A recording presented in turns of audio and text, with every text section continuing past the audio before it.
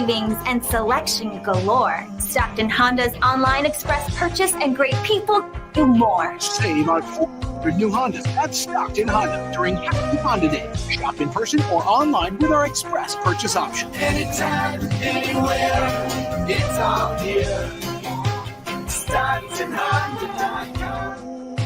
From the Power Business Technology Toshiba Studios, KHTKAM Sacramento, KYMX HD2 Sacramento, the only station in Sacramento giving you local sports coverage from 6 a.m. to 6 p.m. Monday through Friday. Sacktown Sports. It's time. It is that time. Time for Stiles and Watkins. You can join the show by texting 916-339-1140. Find us on YouTube at Sacktown Sports 1140. It's time for Alan Stiles and Chris Watkins. Yes. Stiles and Watkins, Sacktown Sports, taking you up to 2 p.m. The Kings went Kangs last night.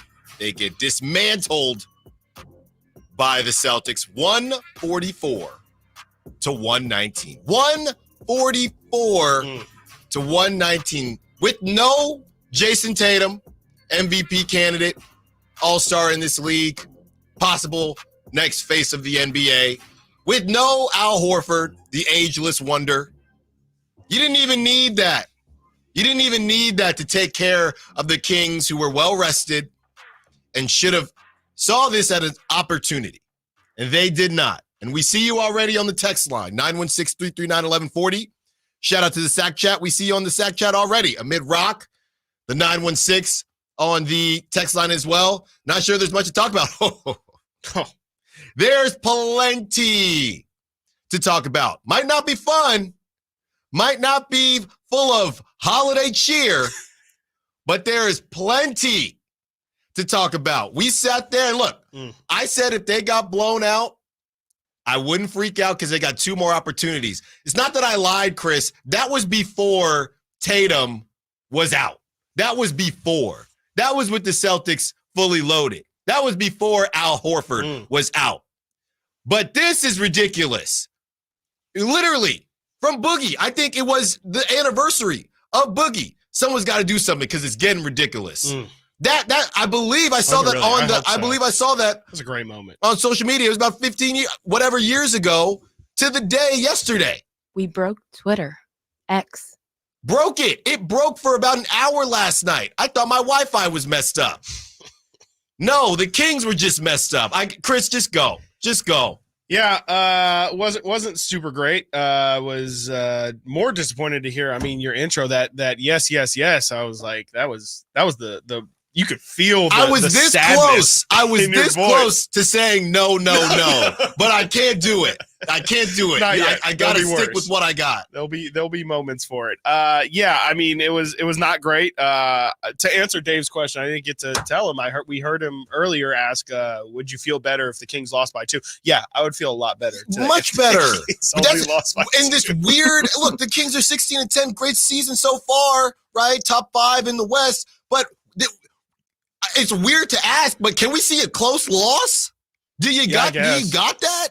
I guess, yeah. I guess at that point, that's an improvement of things. We're going to talk about that later. But man, it's not great. You know, again, we said at least when the Kings lose, they let you know that you can turn it off early because they continue to seem to get blown out. Well, we were stuck there. We couldn't leave. Yeah. No, we were stuck there. We didn't have the luxury of turning off the TV, which I was jealous of. I was definitely jealous of yesterday. I was like, man, I just sit next to you with my eyes closed. I just had my eyes closed. Alan, are you asleep? No, I just don't want to watch this. You were just waiting to hear Malik Monk you guys. I just can't watch this. Alan, open your eyes. They're going to see you. No, Chris, I'm not opening my eyes. By the way, I told Chris this, Simone, I didn't get a chance to tell you this. Up? So I'm not even going to lie to you because we are real deal on the show. I got a kid. I got a 7-month-old. Sure do. I'm not going to sit here and watch the garbage time. Okay, I'm not going to. Yeah. So there's 5 minutes left. I dap up Frankie. I dap up Brendan. I dap you up. Text me. I'll see you tomorrow, Chris. So I get out of there, and this is the first time there was more traffic to leave the garage than there had been when I leave after the post-game press conference. Everybody was getting the heck out of there. Yeah. It was so bad. Simone, not only did the Kings break Twitter, they broke the garage. One of the entrances was broken. Everybody had to go through one. And then I looked past. I said, what is going on? I'm sitting in there for 30 minutes. A fight breaks out. You're lying. No, I'm not kidding. A fight breaks out between the woman taking the parking tickets and somebody. I don't know what the heck happened. The Kings have Sacramento going haywire. And by the way, and I'm throwing it back to Chris after this, to all you Celtics fans out there, you ever been to Boston? Do you even like tea? What is this? What was going on in Golden One last night? What was that? I literally, Chris, I would look down at my phone, I would hear a cheer, and I thought the Kings scored, and it was the Celtics. Yeah. What an embarrassment. So many people like that, colleagues interacting, and you'd hear this roar from the crowd and whip around like, what did we do? And it's Peyton Pritchard giving you buckets. Yeah. Straight buckets. Porzingis from the top. I hate to tell you, but both of those things are super regular. The Kings getting absolutely demolished by the Celtics. I saw a Reddit post saying that the last 5 games the Kings have lost to the Celtics have been by an average margin of 30 points in those games. So the Kings just can't.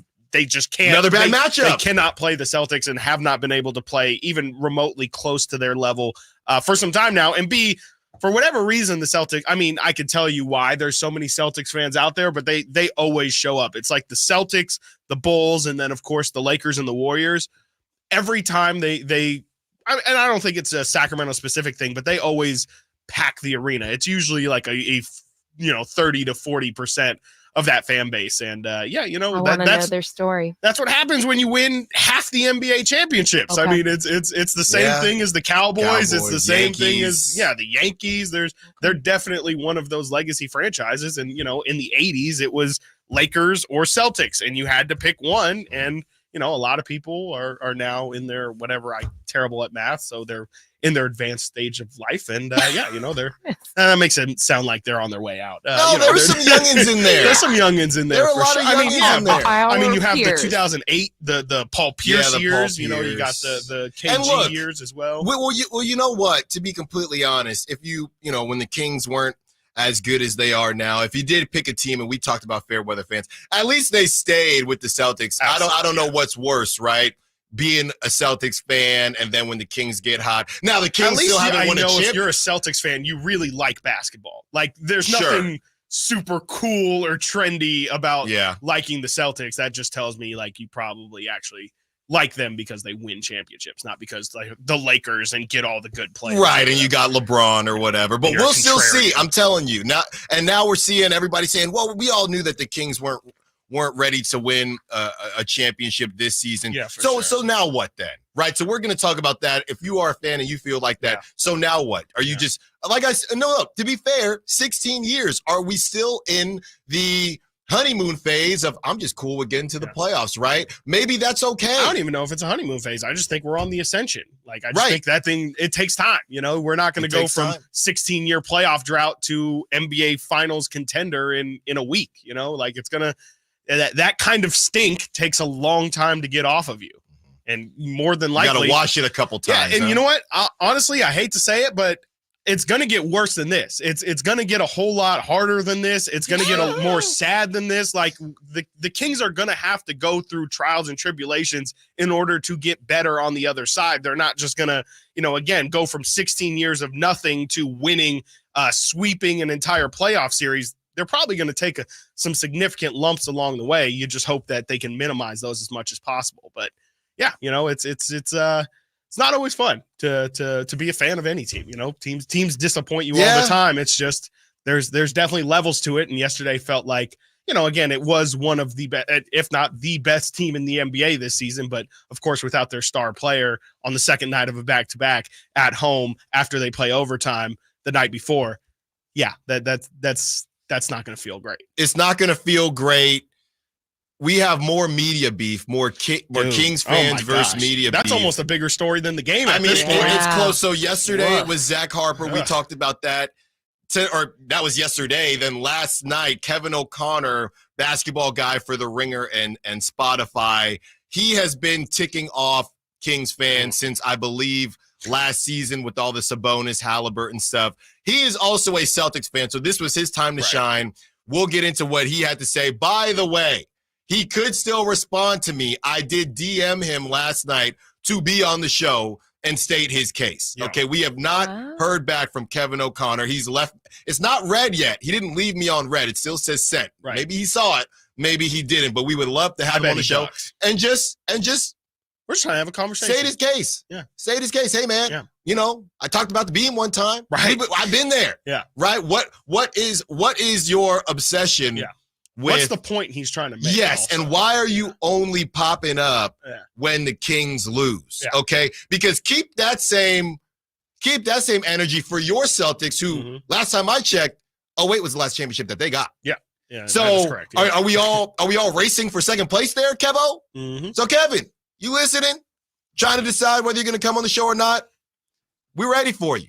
We're ready for you, Kevin. Please, Kevin O'Connor. We just want to have a little chit chat. Yeah. That's all we want to do. All right. Got to get to a break. When we get back, we have our own Kyle Draper with the sound of the year so far. We're also going to get into Mike Brown's press conference. Doug, see you on the line. We will get to you right after the break. Hang on, Doug. Stiles and Watkins, Sacktown Sports. The push for the NFC's top seed continues on Christmas as the 49ers host the Baltimore Ravens. Purdy throws for the end zone. It is caught by Deebo Samuel. Touchdown! San Francisco! The 49ers look to extend their win streak to 7 in a row as they host Lamar Jackson and the Ravens on Christmas night. Game time at 5:15 on your home for 49ers football. Sacktown Sports and SacktownSports.com. Look around. You can find cars like these on AutoTrader, like that car riding your tail. Or if you're tailgating right now, all those cars doubling as kitchens and living rooms are on AutoTrader too. Are you working out and listening to this ad at the same time? Well, multitasking pro, cars like the ones in the gym parking lot are for sale on AutoTrader. New cars, used cars, electric cars, maybe even flying cars. Okay, no flying cars, but as soon as they get invented, they'll be on AutoTrader. Just you wait.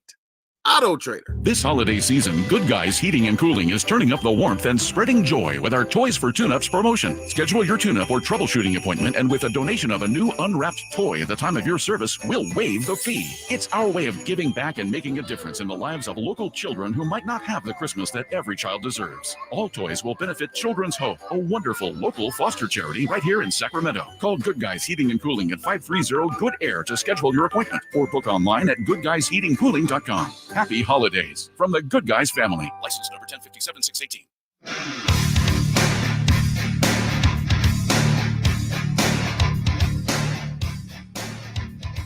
Live and local. Live and local. This is Sacktown Sports. Stiles and Watkins, Sacktown Sports, taking you up to 2 p.m. Simone behind the glass as we are here for your therapy session, Kings fans. We are here to help you through. Or maybe it's a nothing burger. They come out, you beat the Suns. I'll tell you what, I got to be a little bit selfish here. Everybody knows I'm going to the game as a fan. Tomorrow, I mean, you definitely, if they don't come out with the fire tomorrow, I'm gonna need you to go onto the floor. No, and then I'll whip out the media pass and say enough is enough now. I will get a tech for Coach Mike Brown if that's the case. 916-339-1140. Doug's been hanging out through the break. Doug, what you got for us? How you feeling after the Celtics Kings game? Gentlemen. Good morning. Good morning. I was at the game, and I'm sorry. My affiliation with the Kings is from the time I got here in 1989. So I've seen the good, bad, and the indifferent. And last night for me was a measurement game. And I said, when you start playing the better teams in the league, how good are you really? Well, we figure out that we're good enough for a half of a game. Was it a great first half? No. When you get up 74 points, but you put up 66 or whatever it was, well, you were, it was punch for punch. And the second half, we said, nah, we don't want you hanging around. And they ran us out of the gym. So, that's what I measure. So the next time I've got a I'm going to go see Philadelphia on March 25th, and I'll see, hey, how close are we to the guys in the East? Well, in the West, we went and we beat Minnesota. Okay, we went in and we beat Denver. So we've beaten teams in the West, so we're going, okay, we're right there. But I thought last night with having Tatum out and then finding out Horford didn't play, that I said, you know what, this could be a closer game. And then when that third quarter happened, I'm going, oh my God, this is horrible.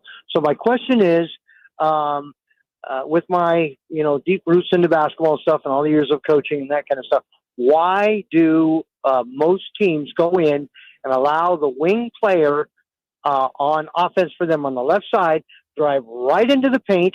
We overhelp, they spray it, and they knock down shots. And I don't understand. It's like, why don't we keep that guy on that side of the court and then make it a little bit harder for him to be able to make that pass? Because Boston doesn't seem to have a problem with it. Maybe because they have more length. If they have more length, then they can hang out longer, and then they close out to our shooters a little bit closer, and our shots are a little bit harder to get. That's my question. If you guys have an answer for me, I'll take it right now. And I love your show, and happy holidays.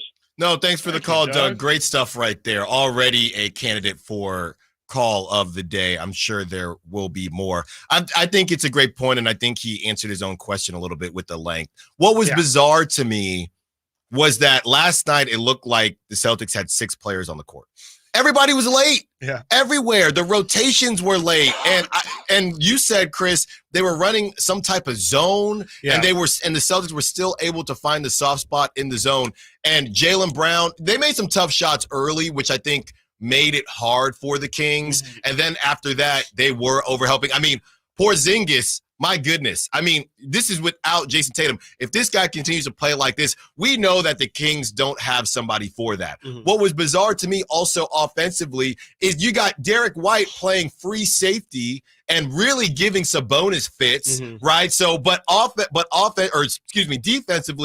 for the Kings, to Doug's point, there wasn't enough pressure, but ultimately I think that the Celtics set the tone, and that first quarter, although there were fireworks, both teams were hitting shots. Yeah. So they had to respect everything, and they started getting beat off the dribble. And Derek White, I know somebody over the summer when everyone says, no, you don't know. This guy, he can really play. Yeah. That was said about Derek White. And I think that when you look at this team, Derek White is the unsung hero. Oh, yeah. And he is beating people off the dribble. You don't think about him like that when he shoots the ball, and it's not even a bad shot. I just think it's lucky when he goes in.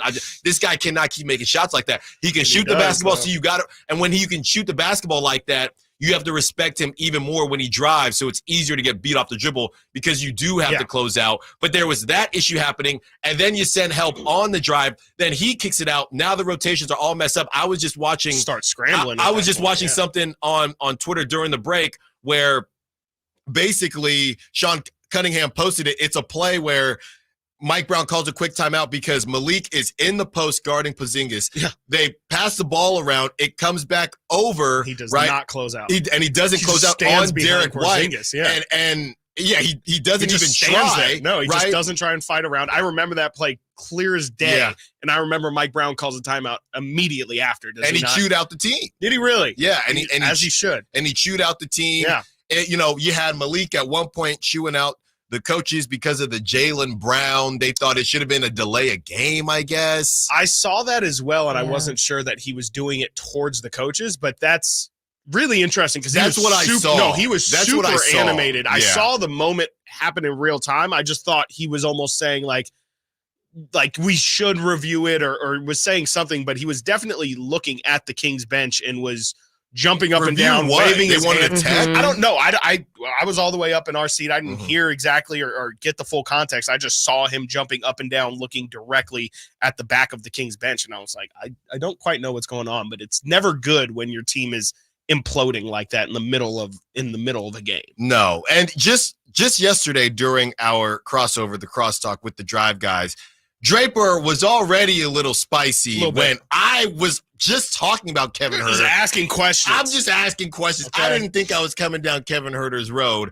And Draper already told me, we're not doing this today, Stiles. And it continued. I was hoping that the Kings would get us back on the right track. I hoped that Kevin Huerter would go off. This is not about Kevin Huerter at all, but just to let you know the mindset that everybody was in. I think, and it was weird, Chris, because as the game got closer, and I'm looking at the Celtics, and look, I'm not saying I can tell the future or anything, but I'm looking at the Celtics, and you got Hauser getting hype with Jaylen Brown, and I'm thinking, something just came over me.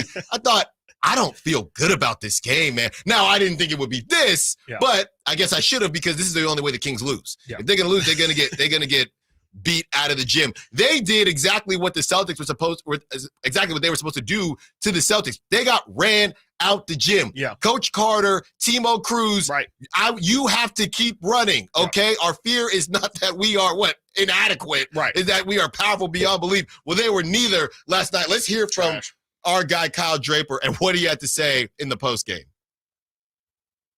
The Sacramento Kings pay me handsomely. NBC Sports California pays me handsomely. What about Sacramento? But on this night, I don't want to do this show.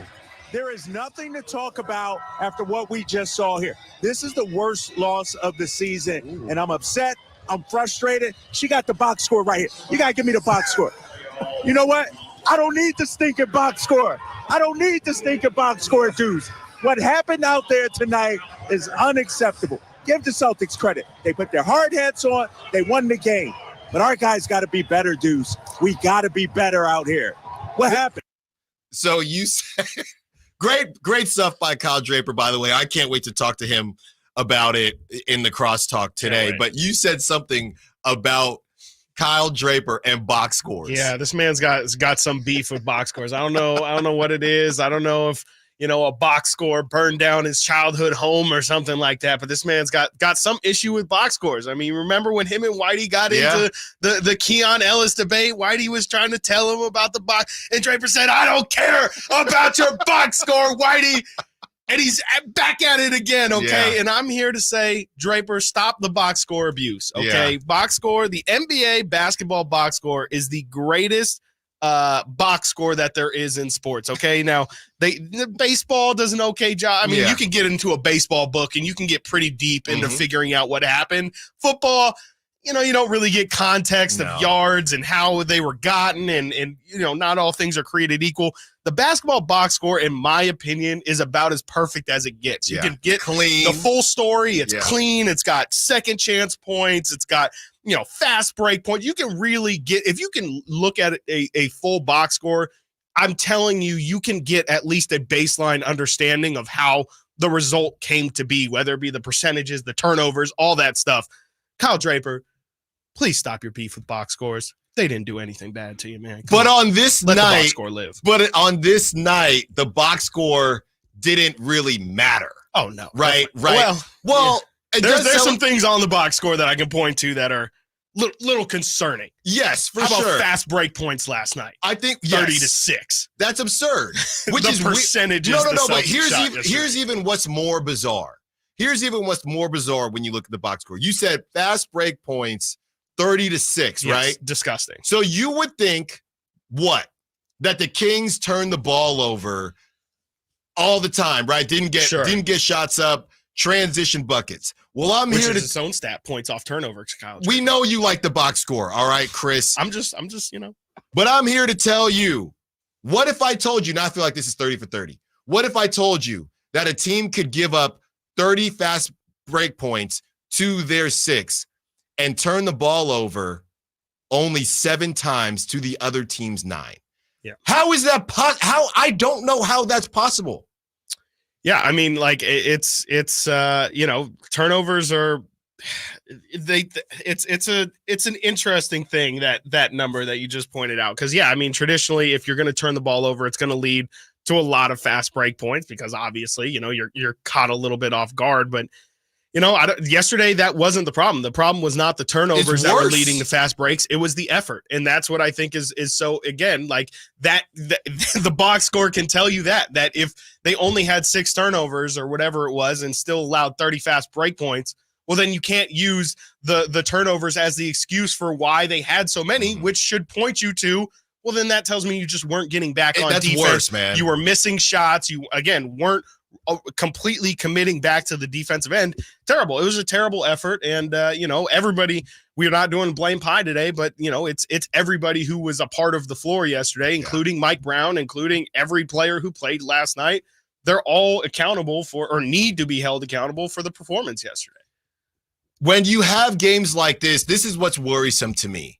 And we'll go through the numbers. They are some really concerning numbers when you look at the Kings. And again, they're 16-10. They sure okay? are. They can win these next 2 games. They go 2-3 versus 3 top teams in the league, all right?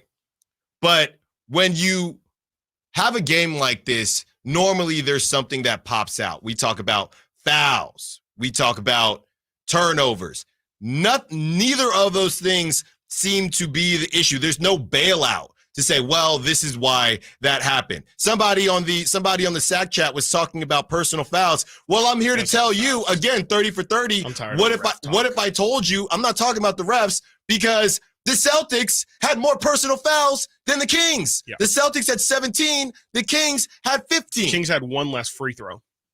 1 less free throw. So to me, you can't even, the thing that's concerning to me is there's nothing glaring to say, man, they just turned the ball over. Those are things you can correct. Yeah. You can't correct effort. Well, you can't correct not showing up ready to play. We're going to talk about leadership later in the show. And do the Kings need to find someone? We talk about the trade generator as it pertains to performance, right? And what you can give on the court, points, rebounds, and things that are measurable. What about things you can't measure? What about somebody getting in the rest of the team to say, guys, this is embarrassing, okay? We're getting run out the gym, and Jason Tatum is not even here.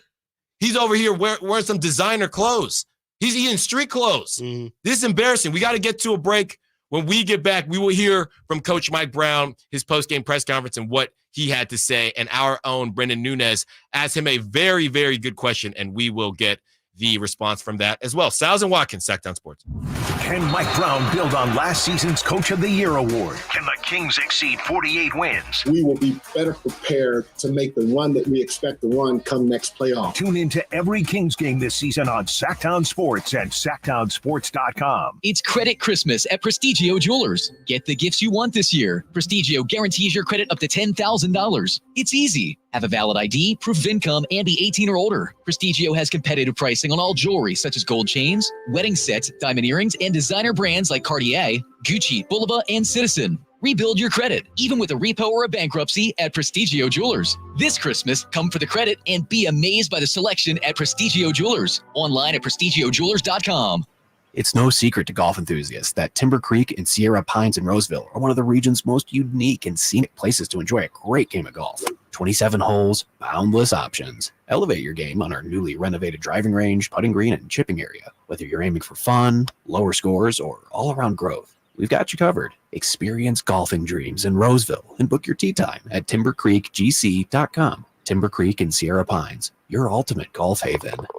Carmichael Dave here for Jiffy Lube, your proud sponsor of the Drive of the Game. Now listen to every Kings game for Gary Gerald's Drive of the Game call. Then listen to Jason and myself the next morning for a chance to win a $100 Jiffy Lube certificate, courtesy of all the Jiffy Lube locations in the greater Sacramento area. Get your vehicle ready for the holiday driving season at Jiffy Lube today. Oil changes, wiper blades, tire rotations, and more. For more information, go to jiffylube.com. Hello, Sacramento. I'm Emran Pilati, owner of True Sports Cards and Collectible Store here in Rockland, California, and the host of the True Sports Cards Show that airs right here on Sacktown Sports 1140 every Saturday from 10 to 11 a.m., where we discuss the latest trends, hottest products, and deliver exclusive interviews with other industry leaders. And don't forget to visit our shop, True Sports Cards, at 6661 Stanford Ranch Road in Rockland, and see what we have for all your sports card and memorabilia needs.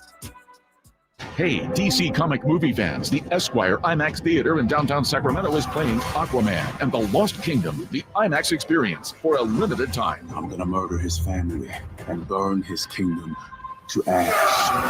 No, my son! Experience this year's superhero film of the year on the Esquire IMAX 6-story screen. Getting tickets is easy. Visit IMAX.com/Sacramento for showtimes and reserved seating. And don't miss Aquaman and the Lost Kingdom at the Esquire IMAX Theater this week. Guys, want to lose weight, improve your performance, and increase your drive?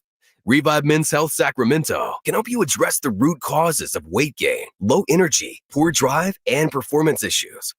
And since your testosterone level has a direct impact on your weight and fitness, we'll give you a free T-check and free exam at Revive Sacramento. Imagine upping your game, losing weight, and getting in shape all at once. Revive can help you make it happen with our new cutting-edge weight loss medications, like your favorite athletes and celebrities use. They're affordable and available now. Weight gain and low T are treatable conditions. We know we can help you. Take that first step and book today. You're only one step away from getting in the best shape of your life. Call Revive Men's Health at 916-277-8599. That's 916-277-8599. Or visit ReviveMen'sHealth.com.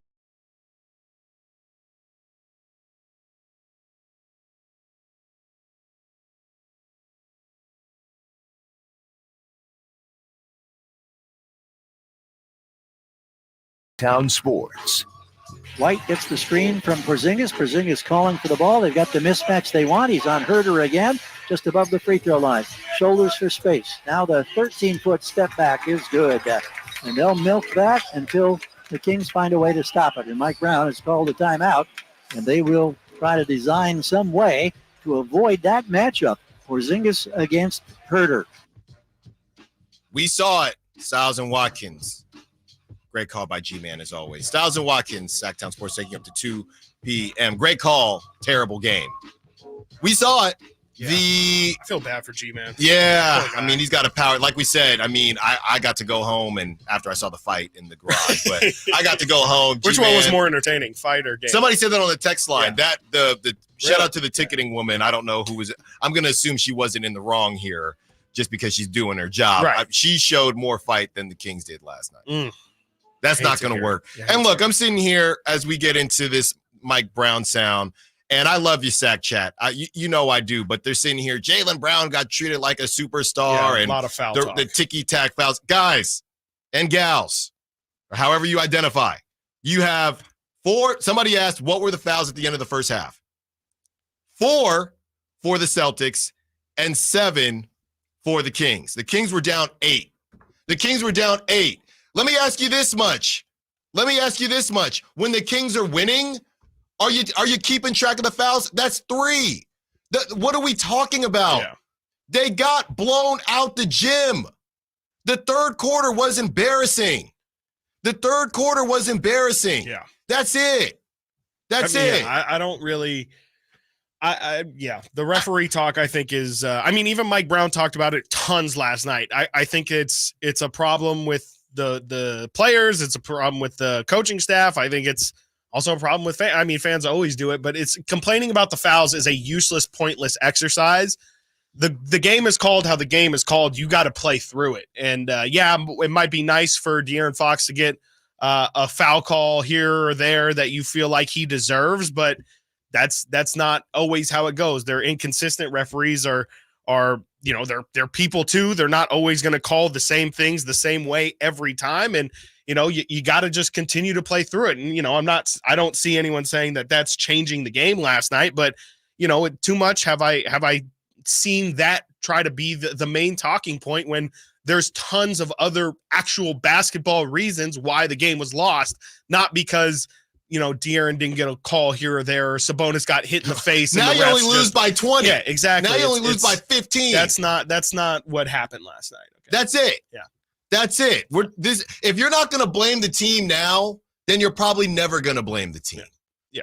You got to take some fan accountability. Yeah. And and if you want to have a conversation about the whistle that De'Aaron Fox gets, that's a completely different conversation from the result. Like that's an individual conversation, and that's not really I don't think that's impacting the team much at all. And I think as a whole, De'Aaron could get more calls. But what I'm saying is there have been times where De'Aaron Fox has benefited from the whistle. Maybe not as much as people would like. Sure.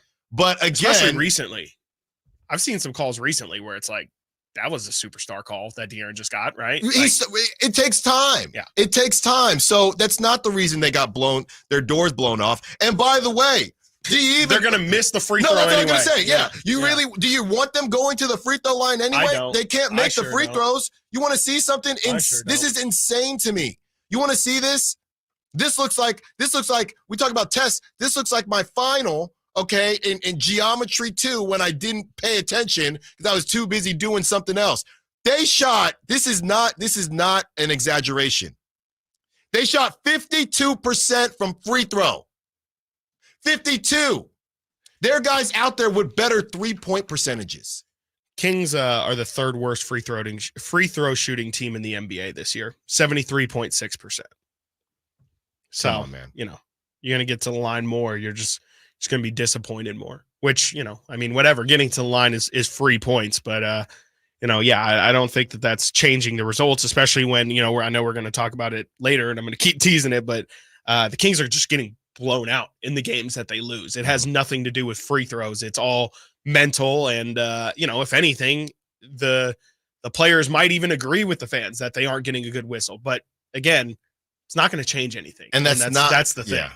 That's not why they're getting blown out. If we want to do a lose chart, a blame chart of why they lost, that gets the smallest sliver. That's me on a diet, and I don't really want to eat the pie, but I don't want to. My in-laws made the pie. My grandma-in-law made the pie, and I got to eat some of the pie, even though I don't want it. That's how small of a sliver it is for the foul calls and the free throws. Let's hear from Coach Mike Brown and what he had to say, holding the players holding each other accountable and leading from within.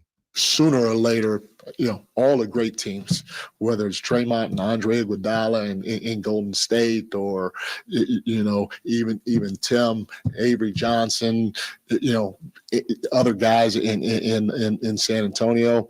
Every great team that I've been a part of, it's come from within at certain times, especially when you hit adversity. And so, we got to keep hitting adversity, and we got to keep trying to have it come from within and find a way to dig ourselves out of a hole like this by holding each other accountable throughout the course of the game. So, you got to go through this sometimes. Long-winded answer.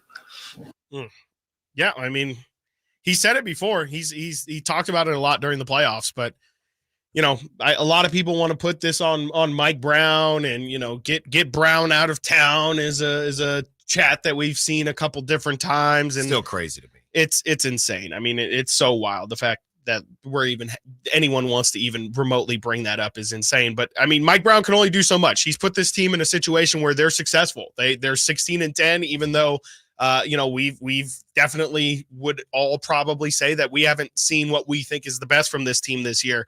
But Mike Brown can only yell so much. He can only put these guys in situations to be successful so much before the accountability has to start coming from within. It's got to be guys. It's got to be somebody on the team. I don't think it has to be the star. It of course usually is the stars of the team, but somebody's got to say, this is on us. Like if a PD tells us, hey, Alan and Chris, you guys need to stop doing the trade machine. I personally hate the trade machine, and you got to stop doing it. Well, that's somebody's opinion who, yes, influences what we do, but he's not us. He's not doing the show. It's a lot different if I tell Alan, hey, Alan, I hate trades. I'm alert. The way Kyle Draper hates box scores, I hate trades. Okay. Let's not do it.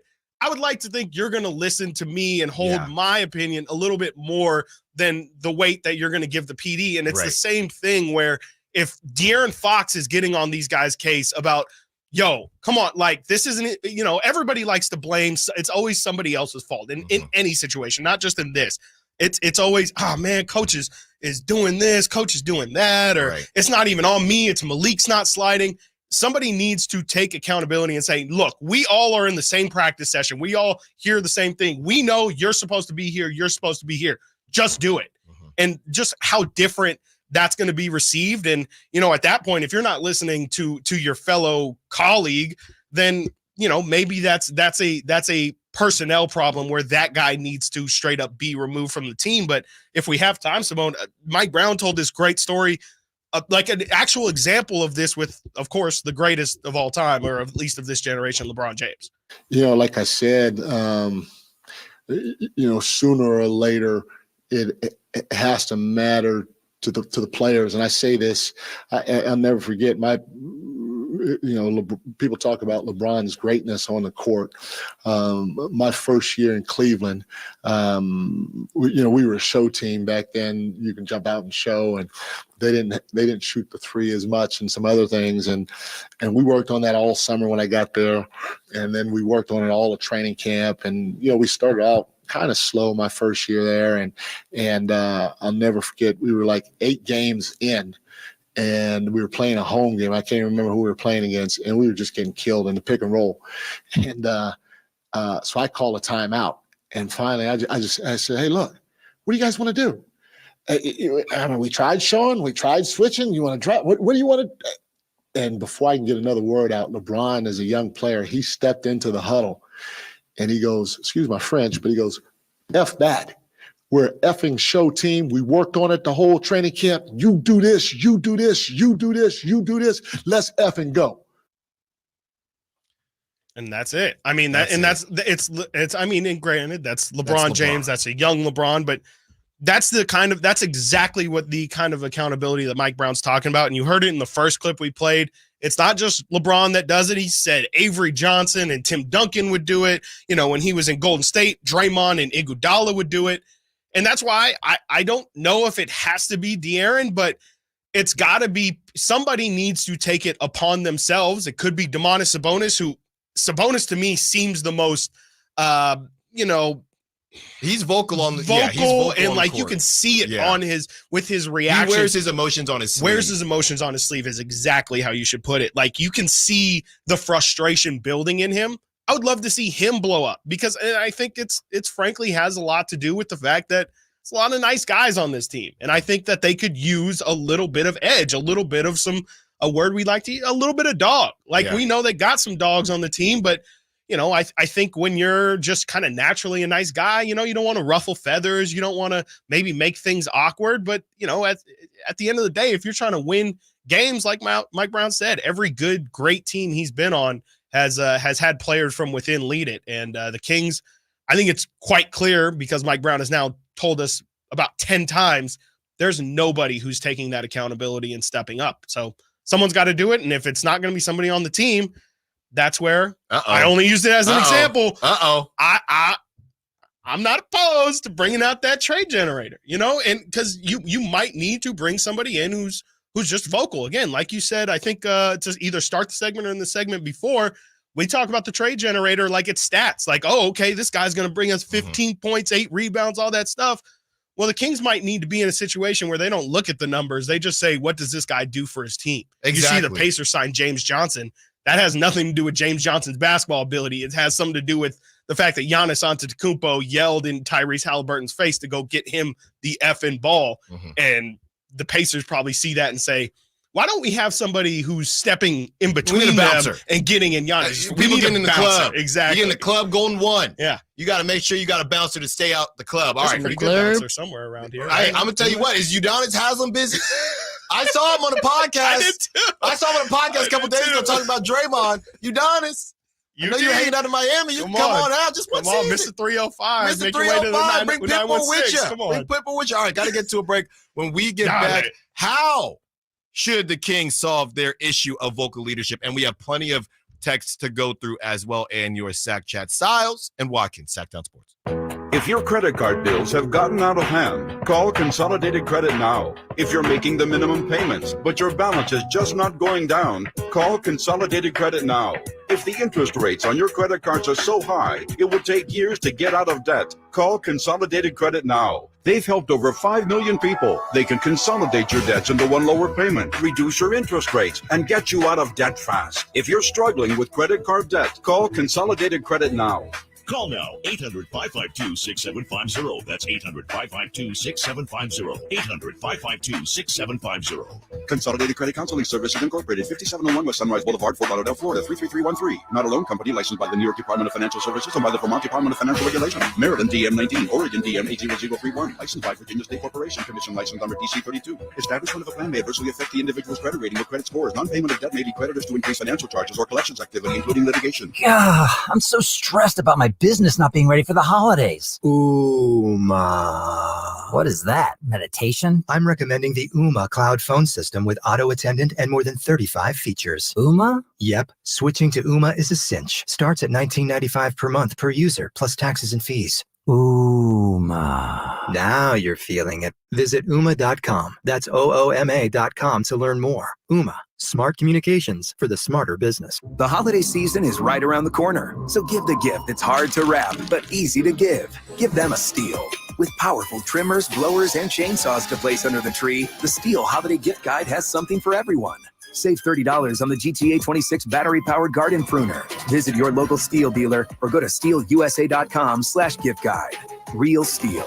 Find yours. Now $149.99 was $179.99 MSRP. Offer valid for a limited time only at participating dealers while supplies last. Whitey here reminding you that not all grills are created equal. Give your family a real treat. Bring out all the flavors of the holidays with the amazing Napoleon Prestige line of outdoor cookers. My Napoleon Stainless Steel Pro Series gas grill is turning me into a pro. Napoleon Grills has features other grills can't match. They're built different, built better, built to last, complete with a lifetime warranty. I may never want to cook indoors again. All made with premium steel that boasts absolute quality. Just go to Napoleon.com for your nearby Napoleon Grills dealer. Napoleon Grills. Now is the time for the best selection of grills and fine accessories for the holidays. For a business to thrive, there needs to be a constant stream of new customers. This happens through strong lead generation. Did you know that lead generation is one of the most important tools of any marketing campaign? Let us help you identify your target audience and market your products and services to them. To get started today, contact aimyourdigital.com. That's aimyourdigital.com and start seeing results today. Hey, what's up, everybody? It's your boy Drapes, Kyle Draper. You know, the last couple of years I've driven an electric car, but I tell you what, since visiting the fine people at Mercedes-Benz of Stockton, my eyes are wide open. They've shown me what a true fully electric luxury car is all about. I'm driving the Mercedes-Benz EQ, and I love it. Right now, you can get a select new Mercedes-Benz EV for $0 down, plus you get 2 years of free maintenance and 2 years of free fast charging. What are you waiting for? It's just a short ride down I-5 or online at mbofstockton.com. Sacramento's premier music festival, Country in the Park, is back. 2 big ol' nights, May 17th and 18th at Cal Expo with Brantley Gilbert, Dustin Lynch, Walker Hayes, and more. 2-day GA tickets are on sale now, starting at $85, or upgrade your experience with VIP or pit passes. Country in the Park, May 17th and 18th at Cal Expo. For more information, visit CITPfest.com. Brought to you by Bonnie Plumbing, Electric Heating and Air.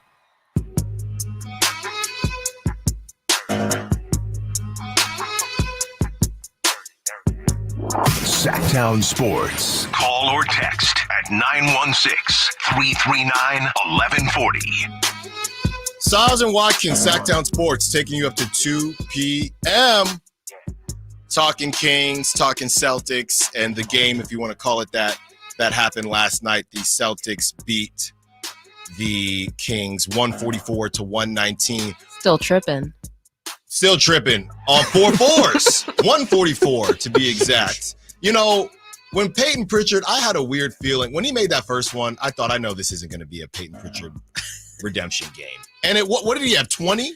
Yeah, if I had to guess, that's a season high. I was just bagging on him, too, the other day. I was saying how disappointing he's been this season. And, of course, decides to. I think we both were, because he had come out and said he wanted a bigger role, right, on the Celtics. They ended up paying him, but his role hadn't really changed. And then last night, he does what he does. Let's get through some of these texts that we have. 916-339-1140. If you want to be a part of the conversation. This is from the 209. I don't want Mike Brown out. I like him, but it's clearly his fault just as much as the players. So we just played sound from Coach saying that somebody else on the teams that he's been on has stepped up.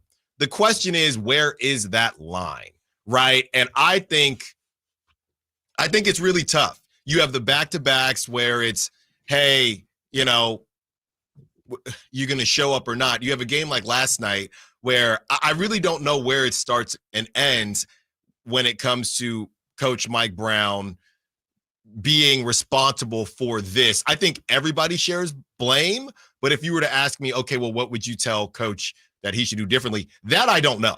I have no clue. Yeah, that's my thing is, so Mike Brown clearly, and he even said this in the pregame press conference, they wanted to get off to a fast start against Boston offensively and make them work, which they did. The Kings were incredible in that first quarter, scored 41 points, hit, I think they were like 7 of 7. De'Aaron had 17 Yeah, in the first quarter. They took tons of threes. De'Aaron had his foot on the gas.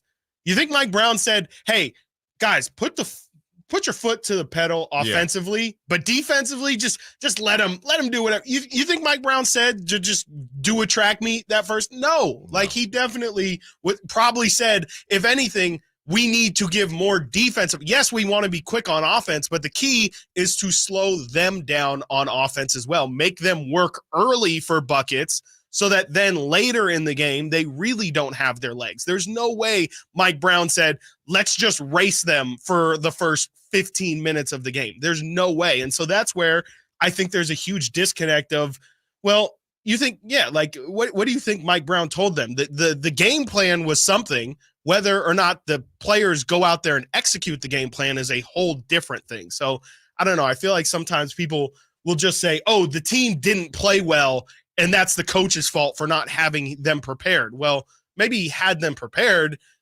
and had the right idea. They just didn't go out there and execute it. Well, the question would be, and you know, and I'm not saying Mike Brown's blameless in that situation either. It's just I'm not going to that text you read said half the or just as much. I don't know. I mean, it comes down to foundational pieces, right? We talked a lot about this with the Giants when it comes to, hey, whatever is in the fridge is the meal you're going to be able to make. Why do we think that we saw Porzingis guarded by Huerter so often? Was that the plan, or was it just, hey, based on the personnel that we have, this made the most sense? You want JaVale on Porzingis? That's what I saw people saying, which I think is insane. I mean, he would just hack. I mean, if you want to put JaVale in to just hack him. I saw people on, at least, granted, this is on socials, but I saw people saying like how, again, pointing at Mike Brown, the Kings are going against a long but slow plotting guy in Porzingis. How do you not go JaVale McGee in that matchup? Mm-hmm. I just think JaVale's not good on the perimeter. He was on the perimeter the whole time. Like if Porzingis is doing post move turnaround jumpers, sure, maybe, but Porzingis was on the perimeter and was taking guys off the dribble a little bit. He got into the key a couple times, but they were jump shots. He wasn't exactly. He's looking for that midi. Every time. He wasn't finishing at the rim, and maybe look, it is a personnel problem, but if I'm playing devil's advocate, you could say maybe. Got to be careful here. Yeah. Maybe a couple hacks by JaVale cools off Porzingis. Sure.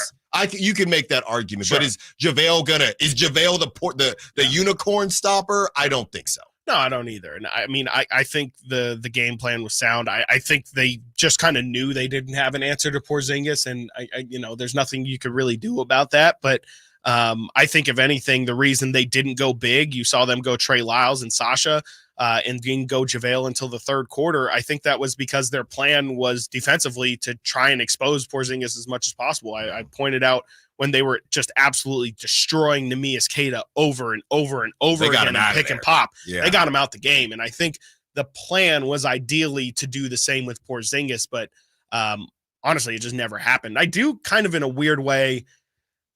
I think De'Aaron going so crazy to start the game did also throw off the rhythm a little bit, because traditionally in the first quarter, we see that's kind of Sabonis time a little bit, where he establishes the paint, he gets his finishes at the rim and, is really physically dominant. But since De'Aaron was hitting so many perimeter jumpers, they kind of never established Sabonis's physicality. And that also, I think, a little bit allowed Porzingis to get feeling himself a little bit and never really concerned about Sabonis on the defensive end. So, I don't know. I'm not blaming De'Aaron Fox for playing so well to start the game, but I think there's a lot of reasons why yesterday just never felt like it was going to be the Kings' day from the time that the ball got tipped. And look, Porzingis 24, 9, and 2. You can live with that with no Jason Tatum. You can't live with Porzingis 24. Right. Jaylen Brown 28. Yep. Drew Holiday 21. Mm-hmm. Derek White 28. Well, at least that's it, right? Peyton Pritchard 20. That's right. That's the problem. Yeah, I mean, Porzingis, that was just one issue. Yeah. The other guy, Peyton Pritchard, 5 guys you 20. put up 100 plus. That's the problem. That is the problem right there. All right, got to get to a break. When we get back, who should the Kings look to be their vocal leader? And yes, we will talk Kevin O'Connor, who I'm still checking my DMs to see if he's responded. Stiles and Watkins, Sacktown Sports. The push for the NFC's top seed continues on Christmas as the 49ers host the Baltimore Ravens. Purdy throws for the end zone. It is caught by Deebo Samuel. Touchdown, San Francisco. The 49ers look to extend their win streak to 7 in a row as they host Lamar Jackson and the Ravens on Christmas night. Game time at 5:15 on your home for 49ers football. Sacktown Sports and SacktownSports.com. O'Reilly. Cleaning your fuel system can help your engine run better and improve gas mileage. Visit O'Reilly Auto Parts and pick up a bottle of Chevron Techron Fuel System Cleaner. On sale now. Buy one, get one free. Plus, get 2 times O Rewards points. Get more fuel-saving tips from the professional parts people at your local O'Reilly Auto Parts or visit O'ReillyAuto.com. O'Reilly Auto Parts. Hey, this is Travis Kelce, NFL tight end and proud member of the Lowe's home team. Lowe's knows when you got the best price, you've already won. That's why we offer the lowest price guarantee. If you find a better price online or in store, we'll match it. Now you can score on the top brands from the Lowe's home team picks, like Scotts, LG, and DeWalt. So take on your projects with confidence. Lowe's is the exclusive home improvement retail partner of the NFL. Price match applies to same item, current price of qualifying retailers. Exclusions and terms apply. Learn how we'll match price at Lowe's.com/lowest price guarantee. Bonneville International Radio Station contests are open to participants at least 18 years of age and older that are residents of California and who reside in one of the 6 counties that make up the Sacramento metro area, unless otherwise specified. Employees or agents of the station, Bonneville International Corporation, other area radio stations, or any entity associated with the contest are not eligible to win, unless the station otherwise specifies in its own discretion. Persons who have won in the last 30 days from a station contest or event may not be eligible. For a copy of the general contest rules, visit KHTK.com. Capital Casino, Sacramento's #1 poker room with primetime football. It's back. Capital Casino is giving away $500 per game in high hand bonuses for every Sunday, Monday, and Thursday night primetime game, offering the best food, best service, and the best action with the most variety of games in the region and conveniently located at 411 North 16th Street in downtown Sacramento. For more information, log on to capital-casino.com and please gamble responsibly. 1-800-GAMBLER. The 49ers Report, brought to you by EB Stone. EB Stone for the life of your garden. The 49ers keep on winning this holiday season, sporting a 5-game win streak since the bye week. San Francisco took care of Seattle in Week 14, 28-16. Quarterback Brock Purdy had a career high in passing yards last Sunday, throwing for 368 yards. The Red and Gold are now the first team in the NFL to clinch a playoff spot this season, currently holding the #1 seed in the NFL. Celebrating over a century as a family-owned business, EB Stone has gathered invaluable insights into nurturing plant growth. Venture into indoor planting with EB Stone's Edna's Best indoor and outdoor potting soil. Watch your little plants flourish into ideal indoor companions for the whole family to relish during the holidays. EB Stone's indoor and outdoor potting soil is a meticulously crafted blend of essential ingredients. Your plants will thrive both indoors and outdoors. Trust EB Stone for the entire lifespan of your garden. Explore more gardening tips, products, and find nearby locations at ebstone.org. Wishing you a season filled with joy and flourishing greenery. Folsom Lake Ford has trucks. The F-150s are here. Explorers, Expeditions, and a huge selection of Broncos and Bronco Sports. They're in stock now at Folsom Lake Ford. Shop Folsom Lake Ford, your truck headquarters, right here in Sacramento for your favorite Ford models at good, fair prices. Short on cash? Buy any new Ford with 0 down. Save big with low interest finance rates. Plus, Folsom Lake Ford is paying top dollar for all trades. We want your vehicle regardless of mileage or condition. This could be the best time to buy a new Ford. Check out the huge inventory online at FolsomLakeFord.com or stop by the dealership and see the most recent arrivals. Looking for something special? Give them a call and tell them Doug Christie sent you. Folsom Lake Ford in the Folsom Auto Mall. Your trusted dealer, my trusted dealer for over 30 years. FolsomLakeFord.com. 0 down with approved credit. Get your retirement savings to play ball with your retirement plan. Call Cap Trust today at 916-924-7527 or log on to captrust.com.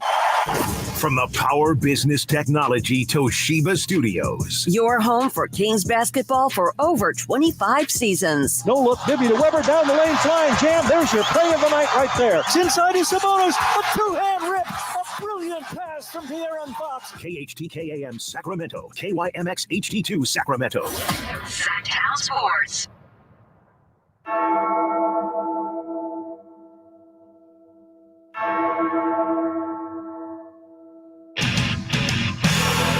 Live and local, it's Stiles and Watkins. Watch the show on youtube.com/Sacktown Sports 1140.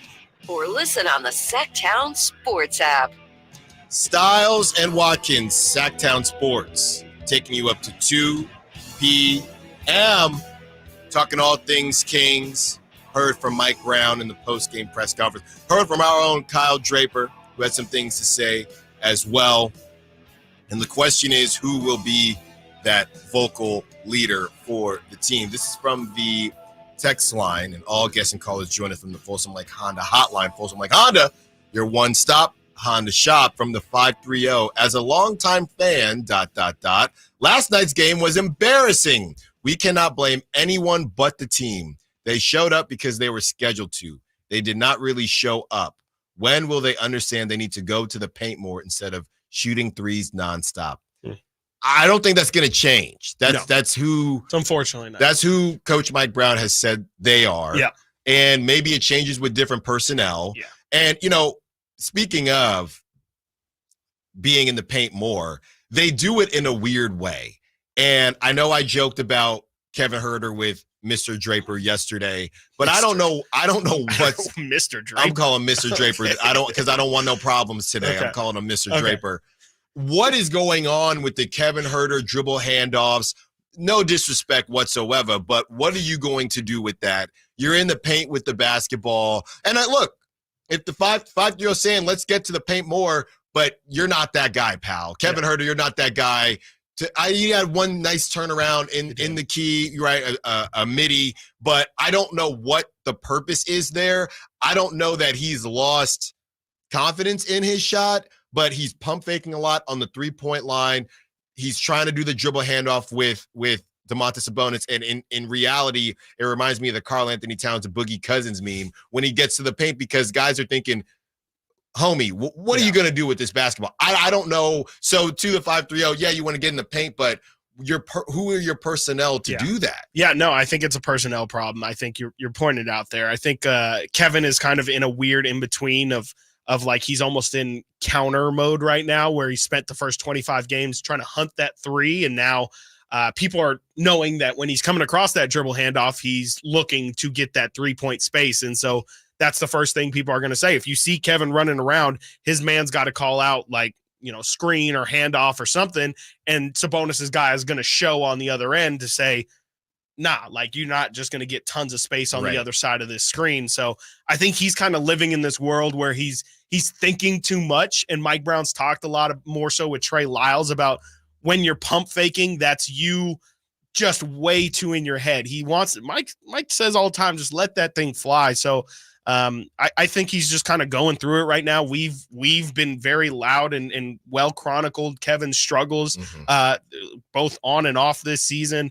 I just kind of think he's going through it, but I do agree with you that the Kings just don't really have personnel to get into the paint. Like, who are the guys that you say can get to the paint? It's Malik Monk, it's De'Aaron Fox, it's Domantas Sabonis, and it's sometimes Harrison Barnes. And I'm talking getting all the way to the rim. I would throw Keegan in there because he's maybe starting to get some runner action, but in terms of like actually getting layups at the rim, even if they're contested, it feels like he just doesn't quite have the necessary bag or whatever body control to get to the rim. So realistically, I mean, yeah, if you're looking for the Kings to stop shooting threes and get to the rim more, they just really don't have the personnel to take it to the rim themselves. Of course, you can get lobs with JaVale, but that's all got to be set up. And, really you need Malik.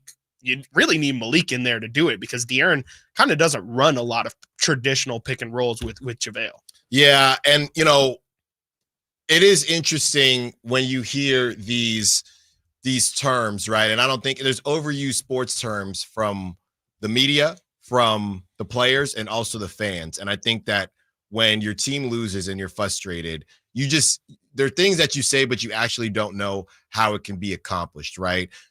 Same thing when you're playing pickup. Guys, move the ball around. What do you actually mean? You mean there's one guy who's clanking and, hey, move the ball around, right? You're sitting there saying, we got to get to the paint more. Well, how do they actually do that? And I think it's not as easy to do in practice, again, with that personnel as it is. And I'm trying to find now where the Kings actually fall in terms of 3-pointers taken per game. Oh, I mean, it's got to be up there because, even in yesterday's game was definitely the most egregious. I pointed to the halftime number, and the halftime number, if I'm not mistaken, the Kings took, I want to say it was 52 or 50. I think it was 52 shots at halftime. And then they took 33s at half. So that tells you they took 33 point attempts and 22 2-point attempts. I mean, you can't have that level of balance and expect to win the game. That to me tells me that you're just chucking it up, and the Kings were knocking them down actually at a really good percentage. They finished at 47% from three, which is absolutely absurd. I got it. But I mean, yeah, you can't live and die by the three, especially against the Celtics team that can shoot the hell out of the ball. And, this is the first time the Kings have lost all season long when they've shot above league average 36% from three. So I have it. I have the list. Where do you think the Kings fall on this list? In 3-point attempts per game? Yes. They have to be top 6. I would say they're 4. They're 3. 3. You know who's number 1? Probably the Pacers. The Celtics. Boston. They're number 1. Good job, Simone. Thank you. There you go. Boston's 1. Dallas is 2. Wow. Sacramento 3. Warriors 4. Memphis 5.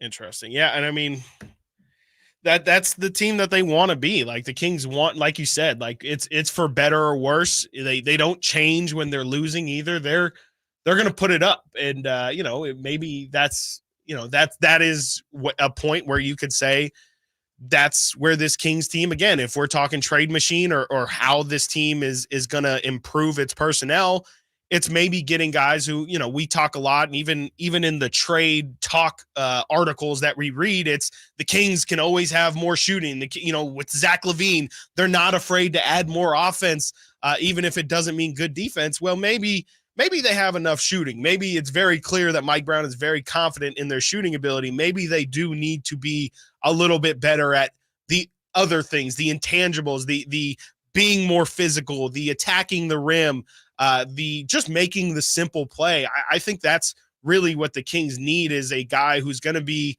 I wouldn't say high usage, but someone who's going to be involved. They can't just be, someone who's getting spot minutes here and there, someone who's going to be involved, that really can calm things down and just diversify the amount of buckets that the Kings get. They really don't have many guys who are 3-level scorers besides really De'Aaron and Malik. It's a make or miss league, and everyone is clamoring, saying you got to get to the paint more. You got to do this. You got to do that. The Kings are the 5th seed right now in the West. The Boston Celtics have only lost 6 games, and they take the most threes in the league.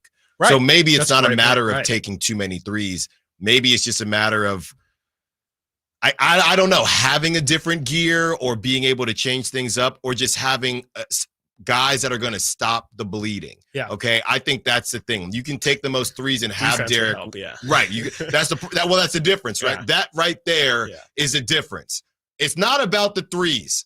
Yeah. It's about the fact that the Boston Celtics are number 2 in net rating, and if I'm not mistaken, number 2 in defensive rating. That's the difference. Yeah. So maybe you it's can get some stops. Yes, right. yes, Maybe it's not about the anybody. threes. Maybe it's not about offensively being dynamic. Maybe it's about you have to get stops for those nights where you're not hitting threes. Yeah. Because personnel wise, and maybe that's the same question. Well, personnel wise, we don't have the horses defensively either. So what's the difference? Yeah. No, I mean I think it's a really interesting kind of back and forth of I mean, is that really what the King, because it's the argument of the Kings just need to get to 15th defensively in defensive rating in order to be successful. It's the offense is ridiculous. It's just if you get 5 to 10 more stops, what does that do? How much different do your results look? I mean, it's really interesting. I still think that it's true. I think I saw the other day that the Kings moved down into the back towards where they were last year in defensive rating now, especially with allowing 130 to the Wizards and then 140. Yeah, the Kings are back at 22nd right now in defensive rating. So in a way, I mean, they're if you're looking at where they stand in terms of the numbers, they're about the same defense as they were last year. And I would say, because they were historically great last year, they're significantly worse of an offense, but yet they still have found themselves with a much better record. So it's a really confusing situation. Not a lot of teams find themselves actually getting results while, stat wise and all, the numbers wise kind of looking like you're actually a worse team than you were last year. All right. It's really weird. Really weird. It's time to do it. Oh, no. We're still waiting. Maybe we'll hear from him. Kevin O'Connor, do you want to lay this out? Kevin O'Ducking. What happened last night and another media member that Kings fans are considering the ops? Yes. I'll try and squeeze all this in here because we don't have much time. But Kevin O'Connor yesterday, I'm going to read the tweet out because we've been talking about it all day. And it's important to give some context here. This is from Kevin O'Connor, NBA on Twitter. He says the Celtics have broken the Kings, who are once again proving to be far He's a too Celtics small. fan. He is a Celtics fan. Not enough size, particularly with help defense, and not enough rebounding. Bad sign to lose like this against Boston on the second night of a road back-to-back without two of its best players. It should be obvious at this point the Kings are a great regular season team, but not equipped to win against NBA Finals contenders, which Sacramento will not be until they make a follow-up move. Kevin O'Connor then writes in response to a tweet that says, "You've been preying on the Kings' downfall for a while now. You're a sad person." Kevin says, "Just the opposite, actually. I want the Kings fans to experience the greatest joy of all, a championship, not annual bummers in the playoffs. What you felt last year was new and great, despite the first round loss. It will get old. A big move must be made in order to win the greatest prize of them all." And of course, that just sparked Kevin into just more and more Twitter beef. Morgan Reagan, a very friend of the show, she says, "You guys don't fall for it. This is trolley bait. KOC is a little dramatic with these tweets." And I do happen to know Morgan and Deuce are both like friendly with Kevin O'Connor. They spend time at Summer League. So this is, it's not all just completely beef. They do know each other. Kevin O'Connor replies to Morgan saying, "It's not trolling. Tonight will go down as one of the most disappointing losses of the season. It details some of the concerns about Sacramento's playoff upside. I want to see the Kings contend for a title, not just the playoffs. Kings fans deserve it after so many years of not sniffing the playoffs. Making the playoffs is great. Nothing is better than a championship.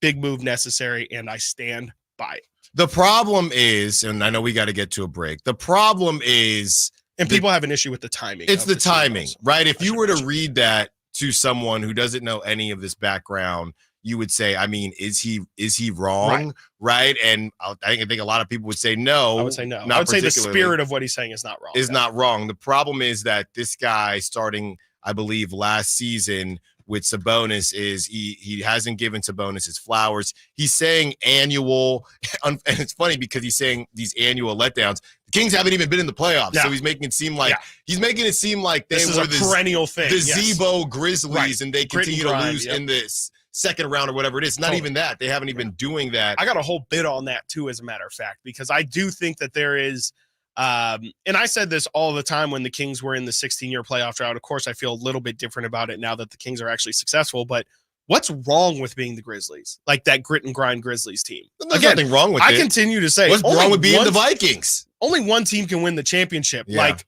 for local teams, especially small market teams, that's kind of the most you can ask for. And then winning a championship is almost like it's so unbelievable that, yeah, I mean, of course you'll take a championship, but all you can really ask as a small market is to be put in position.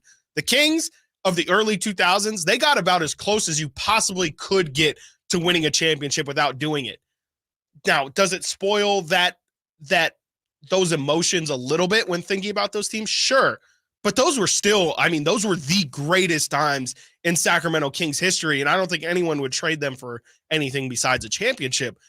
Like, what's wrong with at least setting the bar of we make the playoffs every year? Of course, you're going to get tired of it at some point, but I don't understand why there's this demeaning of teams that always make it close but never make it far. Of course you're going to, especially in a small market. I think there's the 49ers are a great example. Of course Niner fans are going to, especially at this point, say championship or bust. Nothing is going to do it for me. They're a legacy team. They're a bigger market and a bigger just a bigger environment. Of course they should expect championships. They can get good players easily. In a situation like Sacramento and in Memphis and in OKC, I think the best you can ask for is from an organization, put us in the race.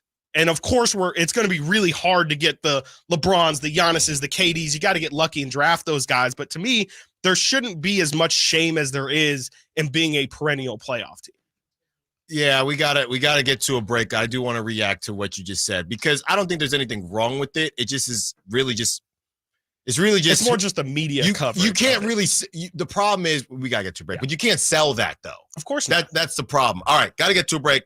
We will react to what Chris just said and much more. We have some eye-popping numbers on the Kings getting dismantled by the Celtics that are a bit concerning. Stiles and Watkins, Sacktown Sports.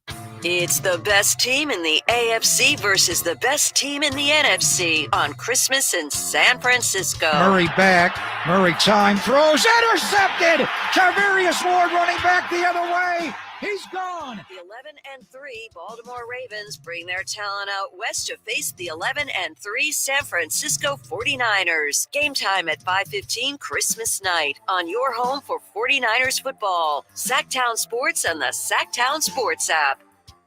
Christmas is in the air at Hanley's Kia. The season of giving back is bringing you an unbeatable deal on all 2024 Kia models. Drive home in style without breaking the bank. Introducing Hanley's Kia incredible leasing option for just $199 a month. Picture yourself behind the wheel of a brand new 2024 Kia, loaded with the latest features and cutting-edge technology. Whether it's the sleek Niro Hybrid with 54 mpg, an EV6 with up to 310 miles, the versatile Sportage, or the family-friendly Telluride. At Hanley's Kia, you can also reserve your luxurious full-size EV9 with 3 rows that has the comfort of a stylish interior and the peace of mind that comes with driving a brand you can trust. Head over to Hanley's Kia, the season of giving back today, located in Davis. New 2024 Kia Niro Hybrid EX for $199 per month for 36 months after $7,999 customer cash due at signing plus $300 military customer rebate. 10,000 miles per year and 20 cents per mile after 30,000 miles based on sale price $30,545 and payment excludes taxes and DMV fees and any dealer fees. Vehicle ID number R5136138.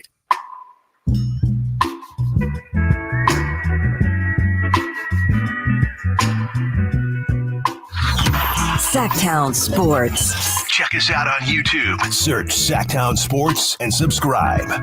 Stiles and Watkins, Sacktown Sports, taking you up to 2 p.m. reacting to Chris Watkins and a very interesting conversation that we were probably going to get to in a different way anyway, but let's do it now. Let's do it. Why not?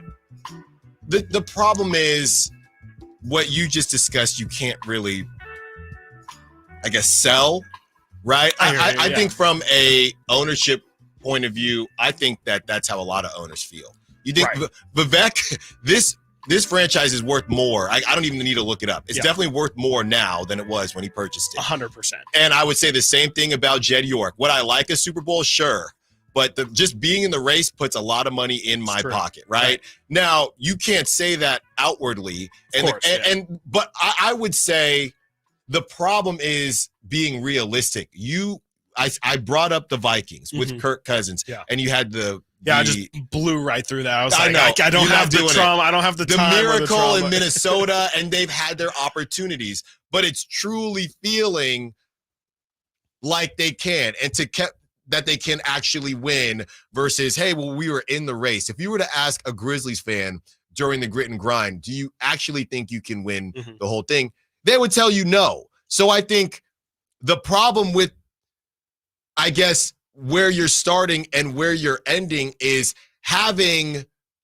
believing that you have a chance, is being a quote unquote contender and actually believing that you have a chance versus, hey, I don't really mind being in the playoffs and we're probably going to lose, right? Where is that line? Yeah, I mean, yeah, you can always try and look to improve. It's just, I it's more just so the media being championship or bust like that. I more just have a, like, there's a process to these things. Though. My thing is there's a process to these things, and ignoring the process of, like, if like the Celtics right now are in they need to win. Like the Celtics have done enough to the point where they are at the point of development to where it is championship or bust. It's more just there's only a handful of teams, maybe like 3 to 5 teams who I believe are at the stage of development in which it is championship, or else you're not really gaining much from this experience. Like the Celtics have already gotten as close as they won 2 games in the finals. Last year,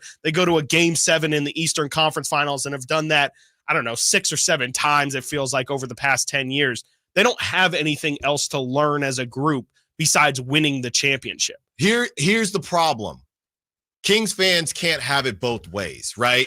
Because if you're saying that, hey, we're not there yet, then if I'm Kevin O'Connor and I got to watch every team and write about every team in the NBA, why am I going to talk about the Kings? Because there's other things to talk about. Like where because that's your job. Like your job is to say, hey, the Kings are on their way.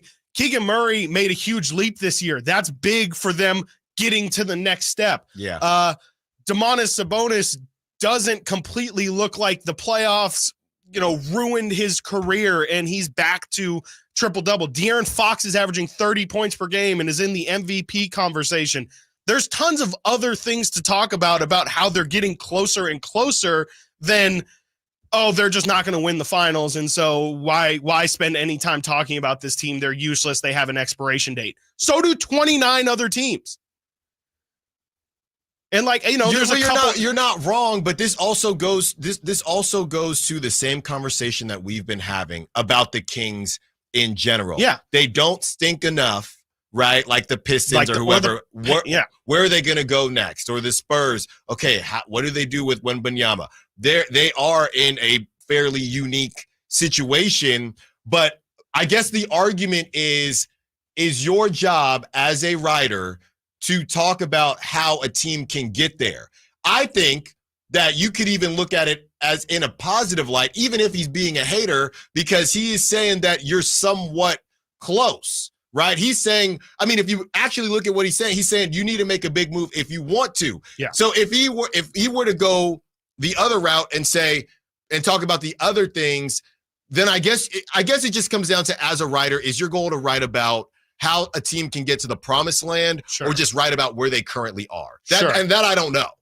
But I think also the issue with, besides the timing, which we kind of addressed of Kevin's tweet, I think the problem is also the lack of acknowledgement of anything else going positively. That's fair. That's fair. This isn't going to work because of mainly, and also it's a really weird beef with specifically Domantas Sabonis. It's like you guys cannot win, not because De'Aaron Fox isn't that guy, not because Keegan Murray isn't going to be the two-way guy that you think he is. It's almost specifically because he doesn't believe in Domantas Sabonis being either your second best player or your main big man on your team. He has like a fundamental issue with that. And again, that's where it's like, I don't like, okay, you can have that beef, but you can, again, still talk about the pieces around. Even if you're that strong about your belief, then maybe even say, look how great Keegan Murray is. No one's done this before. Look how great De'Aaron Fox is. He's taken this leap. And I still believe that Domantas Sabonis is holding, like, I can even live with that level of analysis. But if it's just, this team sucks, they're not worth talking about, their center sucks, and that's all I have to say on the issue, then it's kind of one of the, that's again where more frustration. It's the same thing. It's the same thing that we talk about when we get constructive or non-constructive criticism from listeners, right? Whether it's on the SAC chat or whether it's on the text line or whether somebody calls in. The bottom line is, what exactly do you want the Kings to do? Right. Okay. And what was it? Offer a solution. Our own Frankie Cardicelli last night even said, if you look at the numbers, Sabonis is a top 5 center in the league. Yep. Okay. All the other centers are locked up in some way, shape, or form. So what is your make a big move? Yeah. What is it? Do you want to change the fabric of the Kings when they just made the playoffs for the first time in 16 years? You want to move off Sabonis and go small ball with whoever? Give us something. I think that is the issue. Right. What you're saying might not be foundationally wrong, because when we have Kings fans say, even Deuce Mason say, hey, we're not there yet, okay? So we all agree that the Kings aren't there yet. It's just give us solutions instead of just punching down when you are this NBA writer and a Celtics fan who, by the way, the Celtics ain't won a dang thing since 2008. Yeah. So you're punching down because you guys have looked good. If I can make the argument, what's wrong in Boston? Yeah. Why can't they get it done? You had Kyrie. You got rid of Isaiah Thomas. Yeah. You can't figure it out. So don't throw stones when you are a historic franchise who you do have those expectations. Because don't let the Celtics lose, or don't let the Celtics not even get to the finals, because rightfully so, Kings fans should come down all over on Kevin O'Connor, because there are levels to this. So I think, to your point, why aren't you giving solutions? Why aren't you giving flowers? What is it about? And that's why we asked him to come on the show. Right. That's why we asked him to come on the show. Yeah, I also think that there's an issue with the fact that, he is a national writer. Like he has a big following, and in a way it's propaganda. It's a way of if you're only going to say the negative things about this team, and that's all that, whatever, we'll say Kevin O'Connor has, I don't know how many, we'll say 500,000 Twitter followers. Mm-hmm. Well, now you're sending that message to 500,000 people. 374. There you go. And how many of those people actually watch the Kings? And how many people are getting their information from Kevin O'Connor tweeting things like that and are just running with it in their local circles? And it's just kind of diluting the Kings brand. And as a small little brother, small market team that sucked for 16 years and is just now finally out of the other side and trying to taste what it feels like to be a real basketball team, like you said, starting to punch down, people are going to take offense to it. Like in Sacramento already is as you learned, Alan, very defensive. They're very tribal. They love their team. They love their city. They're not going to back down from it. It's just, I think that's also a big issue, is just the fact that it does feel like you're kind of running a smear campaign on Sacramento. And I think people are taking it personally. Which is bizarre. But again, it's just a weird beef to have. We got to get to a break, but let me show you something one time. Okay? You scroll through, all right? And I'm going to do this right here, okay? I'm going to scroll through Kevin O'Connor's last 20 tweets, and Simone's going to yell at me, but I'm going to do it anyway. 14 hours ago, that tweet about breaking the Kings, almost 2,000 likes, all right? He had one about Embiid that had 2,000, okay? Besides that, when it's actually his content, he gets barely 200 likes. Right here, another one.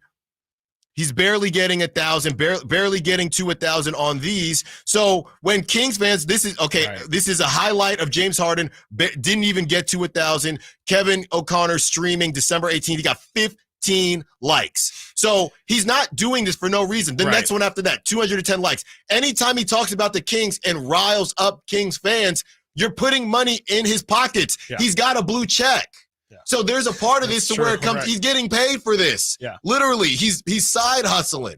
So it goes back to all the other guys in the Brock Purdy tweets. Right. Does he actually believe? Steve Ruiz, all these guys, he knows what's going to rile people up. All right, we got to get to a break. Congrats, when we get back, continuing to have the conversation, and we have those eye-popping numbers about the Kings and the struggles that they've had in their losses. Stiles and Watkins, Sacktown Sports. Hello, Sacramento. I'm Emran Pilati, owner of True Sports Cards and Collectible Store here in Rockland, California, and the host of the True Sports Cards Show that airs right here on Sacktown Sports 1140 every Saturday from 10 to 11 a.m., where we discuss the latest trends, hottest products, and deliver exclusive interviews with other industry leaders. And don't forget to visit our shop, True Sports Cards, at 6661 Stanford Ranch Road in Rockland and see what we have for all your sports card and memorabilia needs. Hey, it's Juice and Mo. Make this Christmas unforgettable by shopping at our friends Sharif Jewelers. Do you even remember what you thought last Christmas? No. Well, you got to make this one memorable. Okay. Make sure to go into Sharif Jewelers. You can get diamond studs, tennis bracelets. There's so many classic, timeless pieces that can be worn every single day, available in both lab-grown and natural mined. In so many different price points. So don't go anywhere else this holiday season. Support a local, family-owned business rooted in Sacramento for 30 years. Sharif Jewelers. At Lowe's, save big every day when you buy in bulk. Get 10% off select concrete mix when you buy 1 pallet or more. And there's more. Get 15% off select primed finger joint boards when you buy 10 or more. Visit us in-store or online for low prices on the materials you need. Because Lowe's knows savings. Lowe's knows pros. Selection varies by location. While supplies last. Discount taken at time of purchase. See sales associate for details. O'Reilly. The O'Reilly Auto Parts Holiday Gift Guide is here. If you're struggling with gift ideas, we have several options for gifts under $20, like a digital tire gauge, screwdriver sets, LED work lights, and more. Our professional parts people will help you pick out the perfect gift for that hard-to-buy-for person. Stop by O'Reilly Auto Parts or shop O'ReillyAuto.com. O'Reilly Auto Parts. Capital Casino, Sacramento's #1 poker room with primetime football. It's back. Capital Casino is giving away $500 per game in high hand bonuses for every Sunday, Monday, and Thursday night primetime game, offering the best food, best service, and the best action with the most variety of games in the region and conveniently located at 411 North 16th Street in downtown Sacramento. For more information, log on to capital-casino.com and please gamble responsibly. 1-800-GAMBLER. As we come together to celebrate the end of this long year, Stockton Honda has savings to bring us all cheer. Happy Honda Day savings and selection galore. Stockton Honda's online express purchase and great people give you more. Save on 400 new Hondas at Stockton Honda during Happy Honda Days. Shop in person or online with our express purchase option. Anytime, anywhere, it's all here. StocktonHonda.com. Sacramento's premier music festival, Country in the Park, is back. 2 big ol' nights, May 17th and 18th at Cal Expo with Brantley Gilbert, Dustin Lynch, Walker Hayes, and more. 2-day GA tickets are on sale now starting at $85, or upgrade your experience with VIP or pit passes. Country in the Park, May 17th and 18th at Cal Expo. For more information, visit CITPfest.com. Brought to you by Bonnie Plumbing, Electric Heating and Air.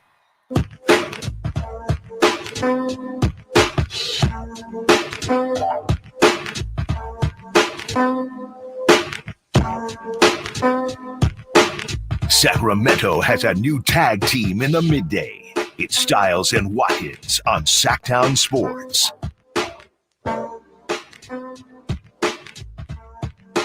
Stiles and Watkins, Sacktown Sports. Taking you up to 2 p.m., having a great conversation about expectations, about national media, local media, fans, what you should expect as a fan, all because the Kings refuse to show up. And what a terrible birthday for De'Aaron Fox. Right. And I do want to say something. We see you, Bill. We'll get to you. I do want to say something. We can talk about it a little bit more in depth after we hear from Bill. Got to be careful here because we are the flagship.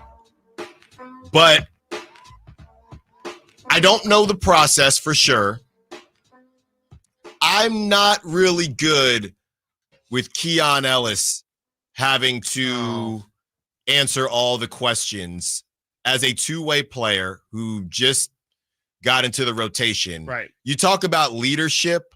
I don't know how the process works, but I would like, maybe not De'Aaron, it's his birthday. Enjoy yourself. Yeah. I would like for somebody else to maybe have been that person and say, hey, I know how we typically do things, not Keon. Right. That feels, and I'm be honest here, just like Draper did. I get paid handsomely, just like Draper did as well. And we are the flagship. Love what I do, but that's a cop out.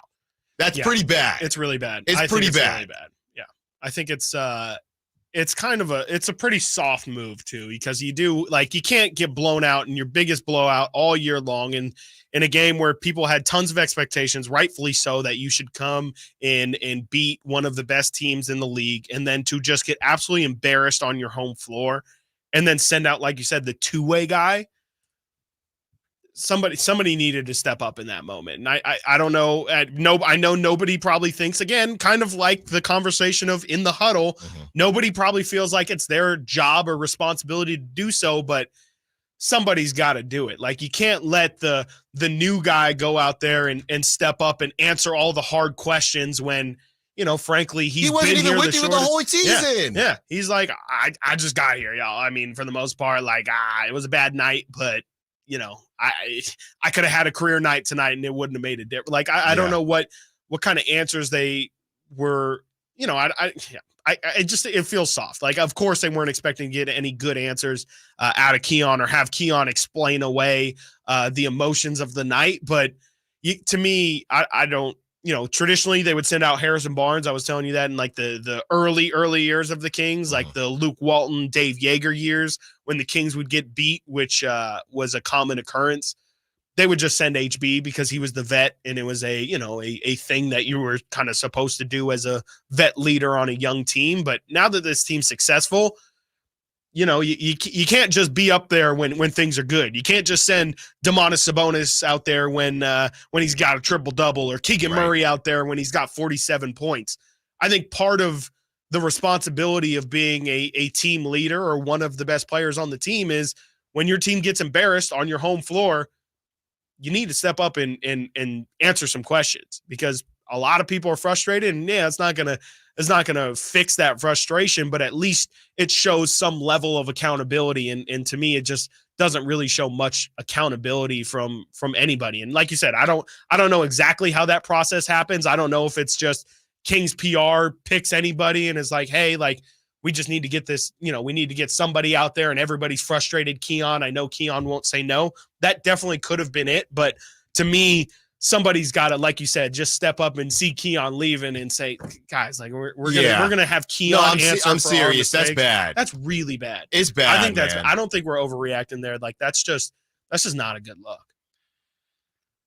I really think that's an example of what Mike's talking about, though, too. It's just like that's a leader thing. Like, that's right. That's not. I don't think it's on Mike to say, guys, don't let Keon go. No, I don't think that's on Mike. King's PR either. No, whoever it is. I think that's on. I think that's on somebody in the locker room to say, dude, we're not going to let our two-way guy go out there and have to answer for us. Yeah. All right, like that one weak. That one kind of gets me. I mean, I'm looking here.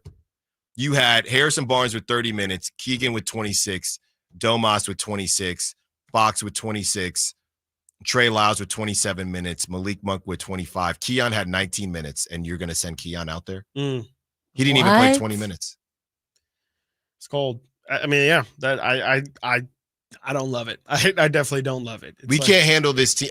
That's the whole thing with expectations. Yeah. You can't handle this team with kid gloves anymore. No, yeah, and I think that's where Mike's getting to, is like, y'all are adults. Y'all want to be treated like some champions. Well, you gotta take some accountability for yourself and look in the mirror. Like, it's got to come from. He said, I don't know how many times he said it yesterday, but it's got to come from within. Like, it just has to. So, not going to make too big of a deal out of it, but I do think it was. I think it's symbolic. A interesting look, we'll call it. Want to get to some of these numbers that we have been alluding to. So the Kings lose 144-19. And I did some math. I don't typically get the calculator out, the TI-84. By the way, just a quick break from all the Kings talk. That I saw this on social media. I don't know if Chris, if you were too young for this, but the TI-84, the calculator. Yeah. Remember back in the day, that bad boy was $100. 80. Oh, yep. If not more. Yeah, it was like 120 maybe. So, we discuss how a lot on the show education and how education is changing. Definitely. I don't know if this is part of it. I saw a picture. The TI-84 is $20.99 now. What? It's $20.99.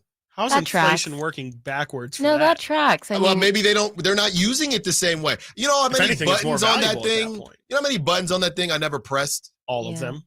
Pretty much. You know, you could like download games onto that too. Oh, I yeah. remember that was like a You thing. play, what was it, Snake? Yeah, you could play Or Snake. Brick Breaker? They also had like a asteroid kind of game. That was on the there. one. It was Yeah. the asteroid game. Yeah. I bet there are free Texas Instrument calculators That's available true. online. That's a great point. So, I mean, you don't have that physical calculator, You don't need and it. you know, The market's also got to be flooded with people who have sold their used TI-84s. Well, right? yes, Like, that's where's also mine? true. Where is mine right now? Were your Just like parents, your Charizard card. Were your parents Where's your so TI-84, Simone? Come Were on. your parents ingrainers?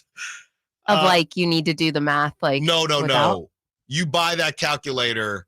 My mom would take the knife and engrave my name in it. Oh, engravers. I thought you said Engravers, engrain. yeah, Yeah. like- Maybe I did. No. Everything for resale, man. You gotta think everything. No, for my resale. mom was just petrified. I'd spend how much on this calculator? If I'm at least gonna give them nightmares of your name Yeah. if they steal it. If you You steal guys it, remember right. You the bring free knife game out. was you would have the calculator and then you would have really tiny, not me, of Oh, course. here we You'd have go. really tiny little answers and cheat sheets in the Oh, little yeah. pamphlet. You had Not to. me, Yeah, of yeah, course. like Not in the- me. in the Yeah. sleeve Not that- me. that But covers it, someone yeah. was doing it. Yeah, That's somebody was. And you know, You could that's also how, like text on that thing too. You could just straight up type. So Right. it was a way of You know, you passing give notes. it- It's yeah, like, you hey, give it to the can you notes. check my Yeah, work can you real check my quick? work? And it says like, you know, trying you to know, skip class next period. help you get the answers, and the Kings had no answer for the Celtics as they fall 144 to 119. Here we go. So we did the math here. 27% of the Kings games have been blowout losses. So we can round up and say 30% of their games have been blowout losses. Yeah. What is that? We counted 8, I think. 8 of Eight. the 26, right? 8 of the 26. Yeah. So 27% of their games have been blowout losses. 80% of their losses have been blowouts, 8 out of 10. Mm-hmm. 50% of their blowouts have been at home. 4 of their 8 blowouts have been at home. It's terrible. I mean, that's like, fights in the parking lot. That's fights Yeah. in the garage. That's losing in a very loser fashion. I think I That's saw so someone. sad. It is very sad, David. I agree. I saw someone put it on Twitter that the Kings are losing. When they lose like some losers. Like Yeah. that's who they are. They are the best losers. Yeah. Or the in- worst. Yeah, whichever you would say. They are the best and or worst losers in the league. Yeah. Not that they lose the most, but when they lose, they lose. They lose. Yeah, they look bad. When All they lose. caps. Yeah, they just look like a completely different team, and I don't know. Yeah, I mean it's got to be really frustrating on just everybody who's trying to figure it out, because is it an effort thing? If it's an effort thing, like how do you get through to your players more? If it's a preparation thing, well, that's on Mike Brown and his coaching staff to do better. But it hasn't really felt like there's been in my eyes, there hasn't been a clear and obvious connective tissue between all of those games. And I think that's still, I mean, besides the personnel that they're going against, the big lengthy forwards and those things, that's clear and obvious. But I don't see Mike Brown's pointing to physicality. I'm not saying he's wrong. I don't see that as a consistent thing. To me, it just seems like his team doesn't play defense some nights. Got to get to a break. When we get back, we will talk leadership for the Kings. Do they have a leader or do they need someone else? Stiles and Watkins, Sacktown Sports. The NFL's leading rusher plays here. And a handoff to McCaffrey, walks in the end zone. Handoff to McCaffrey, takes it right down to the goal line. He does his thing again. McCaffrey goes in motion right. Backwards pass led by Juszczyk. A block there. Hurdles a man. 10-5. Touchdown! CMC! You can hear all of Christian McCaffrey's touchdowns on your home for 49ers football. Sacktown Sports. Get year-end pricing during Happy Honda Days at Folsom Lake Honda, your one-stop Honda shop. Folsom Lake Honda is your one-stop Honda shop for great pricing on our entire selection of new CRVs, HRVs, Ridgeline Civics, and Accords. Plus, with low finance and lease options, now's the time to buy. Hurry in and save during Happy Honda Days at Folsom Lake Honda, or go to folsomlakehonda.com. Folsom Lake Yeah, your one-stop Honda shop. Power Business Technology is proud to be 100% independent, locally owned, and managed Toshiba copier dealer. Local ownership cuts out the red tape, allowing ourselves to never be too busy to personally answer the call when our clients need us. Recognized for excellence in service execution, training, and customer service, we're proud to be named a 2022 Toshiba ProMasters Elite Dealer. Contact us today for all of your business printing needs at 844-POWER-BZ. That's 844-769-3729, or visit us at powercopiers.com. At Ashton Price, over the last 25 years, we've won just about every injury case you can think of. Slip and fall, falling merchandise, fell through rotted decking, we won those. Dangerous stairs, falls into holes, dog bites, won them. Injured while pedestrian or on a bicycle, auto, motorcycle, big rig, company vehicle, Uber, or Lyft accident, we've won them all. And the best news is there's no fee until you win.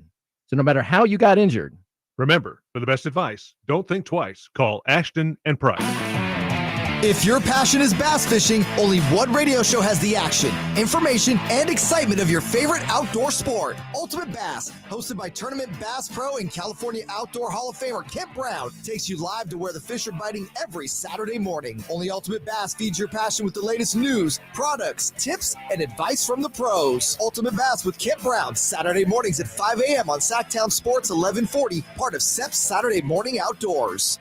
It's Credit Christmas at Prestigio Jewelers. Get the gifts you want this year. Prestigio guarantees your credit up to $10,000. It's easy. Have a valid ID, proof of income, and be 18 or older. Prestigio has competitive pricing on all jewelry such as gold chains, wedding sets, diamond earrings, and designer brands like Cartier, Gucci, Bulova, and Citizen. Rebuild your credit, even with a repo or a bankruptcy, at Prestigio Jewelers. This Christmas, come for the credit and be amazed by the selection at Prestigio Jewelers. Online at prestigiojewelers.com. Sacramento's premier music festival, Country in the Park, is back. 2 big old nights, May 17th and 18th at Cal Expo, with Brantley Gilbert, Dustin Lynch, Walker Hayes, and more. 2-day GA tickets are on sale now, starting at $85, or upgrade your experience with VIP or pit passes. Country in the Park, May 17th and 18th at Cal Expo. For more information, visit CITBfest.com. Brought to you by Bonnie Plumbing, Electric Heating and Air. Live and local. This is Sacktown Sports.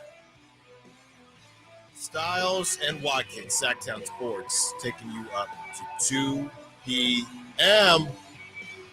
No, I just hope that the Kings come out tomorrow night, take care of business. That you can always rectify these situations. They come out, they take care of business against the Suns, get their first back-to-back win. Because that's where I'm at. You need to win both, for me, and get their first back-to-back win against the number 1 seed in the Western Conference, the T-Wolves, who they've already beaten. Okay, if they can do that, and did they have everybody against the T-Wolves? Did they have the T-Wolves? Didn't have everybody, but I don't think. But they were only missing one guy, an important piece. But they're the very important. Yeah. Did the Kings have? I feel like they Keegan might have not game? had Keegan for that night, because there was that stretch of games where I'm looking Keegan was here, missing with the back injury. No Keegan. Okay, so I think that cancels out because they didn't have Jaden. Jaden McDaniels. Right. So I think it cancels out.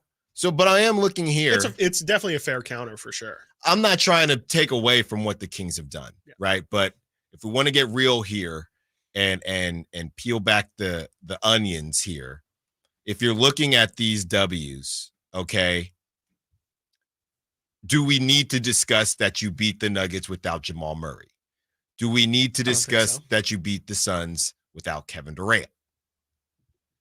Because that's the thing now, right? The only reason I bring that up is because you get your doors blown off by the Celtics, and people like our own, or not our own, but Sacramento's own Deuce Mason. Hey, crickets when they beat the Nuggets, crickets when they beat the Suns. And I don't think Kevin O'Connor didn't say anything because these guys were missing.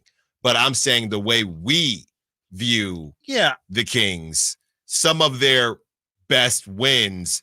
If we do look at their best wins, we obviously have the Warrior game to look at. The OKC, Thunder, they've had their number, beating the Thunder twice. The Cavs, one without De'Aaron. The Cavs game doesn't look as good anymore. Right. You have the Lakers. They did beat the Mavericks. The Mavericks have kind of fallen off. So I'm not trying to take anything away, but it could. Like you are. Well, it could help to beat a team, and I'm no offense, Bradley Beal. I'm not really counting Bradley Beal. Yeah, but, especially he's played 4 games. So if you go out and you beat the Suns and they do have KD and Devin Booker, I guess all I'm saying is it could be one of their best wins of the season. Yeah, I'm a little bit off the Suns being actual, like, I feel like yesterday I was doing some look into the Suns as they're coming up tomorrow. Mm-hmm. They're really shouldn't be as respected as what I think everybody is giving them respect for. Like at this point, they're 14 and 13.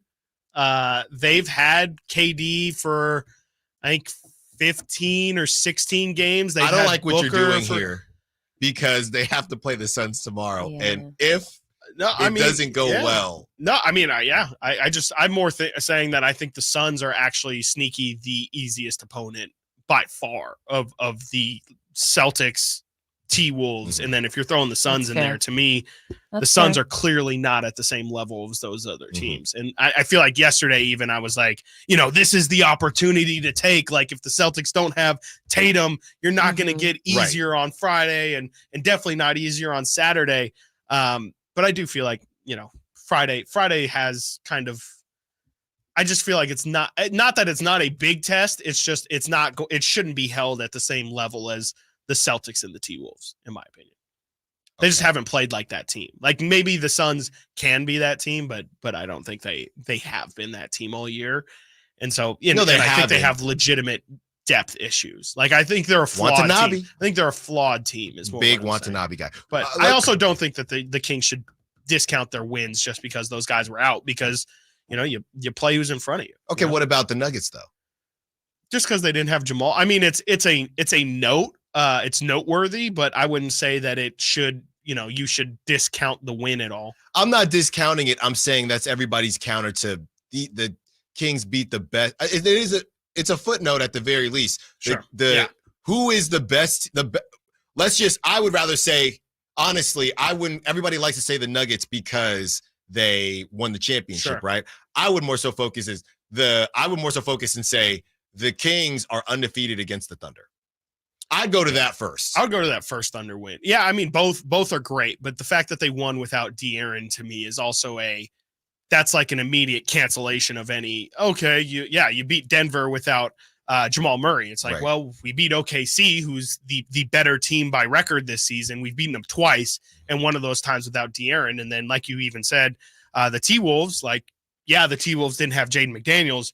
You didn't have Keegan Murray, who is probably, tick for tack. They're pretty similar importance to their teams. Yeah, and that was, I believe, if there was no Keegan, I'm assuming that probably got Duarte that game. Well, yeah, and I was going to say that you probably had a good Kevin Huerter game pop up. So maybe that was a big De'Aaron night too. Yeah, maybe you dig deep and you see something like that again as well. And like we said, they come out, they take care of business these next 2 games. That's what keeps happening with the Kings. They have a really bad game, a super stinker, and then after that, they show up for the next whatever amount of games, and we overreacted, and then they do it again and again and again. That's just what it's been, and hopefully they can eventually break out of it. Kevin Huerter only had 10 in that T-Wolves game, so it was Sabonis with 15, Harrison Barnes with 18, De'Aaron Fox with 36, and Malik Monk with 17. You also had 10 from Kessler Edwards. I think towards the end, it got a bit out of hand. So there you go. I'm going to ask this tomorrow as well, but going as a fan for the first time, it's just going to be me and my lovely lady. Please send in on the Sack Chat on the text line. What's the typical play-by-play? What do I got to do? Where do I go first? To what were we calling it last week? Get festive. Right. Where do we go to get a little bit festive? And then where do we go to grab some food? I know Doco has food places. Yes, definitely. But we would like to only take one Uber to the festivities place, and then be able to walk to food and walk to Doco. So choose your own adventure book. Very much. I know. So I have a list on the gram that we send back and forth to each other of all of our Sacramento spots, but it looks like all of those spots, none of them are walkable I can tell to the arena. So I'm taking a lot of different I'm taking all the advice I can get, so send those in. Just a quick little anecdote while we continue to break down these Kings. I mean, we're trying here, Chris. We're trying here. We can start to look forward to the Suns and cleanse our palate a little bit as we get ready for that. Simone tells us we got to get to a break soon, but off the top of your head, as we talk about kind of the vocal leader, the enforcer, when you ask the question or get asked the question, who is the Kings leader? Who is that? It's De'Aaron Fox, but it's a lot more via like do as I do kind of leadership. Not really I'm not saying he doesn't speak or isn't vocal, but definitely doesn't feel like he like, it's not a person, like it doesn't come naturally to him. I think people are natural leaders and feel inclined to like get groups together or to get guys in line. I don't think they have any of those guys. I would say the closest thing they have from my perspective is probably De'Aaron. Like, I think everyone just kind of follows his lead as however that may be. And he's a really chill guy. So I could see how I think, and sometimes it does, his personality does kind of rub off on the rest of the team where everybody is, I won't say they're not intense, but like, I do think that sometimes the intensity might not be there. There you go. Yeah. There you go. All right. Got to get to a break. When we get back, we pulled up the free agent list, and there is a name that might be able to give the Kings that grit. We'll tell you who it is when we get back. Stiles and Watkins, Sacktown Sports. Malik Monk plays here. Started left, goes right, steps back, launches the three. Nothing but net. Oh, that was just filthy. Oh, my, that was sweet. Sacktown Sports is your proud home of the Sacramento Kings. Oh, this cold. Honey? Honey? Honey, you need DayQuil Severe Honey. DayQuil Severe Honey gives you powerful cold and flu symptom relief with a honeylicious taste, because life doesn't stop for a cold. Okay, I'm ready to go. No, I'm getting a cold. Honey. Try DayQuil Severe Honey for powerful cold and flu relief. DayQuil Severe with honey flavor. The daytime coughing, aching, stuffy head, fever, honeylicious, power through your day medicine. Use as directed. Keep out of reach of children. Wendy's Peppermint Frosty and Frosty Cream Cold Brew make the perfect gift for anyone in your life, especially for you. Yeah, this year you're sitting on your own lap and getting yourself what you want, finally. And if you need a little more pep in your step, get yourself a refreshing Peppermint Frosty Cream Cold Brew. Or you can give it to your mom. Whatever. Limited time only. Participating U.S. Wendy's. Vanilla Frosty is temporarily unavailable. The 49ers Report, brought to you by EB Stone. EB Stone for the life of your garden. The 49ers keep on winning this holiday season, sporting a 5-game win streak since the bye week. San Francisco took care of Seattle in Week 14, 28-16. Quarterback Brock Purdy had a career high in passing yards last Sunday, going for 368 yards. The Red and Gold are now the first team in the NFL to clinch a playoff spot this season, currently holding the number 1 seed in the NFL. Celebrating over a century as a family-owned business, EB Stone has gathered invaluable insights into nurturing plant growth. Venture into indoor planting with EB Stone's Edna's Best indoor and outdoor potting soil. Watch your little plants flourish into ideal indoor companions for the whole family to relish during the holidays. EB Stone's indoor and outdoor potting soil is a meticulously crafted blend of essential ingredients. Your plants will thrive both indoors and outdoors. Trust EB Stone for the entire lifespan of your garden. Explore more gardening tips, products, and find nearby locations at ebstone.org. Wishing you a season filled with joy and flourishing greenery. Have you Googled yourself lately? Are there negative posts from an ex-employee or from a former client? Maybe an outdated news article or sensitive personal information about your family? Search engines don't always get it right. For right or wrong, it's your reputation on the line. That's where Reputation Defender by Norton comes in. One of the most trusted names in online reputation repair, Reputation Defender has been fixing people's search results for over 15 years. Their cutting-edge approaches help you to wipe away unwanted information in your search results. They also promote the good stuff so that it rises to the top, helping you put your best foot forward. Your good name is too valuable to leave to the whims of a Google algorithm. Take control with Reputation Defender. You can start by getting your free reputation report card at reputationdefender.com or call 800-401-6681 to speak to an expert. That's 800-401-6681. Want the best movie experience in town? Join Sacktown Sports' IMAX Pass by visiting sacktownsports.com and sign up today. You can win tickets to see this week's film at the Esquire IMAX Theater.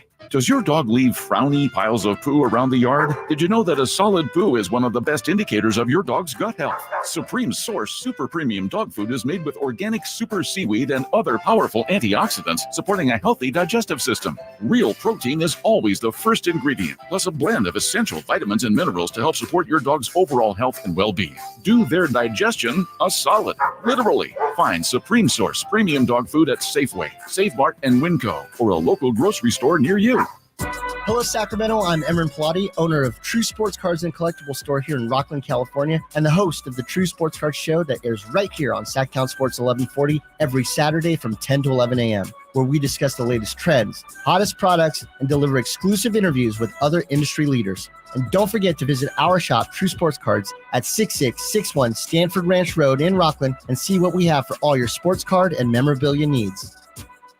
Subcontractors, grow your business with more leads and leverage your marketing costs to receive over 10 times the value in advertising. Subcontractors United is offering 40 home services contractors to join our advertising co-op. For under $2,100 a month, you'll share in over $83,000 a month in advertising. That's $1 million a year in advertising for under $2,100 a month. There's only 3 subcontractors per category, not 3,000, so lead potential is unlimited. Google Subcontractors United for more information. Hey, what's up, everybody? It's your boy Drapes, Kyle Draper. I got to tell you about the owners of Mercedes-Benz of Stockton. They believe that when you buy the finest car in the world, you deserve the best car buying experience you'll ever have. And trust me, I know. I'm a customer, and you can see why their customers come back year after year, generation after generation. I'm now rolling in the finest ride I've ever had. Mercedes-Benz of Stockton. It's just 45 minutes from Sacramento, right off I-5, so what are you waiting for? Or you can head online at mbofstockton.com. KHTKAM Sacramento,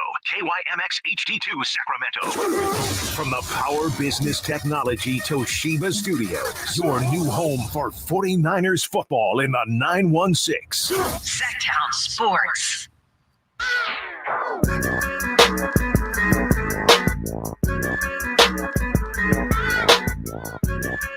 Live and local, it's Stiles and Watkins. Watch the show on youtube.com/Sacktown Sports 1140. Or listen on the Sacktown Sports app. Stiles and Watkins, Sacktown Sports, taking you up to 2 p.m.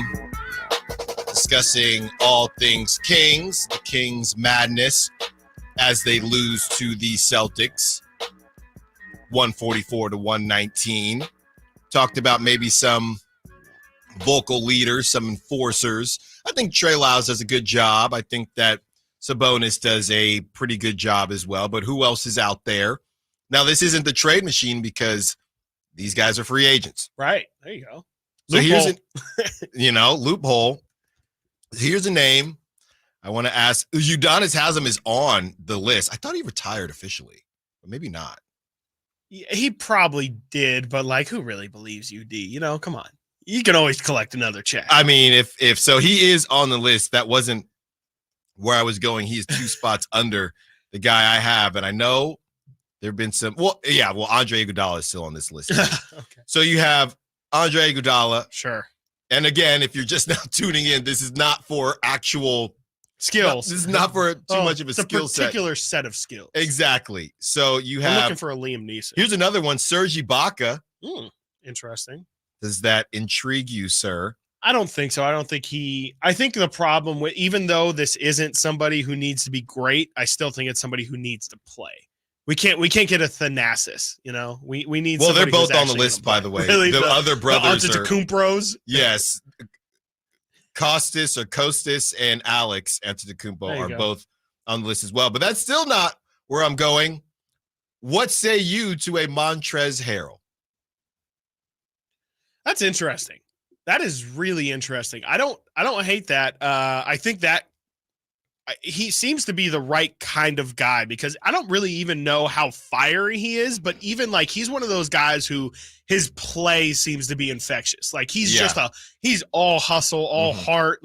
He's gritty.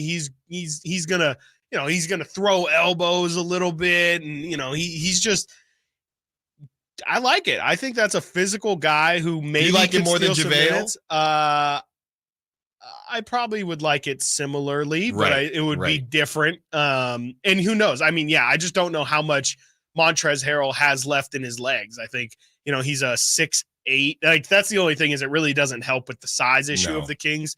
Montrez is I think listed at 6'9" or 6'8", and if he doesn't have the leaping ability he used to have before, then he's just not very effective. So that would be the only thing. But spiritually, I really like the idea of that. That's just an energy dude who comes in and just completely changes the vibe of what's going on. He is 29 years old. Okay. 29 years old. How old are his knees? They have him listed at 6'7". Okay. All right. That's even shorter than I was giving it credit for. We just put some Dr. Scholl's in, you'll be okay. Yeah, right. Some lifts. All right. And, I think that's something that they could play with. All right. I think that's something they could play with. Now, he played with the Sixers last year, I think. Yeah. Now, it's not going to, I highly doubt that it'll happen, but as we search for these names, and by the way, Serge Ibaka is 34 years old. Oh, wow. Andre Iguodala is 39. And you have Udonis Haslem at 43. Yeah, that's a little. Those guys are a little bit too. Because again, like, I do think that this person needs to at least play a little bit. Like, it is. Well, he got, oddly enough, wasn't there a stretch where he got minutes last season? UD, yeah, he did. He played, I think, in like 5 or 6 games last year, which is. That's about 5 or 6 more games than what a 41-year-old Udonis Haslem should be playing, especially for a Heat team that ended up making the finals. Here's a name that'll sound familiar. What say you to Willie Cauley-Stein? No, absolutely not. Can you even let me finish? No. What is that supposed to bring us? Grit. Art. Tattoos, painting ability. Sometimes you got to think outside the box. He definitely is an outside the box thinker. That's for sure. He definitely is an outside the box thinker. That's hard no on Willie Cauley-Stein. He can stay in Puerto Rico or wherever he's playing back. I think he's playing in Italy these days. Well, shout out Willie Cauley-Stein. I'd rather not. It's not a wet blanket. He was Wednesday, not good. is it? I mean, no, he was just not good. I don't think anybody enjoyed the Willie Cauley-Stein experience here in Sacramento. He actually wasn't awful for the Warriors. Okay. He wasn't terrible. I'm glad for them. I'm glad to hear that for them, because he was really terrible here in Sacramento. I'm looking. He became afraid to dunk. He hurt his finger, and so on a block, I believe, and after that, he was afraid to dunk the ball. I'm looking here as we always find our conversations as it pertains to busts and guys that just didn't always figure it does out. come back. And whenever I see a list like this, remember Jarrett Culver? Yeah, that guy super high is pick. on this list. He was the 6th round. Does it pick, have his age on there? The 6th pick. Yeah, in the 2019. I would guess he's like under draft. 26, right? He's 24. He's 24. He's Keegan Murray's age, pretty much. He's Keegan Murray's age. I don't know if he's played an NBA game. Yeah, he is with the Rio Grande Valley Vipers. Oh, yeah. The NBA G League. Wow. So you take swings and misses all the time in this the Kings league. fans know about that. So that's something else, man, because that guy, I mean, they had that long run in March Madness. I think March Madness. Right. That got him drafted pretty much. March Madness, you got to be careful with March Madness. One of the most confusing situations when, should we take this guy or who is this player? You have no clue. Yeah. And you see that this year with the Pacers. They took Jarris Walker at number 8, and he's from Houston, and he I don't know if he's played a game for the Pacers this year. I mean, he is somebody who had tons of hype, and let me see here. He has played 8 games total for the Pacers this year and a combined 84 minutes. So yeah, I mean, it's not a guarantee just because you're in the lottery. It's never Kings fans had to learn that year after year after year after year after year after year 16 times that just because you're taken in the lottery and you're a high lottery pick does not mean you will get any return on that player. Yeah. So and Willie definitely fits into that category. Let me tell you. Yeah. Willie Cauley-Stein, they tried. They tried to make it work, and didn't work out here. Didn't work out in Dallas. you say it worked out a little bit in Gold State, but I remember it not being awful. Yeah. I was not watching Willie at that point. No, I mean, I definitely checked out at that point. So getting back into the conversation of vocal leadership, right?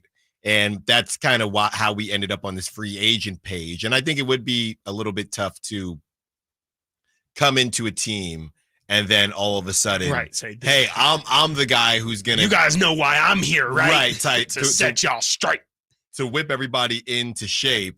So if it has to be somebody already on the roster, and it's not going to be De'Aaron.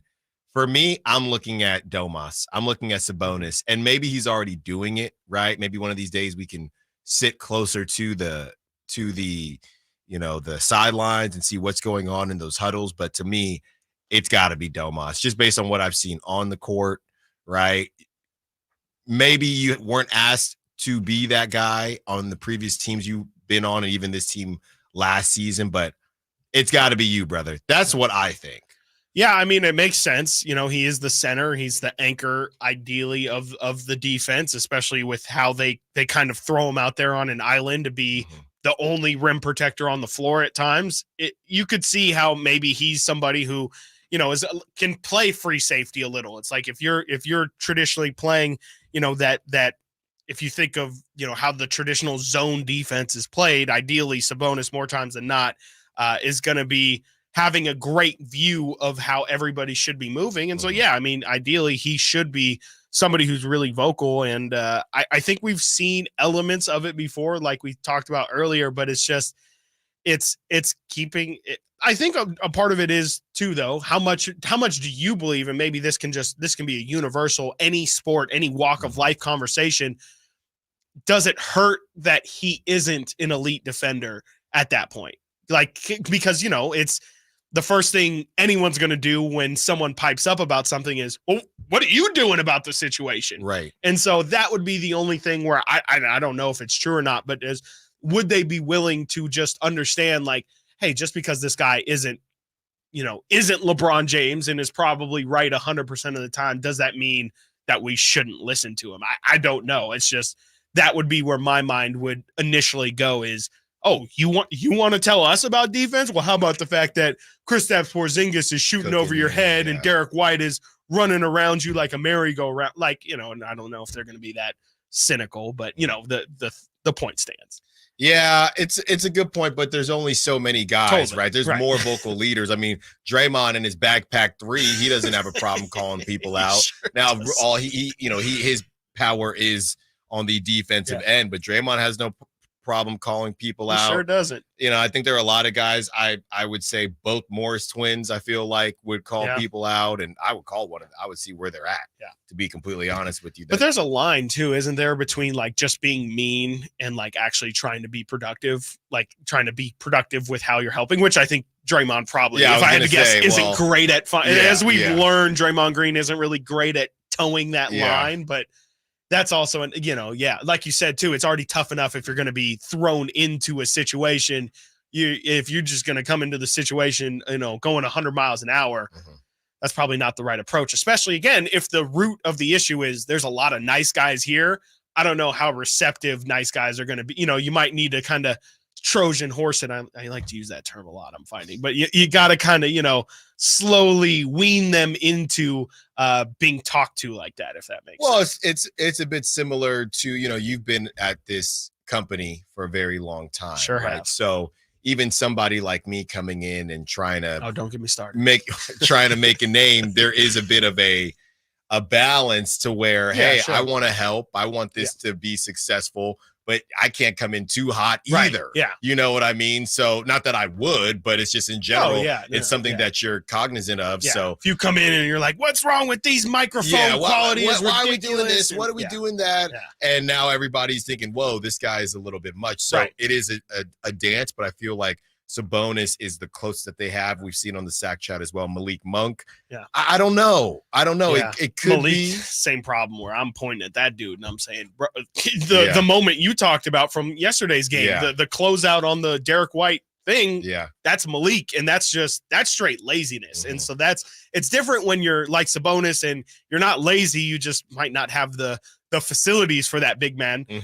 And there's a difference between that and just not showing effort in terms of how you're going to receive that too. Like, at least I know, hey, Domas might not be great at what he's saying, but he's spitting facts and he's trying to help, where maybe a guy like Malik, you're going to say, man, what are you talking about, bro? Like, you're the problem 75% of the time. But that's the issue with just who they have on the roster, because by that token, it would be Keegan Murray. And we know it's not going to be Keegan Murray. No, you're not wrong. That's the problem. So I think you just got to live with what you got. All right, got to get to a break. When we get back, continuing to have the conversation, where do the Kings go from here? If they win the next two, are they good? Is everything good if they win the next two, or are you still worried about what could happen next? Stiles and Watkins, Sacktown Sports.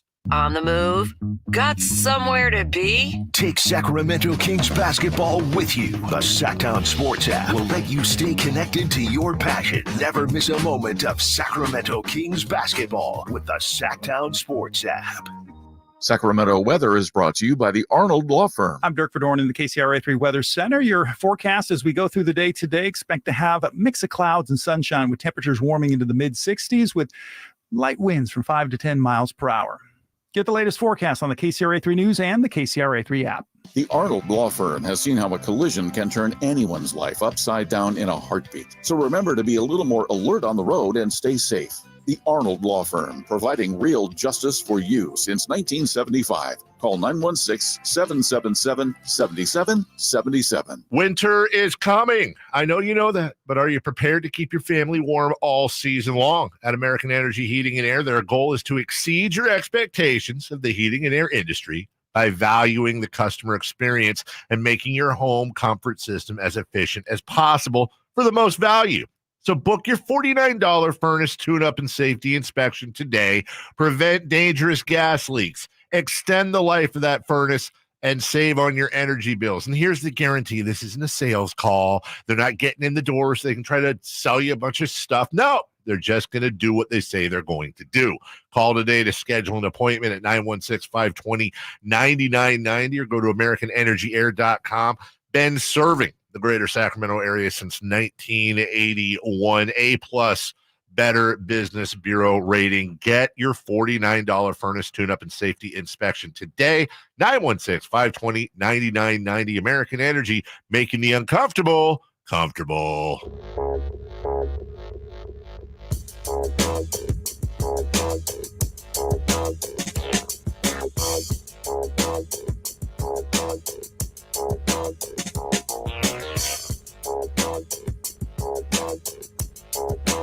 Live and local. Live and local.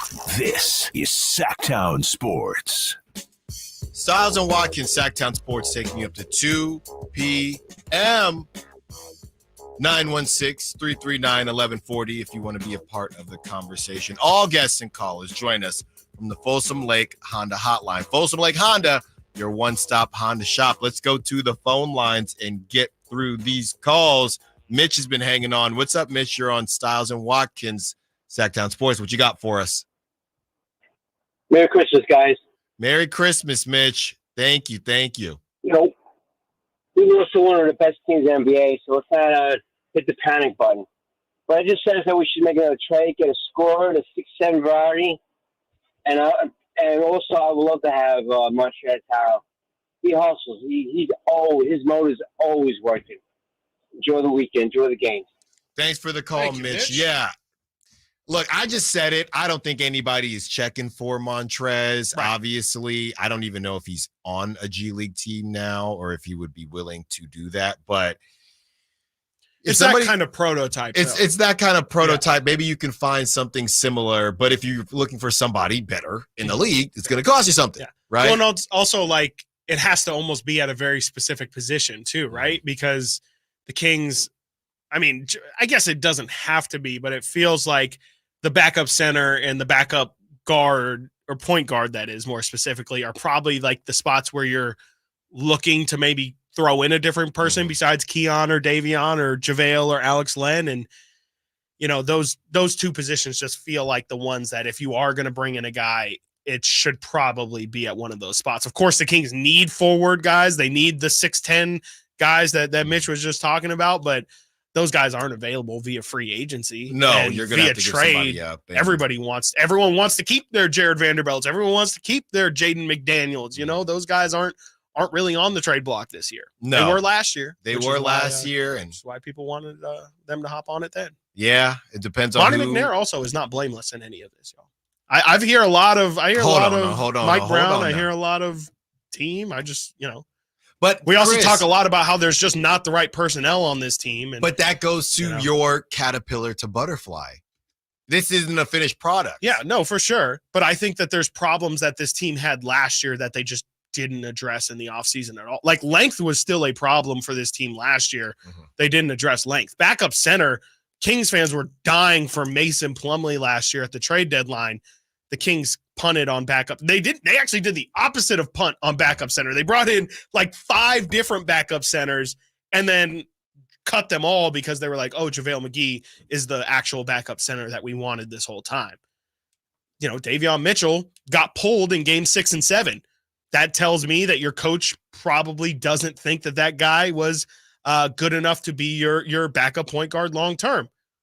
They didn't address that at all. They signed Keon to a 2-way and Jordan Ford, who I think some people were hoping would be the team's third point guard, and that was their solution there.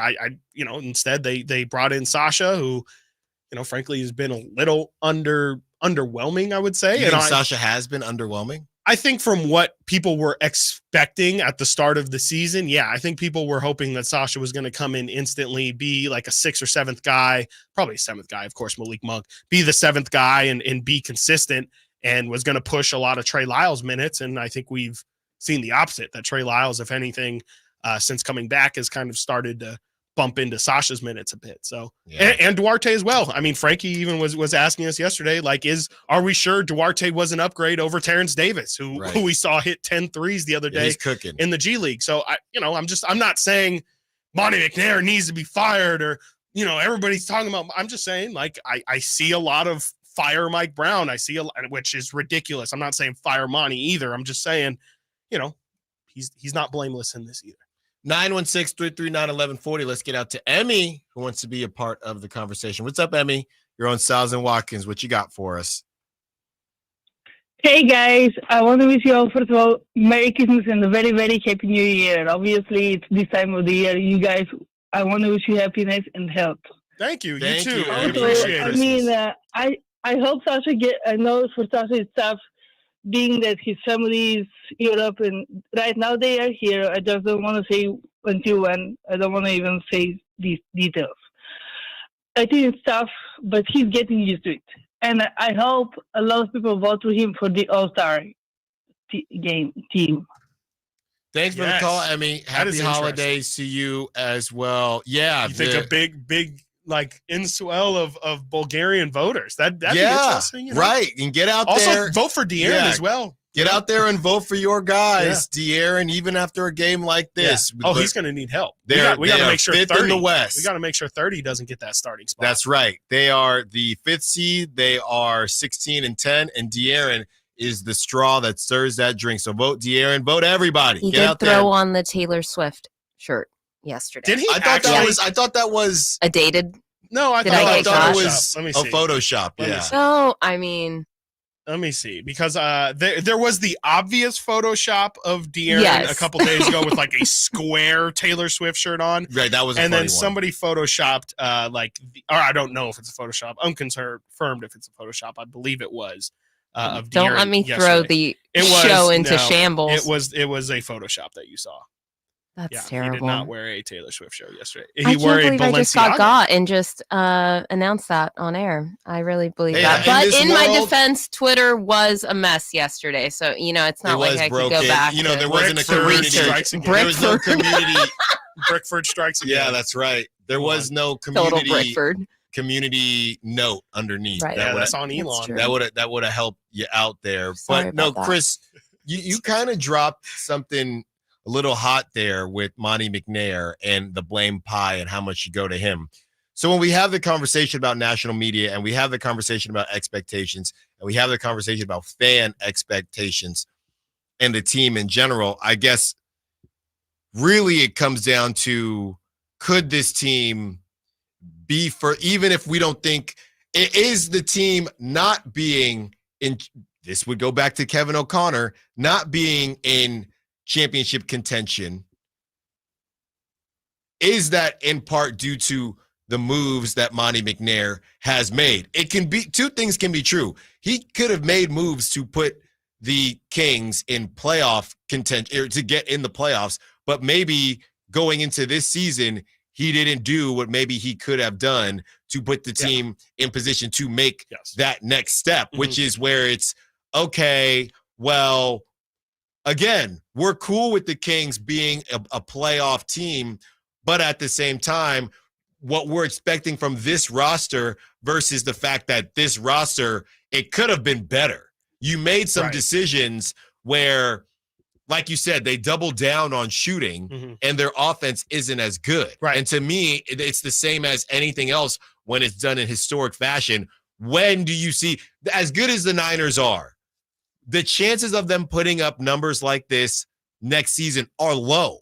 They just are. Yeah. Right? Because numbers like this, Aaron Judge breaks the American League home run record. Everybody wanted Aaron Judge. So did I on the Giants. The Yankees go ahead and take him. The chances of him hitting that many home runs a game, pretty low, right? So you decide to double down on offense to, I guess, hope that you could sustain what you had, but also you wanted to get better at defense. And luckily for them, Sasha's been better defensively than I think a lot of us thought. That'd be the part of Sasha that has surprised us. Definitely. But also, Sasha, I wouldn't call him a 3-and-D guy. But the question is, what were they expecting from him? You know, he was never going to create on his own, right? And this is where it gets, you talk about roster construction. Is there a world where this team needs Kevin Huerter and Sasha? I don't think they're they're completely the same or exactly the same, but there seems to be some redundancy on this roster. Yeah, 100%. And we can talk about it more on the other side of the break. Yeah, but I know. No, it's fine. I think for the most it's what we do. I think for the most part, the thing that I think about when I'm going to look back on this offseason is there's a lot of risks that the Kings could have taken in the namesake of getting better. But I think Monty approached this offseason more from a cautious, hey, and I was a proponent of it at the time, and I still think the results have shown that it's not the worst idea, but just let's make sure the foundation is there. And before we start building on what we got here, let's just make sure that what we saw last year was something legitimate and something that is stable enough to be built on, if that makes sense. That's true. All right, got to get to a break. When we get back, continuing the conversation, expectations for the Kings. And someone who used to frequent the 49ers might be out of a job at the end of the season. Stiles and Watkins, Sacktown Sports. The push for the NFC's top seed continues on Christmas as the 49ers host the Baltimore Ravens. Purdy throws for the end zone. It is caught by Deebo Samuel. Touchdown! San Francisco! The 49ers look to extend their win streak to 7 in a row as they host Lamar Jackson and the Ravens on Christmas night. Game time at 5:15 on your home for 49ers football. Sacktown Sports and SacktownSports.com. Sacramento's premier music festival, Country in the Park, is back. 2 big ol' nights, May 17th and 18th at Cal Expo with Brantley Gilbert, Dustin Lynch, Walker Hayes, and more. 2-day GA tickets are on sale now starting at $85, or upgrade your experience with VIP or pit passes. Country in the Park, May 17th and 18th at Cal Expo. For more information, visit CITPfest.com. Brought to you by Bonnie Plumbing, Electric Heating and Air.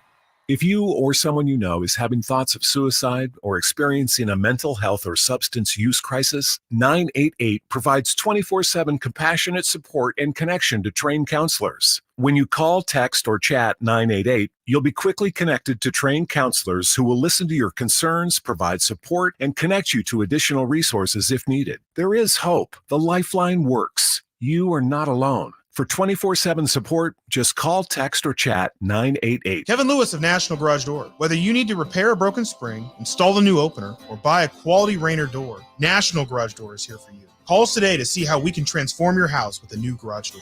638-4554 National Garage Door. It's Carmichael Day with a Fire Wings announcement. The Floor and Road location now serves pizza, and oh my goodness, it's so good. Don't forget the Wings Day Wednesday lineup, 88-cent wings every Wednesday. You got 21 delicious flavors to choose from in the perfect fast casual eating establishment for the entire family. Save time and order online. Go to firewings.com or download the app. Find a location near you, order online, and earn rewards. Fire Wings, just wing it. Thunder, feel the thunder. It ignites something inside of you. Lightning and the thunder. Sets alight an elevated state of being. Days are pure exhilaration. And the nights, they're simply electric. See it, hear it, feel it. Thunder, feel the thunder. Lightning and the thunder. Thunder Valley Casino Resort. Feel the thunder. There are many things to love about winter. Cozy sweaters, celebrations, and family time. But winter can also bring many stressors, extra expenses, seasonal bugs, and so much family time. If you and your loved ones are feeling stressed or anxious this winter, Cal Hope can help. Check out our free mental health resources at calhope.org today.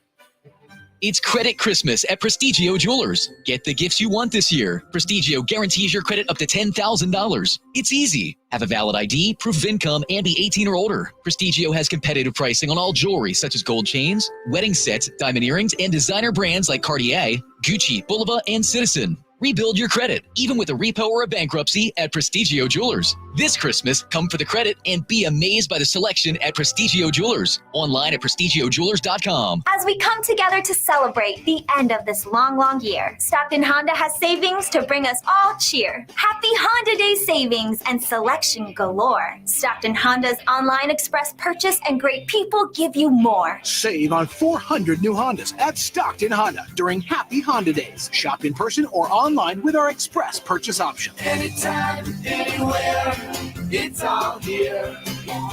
StocktonHonda.com. At Jim Boy's Tacos, you get a lot of flavor for under $10. Our classic #2 combo meal spreads cheer with a farm-dusted ground beef taco, scratch-made bean and cheese burrito, and a soft drink. So jingle on down to Jim Boy's or order online at participating locations. On the move? Got somewhere to be? Take Sacramento Kings basketball with you. The Sacktown Sports app will let you stay connected to your passion. Never miss a moment of Sacramento Kings basketball with the Sacktown Sports app. Time to check out Capital Casino, conveniently located at 411 North 16th Street in downtown Sacramento.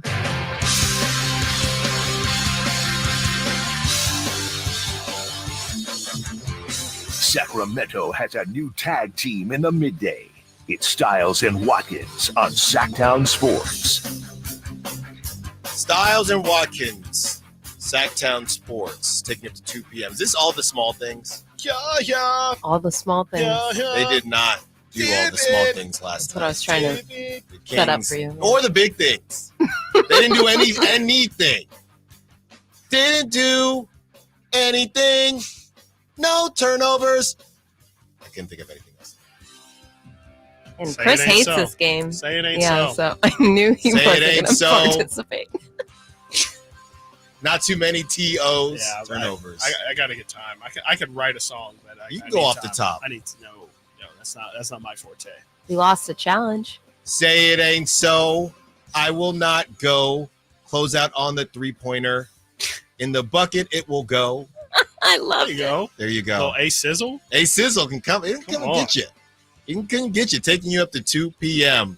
So we will hear from Mr. Kyle Draper and Whitey Gleason at about 1:45. Get their thoughts on last night's shellacking. The Celtics taking down the Sacramento Kings, who the Sacramento Kings, even though they did lose that game, and a lot of people are, us included, are reacting and or overreacting to it. You know, you got to keep in mind, Chris, that the Kings, when you look at the teams that were seen as, possible contenders, they only have one loss to those teams, I guess, if you're not including. You should include the Warriors. So it's more like, I see people including the Cavs and the Mavs. You can't include the Cavs and the Mavs and not include the Warriors. So they beat the Thunder twice. They beat the Lakers twice. They beat the Mavs. They beat the Suns. They beat the Nuggets. They beat the T-Wolves. So plenty of reasons to still be optimistic about for sure. Team. I mean, we haven't even passed Christmas. Nothing counts before Christmas. Right. Anyway. That's what they always say. Nothing matters before Christmas. Anyway. It's when they want to start the season. No need, as you know, we're more than halfway through the show. So it's time to turn the leaf. Okay. And begin to talk about the positives that we can take, not from the game, but just from this team. And the one thing we will say is that when this does pop up, typically they show up in that next game. And I'm expecting to come out firing on all cylinders. Tomorrow night, it's Friday night. People are going to be in a good mood. People are going to be ready. You're trying to manifest this for yourself. I am. But you got to think if you are a Kings fan that has tickets to tomorrow night, are you, one, thinking, man, I dodged a bullet, but two, maybe feeling a little bit better, thinking, well, they're gonna want to redeem themselves. Yeah, I mean, or is it just me? I would feel better about having a ticket to Friday than Saturday. That's for sure. I would and look, if you have a ticket to Saturday, we are praying for you. We need you. We need you there. We need the loudest golden one for Saturday, but you got to get through Friday first. 916-339-1140. Let's go out to JR. Who wants to be a part of the conversation. Simone spelled it differently, so it threw me off. If this is the normal JR. This is JR. Then be nice, I got JR. self-conscious that sometimes you guys would think it's Junior, so I did JR. There we go. No, that makes All sense. right, I'll put it in as JR. What's up, Junior? What's up? I'm confused. Who am I? Junior. Who are you talking to right now? Yeah. Feliz Navidad. What's up, Stiles and Watkins? What's up, Junior? Afternoon delight. That's what I like to call you too. I like that. I like that. You like that? Star rockets in the night. Woo! There you go. Perfect. Have you guys ever asked Whitey to help you with the parody song? No, we haven't. Whitey is really good. He's really good at it. He's got a talent. He does. He's got talent. Yeah, not much, but he does have talent there. He's got to be good at something. You know what? That's what his parents used to say. God, somewhere there must be something in that body of his. Hey, God, we look like friggin' the misfit toys from Rudolph last night. Mm-hmm. We were running, but we started off so good. When I was sending texts out like, holy crap, Keegan and Fox are about to go 18 for 20 from 3 point. Weren't they like 5 for 6 to start the game? Yeah. De'Aaron was going crazy to start that game. And I'm like, birthday boy is just feeling it. Yeah. And then what did he get in the second half? 3 points. Yeah, 3 points. 3 points. What is that? I only have so much Jim Beam in my cabinet. I can only drink so much. You gotta be careful. Right? Yeah, responsibly, please. Well, like the Beam, and I got lit. Yeah. So, but God, that made me sick. I am going both Friday and Saturday, so I'm hoping I can live through it and have a back-to-back win for a Christmas gift. To me, I mean, honestly, it's all about me, and I don't really care. So I do deserve it. I've been calling this show for years, working my butt off. You have. A couple back-to-backs once in a while. Hey, De La Salle, you went to De La Salle, young man. I did. How did they do in the playoffs this year in football?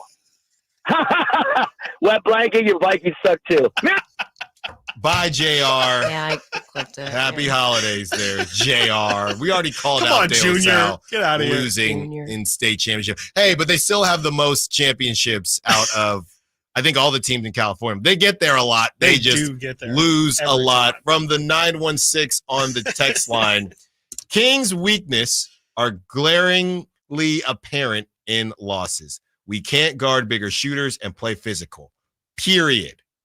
Yeah, no, I mean, that's definitely, if you're going to point to some similarities, absolutely. I mean, they struggle with Paul George. He was getting whatever he wanted. Kawhi, Brandon Ingram. I mean, yeah, Kristaps Porzingis yesterday. I mean, it's not news. I mean, the Kings really struggle with size, and they need to get overall bigger at their forward and center spots. They just need to be able to throw lineups out there that can stand up with the LeBron, Vanderbilt, Anthony Davis lineups of the world, the Karl Anthony Towns, Gobert, McDaniels lineups of the world. Like those are massive problems to deal with. And I didn't even mention that big number 15 over in Denver either. So here's my question.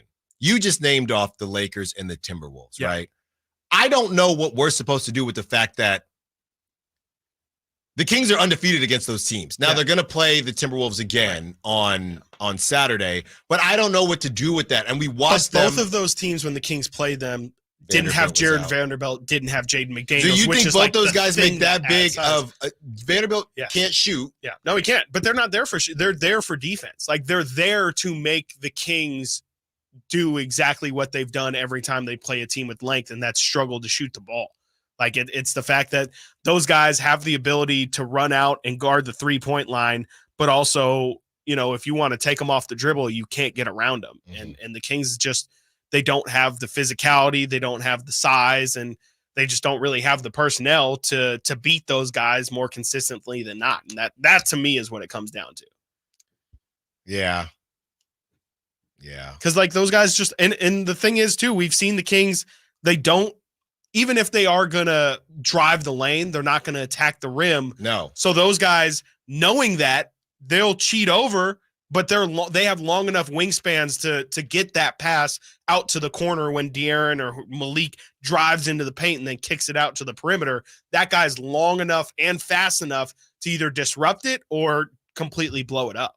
Well, I think we did see something last night, and defensively, they couldn't stop anything, but I liked what I saw from Trey Lyles last night. And I know at this point, offensively, he's just a shooter. Yeah. Right. But if you're going to continue to help, if De'Aaron can continue to put pressure on guys and have the defenders make a decision, you're always going to decide to follow De'Aaron. So Trey Lyles is going to continue to have open threes and shots throughout the course of the season. So I did like what I saw from Trey Lyles, if we're looking at some of these positives. Call yourself a Trey Bay?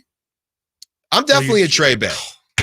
I like Trey Lyles. When he came out, I gotta get the stamp. Yeah, I'm definitely a Trey Bay, and I think that he can do some things. The problem is, I think the problem is a lot of times, like you said, offensively, it's not an issue, right? Shots are going to fall eventually. But defensively, you got to find somebody that is just a stopper, right? Somebody that can stop the bleeding. To the 916's point on the text line, the bigger, the bigger shooters, right? And they just don't have that. And then that affects everything. Because Jaylen Brown, he's an elite player, right? But those guys, when you start having to help, ultimately, that's going to leave open shots. And then the Hausers of the world and the Pritchards of the world are going to get open shots. And in a different, one thing I will say, and we haven't really talked about the Celtics side of this, is that is a prideful organization. Yeah. That is a Class A organization. And we talked about what they have coming up next. And we looked at it a couple different ways. And I think the one dynamic that we didn't mention last night is that pride. Because, okay, you lost to the Warriors in a game you never were supposed to lose to. Now, on top of that, you know what? If the Kings come out and take care of business, fine. We have 2 games in LA coming up, one being the Christmas game against LA. Jason Tatum, get right. And we typically don't play Al Horford on back-to-back nights. But that is, and maybe myself, I just undersold the Celtics and their pride. And I said when we were there watching them dap each other up before the game, I got shivers, and I thought, just like I do when I come in this studio at the beginning of the day and Dave has it at 42 degrees. And I thought to myself, all right, they look like they got something to prove. And say what you want about the chip on their shoulders for the Peyton Pritchards and guys like that. When you're playing free and easy, I think it can flip a switch like that. Yeah. Hey, we're now the underdogs. We're missing our best player. Let's just go out there and see what we can do and play with that pride, because nobody expects us to do anything. And I think it caught the Kings off guard. And slowly but surely, we know the Kings aren't the youngest team out there. Slowly but surely, you are going to learn. You going to learn today that teams, honestly, besides you, Kings, are not just going to lay down. You can't just come out and it's De'Aaron's birthday and the Celtics are going to say, here, you want a W beam? You want a beam pie? Yeah. You want a beam cake, a happy birthday cake? Yeah. They're not just going to lay down. And I think the Kings thought, oh, man, we came out hot. We're hitting shots. Why aren't they going away? Because they get paid too. Yeah. And the Celtics, without Jason Tatum, probably still about a 6 seed in the East. Yeah, probably. I mean, especially if Porzingis is going to play like that and, Derek White's going to play like that. Like, yeah, I mean, they've got players too. Like, it's not like they then become, the Portland Trailblazers or something like that. They've got dudes who are probably chomping at the bit, to your point. Like, Peyton Pritchard's like, cool, I get 25 minutes tonight. Like, time to show I've had a struggling season, time to get into a little bit of a rhythm. And he did. Yeah, the Kings let those guys, they let them play free. Like you said, I mean, if you're not going to check them, if you're going to allow them, if you think that you can just beat them straight up head to head, say, hey, we're not going to play defense, we just think that we can outscore y'all. Well, the Celtics are going to say, hey, we packed that thing too, and you will get clapped. And you did get clapped. Yeah. Unfortunately. So have some pride. The Kings will be all right, but we'll continue to discuss the aftermath of Boston and its fans in Sacramento. I'm still flabbergasted. And you told me. I did. You said, Alan, just wait. I said, there's no way. All right, we got to get to a break. We get back, continue to have the conversation. Stiles and Watkins, Sacktown Sports.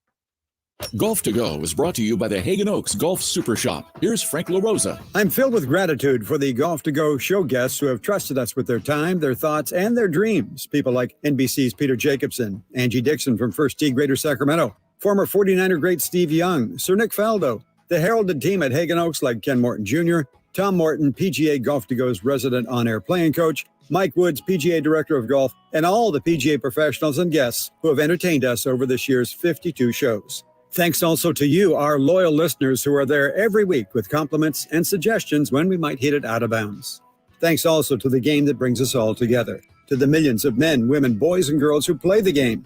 Thanks to the able-bodied, and thanks also to the programs that nurture those in need of a lift, like the California Eagles, PGA Hope, and many more. Thank you to Scott Marsh. We are fortunate to have lived life and had a chance to play the game. If that's your Golf to Go, I'm Frank LaRosa. The Arnold Law Firm has seen how an injury can turn anyone's life upside down. Whether it's a slip and fall, a car accident, or any other kind of injury. For almost 50 years, the Arnold Law Firm has been here to help you through the entire process to protect you and your family. If you are ever injured or in an accident, call the Arnold Law Firm. The Arnold Law Firm, providing real justice for you since 1975. Call 916-777-7777. That's 916-777-7777. The 49ers Report, brought to you by EB Stone. EB Stone for the life of your garden. The 49ers keep on winning this holiday season, sporting a 5-game win streak since the bye week. San Francisco took care of Seattle in Week 14, 28-16. Quarterback Brock Purdy had a career high in passing yards last Sunday, going for 368 yards. The Red and Gold are now the first team in the NFL to clinch a playoff spot this season, currently holding the number 1 seed in the NFL. Celebrating over a century as a family-owned business, EB Stone has gathered in valuable insights into nurturing plant growth. Venture into indoor planting with EB Stone's Edna's Best indoor and outdoor potting soil. Watch your little plants flourish into ideal indoor companions for the whole family to relish during the holidays. EB Stone's indoor and outdoor potting soil is a meticulously crafted blend of essential ingredients. Your plants will thrive both indoors and outdoors. Trust EB Stone for the entire lifespan of your garden. Explore more gardening tips, products, and find nearby locations at ebstone.org. Wishing you a season filled with joy and flourishing greenery. Don't you just love this time of year and the holidays when families get together to make memories? Hi, this is Frank LaRosa with a word about Naturewood Home Furnishings. From the time I was a youngster, the family table was always filled with a gathering of grandparents, aunts and uncles, brothers and sisters. Those are memories that will live with me forever. Naturewood Home Furnishings Holiday Home Sale going on right now gives you the opportunity to find the perfect holiday gift that will last a lifetime. You'll find unique gifts like gleaming accessories for every room, now 20% off. During Naturewood's Holiday Home Sale, you'll find savings all around the store for every room in your home. Find your perfect bit of Christmas for your home at Naturewood Home Furnishings Holiday Home Sale going on right now. The memories you make with your family will be with you forever. Naturewood Home Furnishings, off Highway 50 at Hazel. Look for the water wheel. At Lowe's, save big every day when you buy in bulk. Get 10% off select concrete mix when you buy 1 pallet or more. And there's more. Get 15% off select primed finger joint boards when you buy 10 or more. Visit us in-store or online for low prices on the materials you need. Because Lowe's knows savings. Lowe's knows pros. Selection varies by location. While supplies last. Discount taken at time of purchase. See sales associate for details. O'Reilly. The O'Reilly Auto Parts Holiday Gift Guide is here. If you're struggling with gift ideas, we have several options for gifts under $20, like a digital tire gauge, screwdriver sets, LED work lights, and more. Our professional parts people will help you pick out the perfect gift for that hard-to-buy-for person. Stop by O'Reilly Auto Parts or shop O'ReillyAuto.com. O'Reilly Auto Parts. It's Kia's season of giving back at Folsom Lake Kia. Get low year-end prices and payments, plus low finance rates and even zero down deals with approved credit. Shop Folsom Lake Kia right here in Sacramento for over 20 years.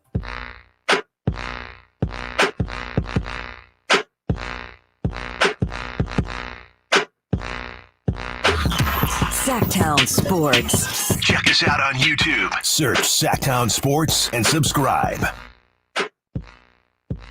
Stiles and Watkins, Sacktown Sports, taking you up to 2 p.m.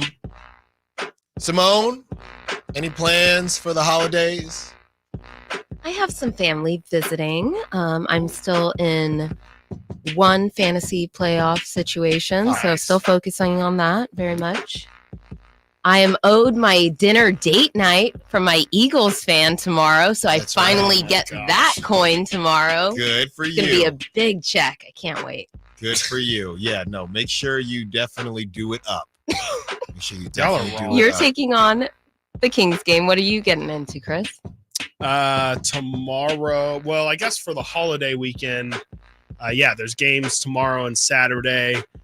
Sunday, probably sit home, watch some football. Monday, well, Sunday at least we have Christmas Eve, so I usually get together with my mom's side of the family.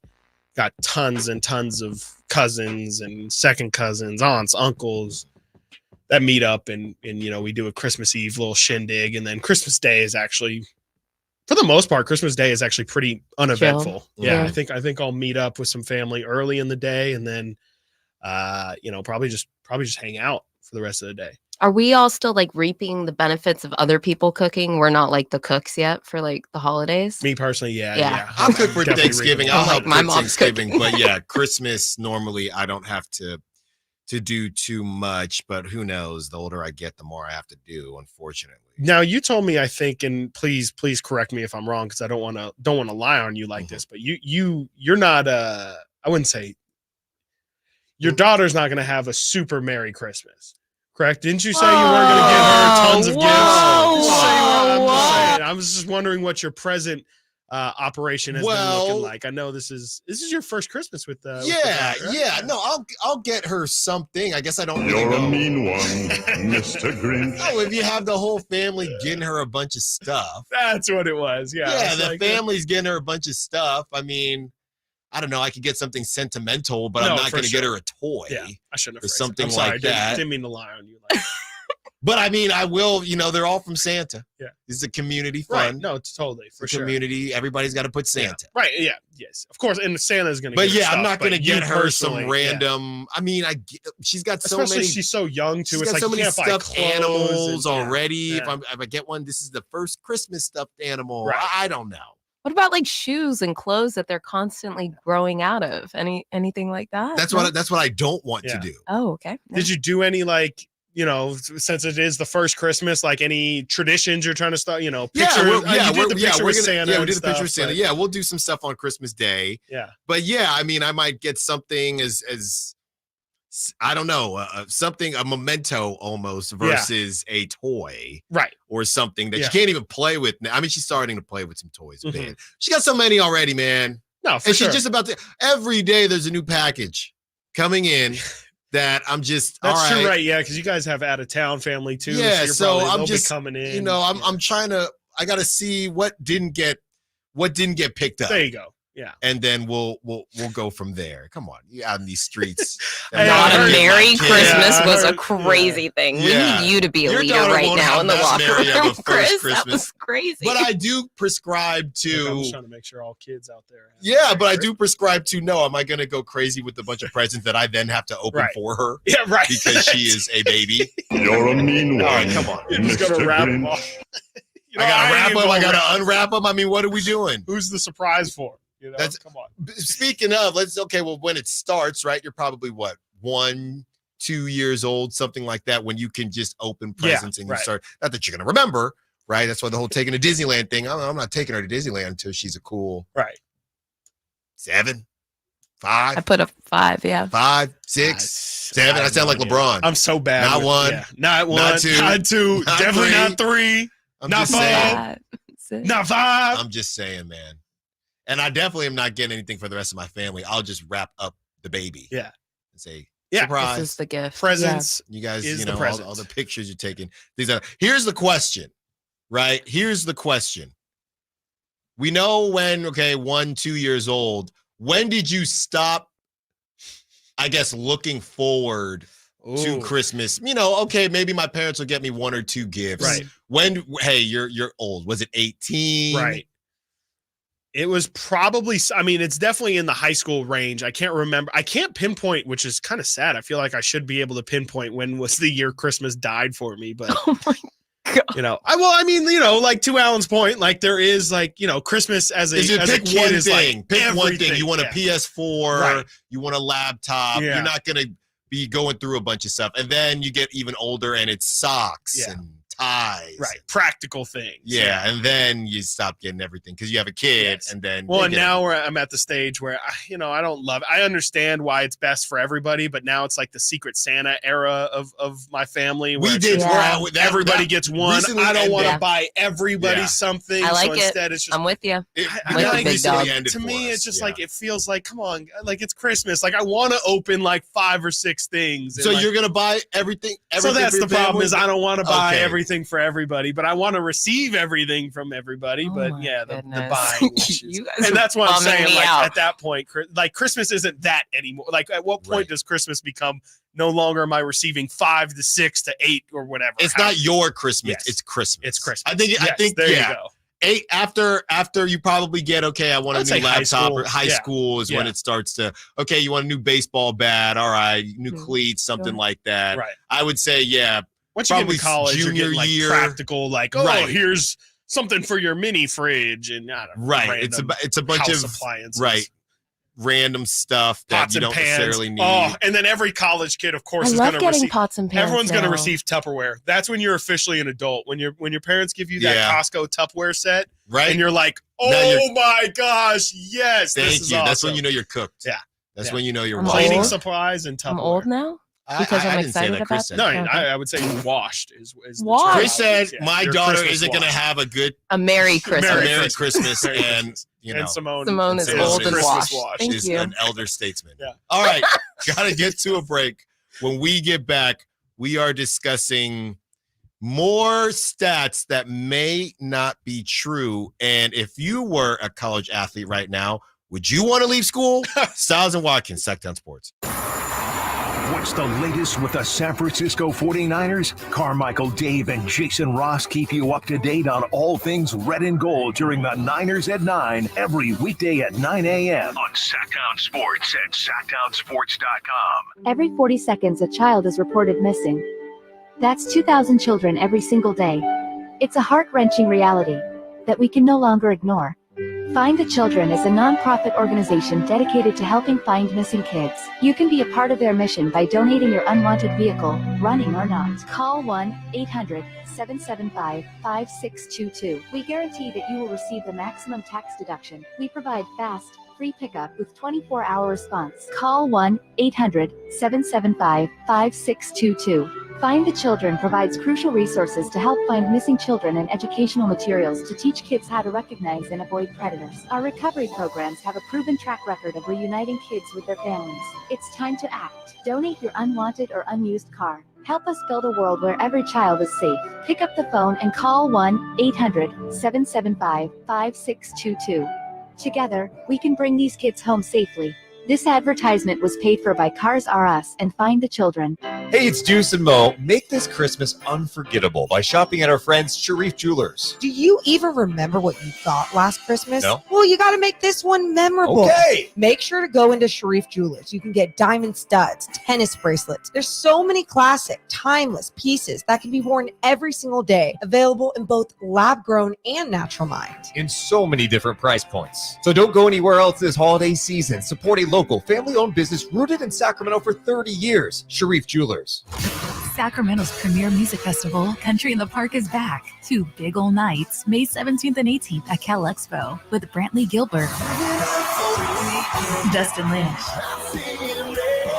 Walker Hayes, and more. 2-day GA tickets are on sale now starting at $85, or upgrade your experience with VIP or pit passes. Country in the Park, May 17th and 18th at Cal Expo. For more information, visit CITPfest.com.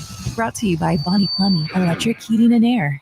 Capital Casino, Sacramento's #1 poker room with primetime football. It's back. Capital Casino is giving away $500 per game in high hand bonuses for every Sunday, Monday, and Thursday night primetime game, offering the best food, best service, and the best action with the most variety of games in the region, and conveniently located at 411 North 16th Street in downtown Sacramento. For more information, log on to capital-casino.com, and please gamble responsibly. 1-800-GAMBLER. As we come together to celebrate the end of this long, long year, Stockton Honda has savings to bring us all cheer. Happy Honda Day savings and selection galore. Stockton Honda's online express purchase and great people give you more. Save on 400 new Hondas at Stockton Honda during Happy Honda Days. Shop in person or online with our express purchase option. Anytime, anywhere, it's all here. StocktonHonda.com. KHTKAM HD1 Sacramento, KYMX HD2 Sacramento. From the Power Business Technology Toshiba Studios. This is it.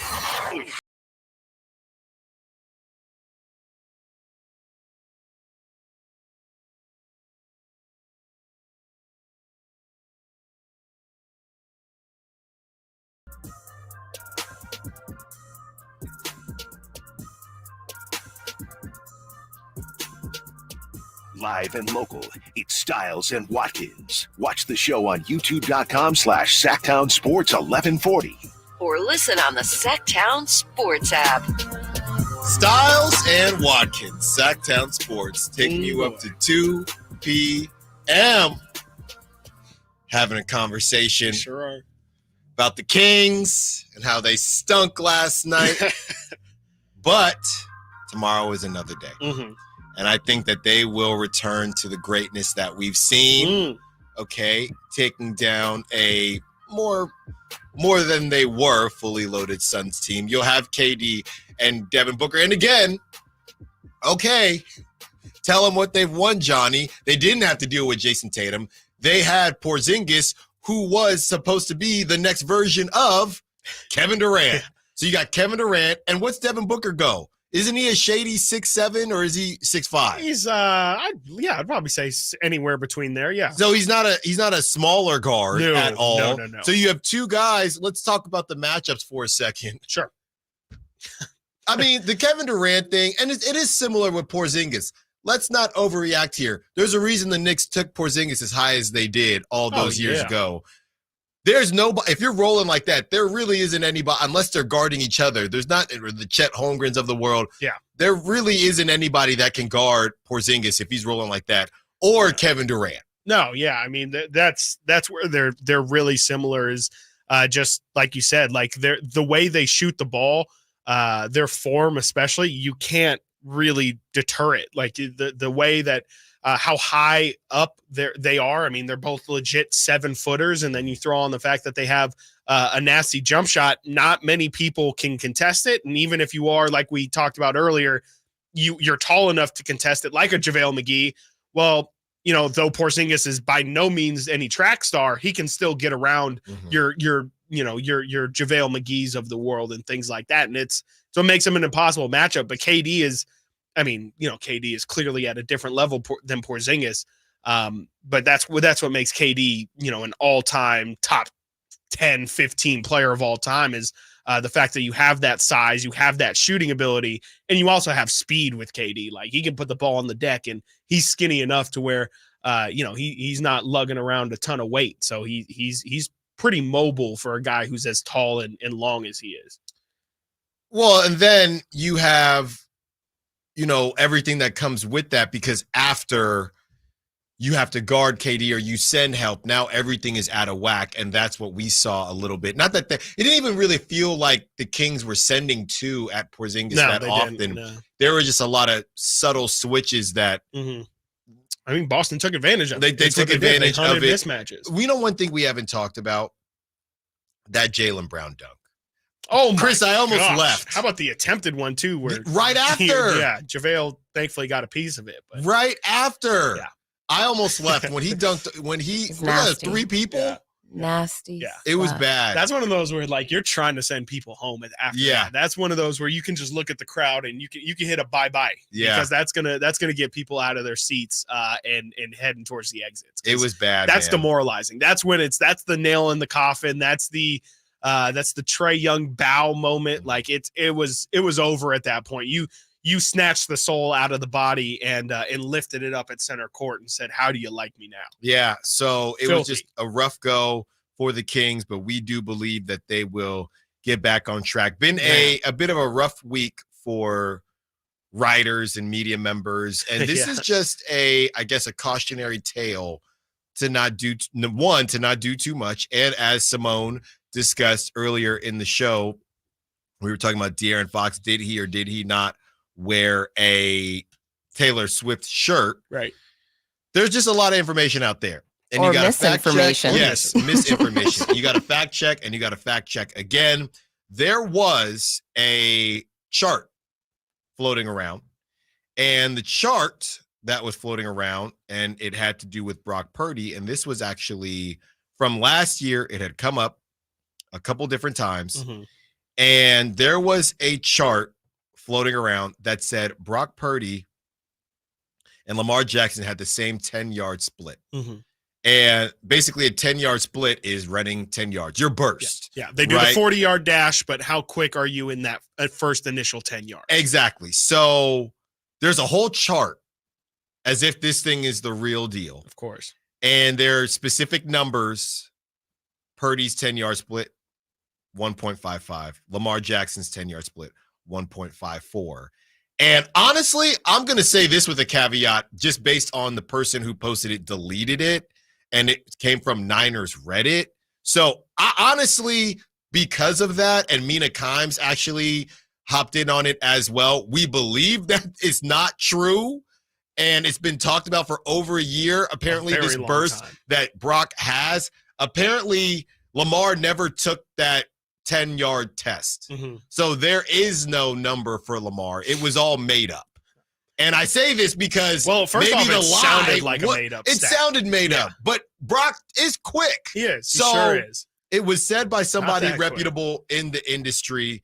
It was pushed by this person, and there hasn't really been any backtracking, just a deletion of that initial tweet after it's been going on for years. Mina Kimes, like I said, even had something to say about it. And it's just a cautionary tale to everybody out there about doing your homework and just taking the W's that you need. I do think there's something to be said about why take it to the next level? Sometimes, and I know you just left Vegas, Chris, sometimes you just got to leave when the table's hot. Okay. It's hard to do, though. It's hard to do. But when you got W after W after W, you don't, sometimes you try to put that cherry on top and you look down and half your chips are gone. And this person will be fine. Went on, deleted it, didn't even mention it. And it's just tweeting now about the Niners as if nothing ever happened. But I think a lot of people are thinking, dude, That's kind of a big deal because you've been pushing this Mm-hmm. for over a year. I don't know. We're maybe the numbers are real, but the graph was fake. I have no clue. It seems like everything about it came is fake. from Reddit and it wasn't true.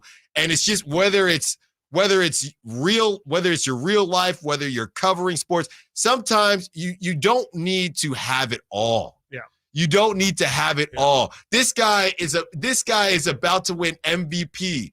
The Niners are Super Bowl favorites, but it's not enough. No. You have to basically You have to know exactly how right I am about this, or how exactly. You don't need to keep hammering the point home. And I'm trying to find where it initiated from. There was a comparison for Brock Purdy, and somebody said, a former quarterback said that Brock Purdy is a combination of Drew Brees with more athleticism. Mm-hmm.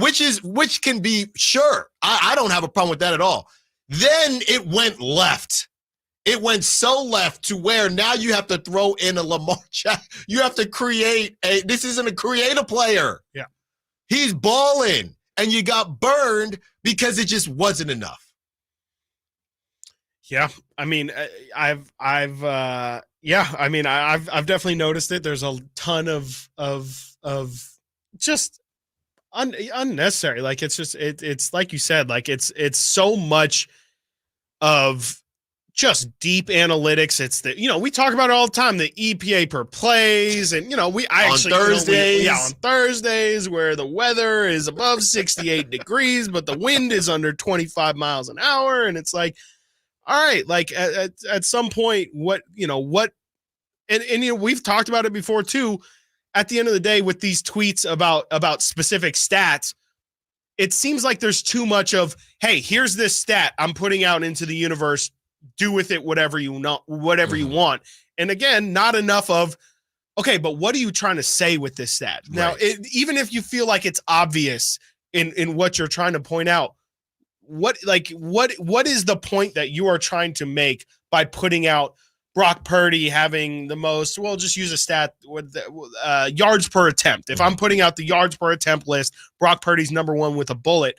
Well, then I'm going to also say, this shows that, even though people say Brock's checking down all the time, clearly, he's throwing down the field more than anybody. Give some context to what you're saying, especially if you're going to try and be a reporter at an incredibly high level, because again, that's what we're following you for. Like we were talking about with Zach Harper yesterday, even if your point might be right that you're trying to make, we're looking to you for like a different level of analysis. Some of you people out there, we're looking at you for a different level of analysis. Give it. Don't just give. Anybody can go on Google or, go on basketball, football, whatever reference page you want to go to and find some numbers.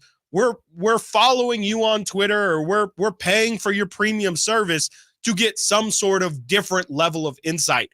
Can you provide that? Right. And, nobody is immune to this these days. Bleacher Report came out and said that Brock Purdy was second in passing yards. Yeah, so there's like a last miscommunication. Passing attempts where he's not high. I think he's actually 25th or 26th, something like that. But they had him dead last or second to dead last when that wasn't true. Yeah, and that was just like a game of telephone almost, where the stat it's wrong, but it's not, the spirit of it isn't wrong. What they meant to say and what ended up getting lost through the tons of aggregation of it was, so Brock is whatever, the first in yards, whatever, but 32nd as a team, the 49ers are 32nd in pass attempts. And it got translated to Brock Purdy is 32nd in pass attempts when, that's just not true, because, Brock's going to have more pass attempts than Kirk Cousins, who got hurt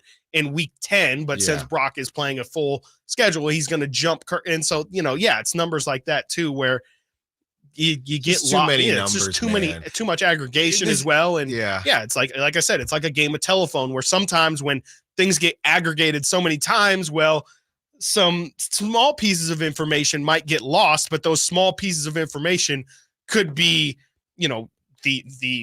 like it could completely blow up the stat if you get it wrong. Yeah. And, I think a lot of it is great. I think a lot of it is overdone. And it's only going to get worse with AI and everything like that. The deep dives are going to get even deeper. Yeah, once we really start trusting computers, that's over. Yes. From the SAC chat, Scooter916, Styles, that was something that Kyle wanted in a QB. He said something to the effect that he wanted a cross between Breeze with Lamar athleticism. Oh, no, I know. Don't we all? I'm like, a lot of people want something like that. So that was that writer trying to say this is what he got I in want Brock. Peyton Manning with Michael Vick. Right. No, I would sick. like that too. I think that was that writer saying, hey, he is that. We have that now in Brock Purdy, and it got debunked. And hey, that's the thing about, like I said, he's tweeting like nothing ever happened. It's what was the news cycle back in the day? The news cycle now is every, 5 minutes, something like that. Like so it gets forgotten, and the Niners are going to win this weekend or on Christmas, Monday Night Football, and everything is everything. That's just how it'll go. All right, got to get to a break. When we get back, speaking of quarterbacks, one quarterback who used to be in the Bay and is now in Vegas, maybe looking for another job. Stiles and Watkins, Sacktown Sports. The 49ers have secured their playoff berth, and now they chase the NFC's top seed. Purdy out of the shotgun, looks left, throws end zone. Caught! George Kittle in the back of the end zone. Touchdown! San Francisco! Check out all the 49ers games with Greg Papa and Tim Ryan. On your home for the playoff-bound 49ers. Sacktown Sports and SacktownSports.com. Winter is coming. I know you know that, but are you prepared to keep your family warm all season long? At American Energy Heating and Air, their goal is to exceed your expectations of the heating and air industry by valuing the customer experience and making your home comfort system as efficient as possible for the most value. So book your $49 furnace tune-up and safety inspection today. Prevent dangerous gas leaks. Extend the life of that furnace and save on your energy bills. And here's the guarantee. This isn't a sales call. They're not getting in the door so they can try to sell you a bunch of stuff. No, they're just going to do what they say they're going to do. Call today to schedule an appointment at 916-520-9990 or go to AmericanEnergyAir.com. Been serving the greater Sacramento area since 1981. A+ Better Business Bureau rating. Get your $49 furnace tune-up and safety inspection today. 916-520-9990. American Energy, making the uncomfortable comfortable.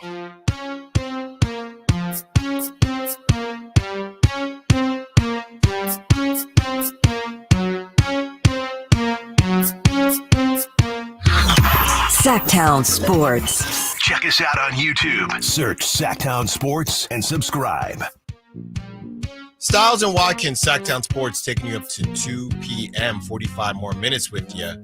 We are on the Kevin O'Connor watch. I just checked my DMs again. Still says sent. Yeah. I don't think that's going to Doesn't say seen yet. It says seen on Twitter. Something about those ringer boys. They like to, but you they don't like to set things accidentally- on fire and then run away. You don't think he could accidentally have clicked on it? You think he saw it come through and just... I bet just especially let it after that, marinate? his DMs are probably populated. Yes, I was just going to say the same thing. By other Sacramento people? Yeah, I think harassing him. Well... Not to say that you are, Sure. but I'm just saying, yeah. He's also probably figuring if his buddies Deuce and Mo are giving him shtick, I'm sure he's not going to be super thrilled to Well, to the come way and I defend wrote his it, thing. I tried to make it seem like, hey, we just want to hear you out. We just want to hear you out. I feel like Give you you a can platform. definitely filter, like, you don't have to open the message to start seeing what the context is. You know what I Well, mean? He can, like, he can go on to the my sneaky link. profile and, well, I don't know, Simone. Right? I'm just saying you don't have to open the message and you can see that it would be read in that case. You don't have to open the message to start reading No, yeah, what he it probably is. saw midday host Sacramento he was and like, thought, I think I'm sorry, solid player. here. Yeah. I think All good. I think I'm cool off that. He's got a platform. And it seems like the Raiders are going to be cool off Jimmy G, expected to move off of Jimmy G this offseason. Poor guy. When you think, poor guy.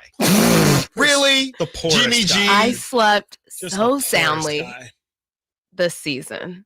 Jimmy as a G 49ers really fan. he has a good life. Just a poor guy, man. He has a good life. He's got it tough, man. So Jimmy G looks to be out of a job, still getting paid somehow, some way. A lot of dollars. And I have no clue what Jimmy G's market looks like now. Now, you can look at this a couple ways. You can look at this and say, think about all of the quarterbacks specifically this season that had to start at some point. And there's no way Jimmy G is that bad.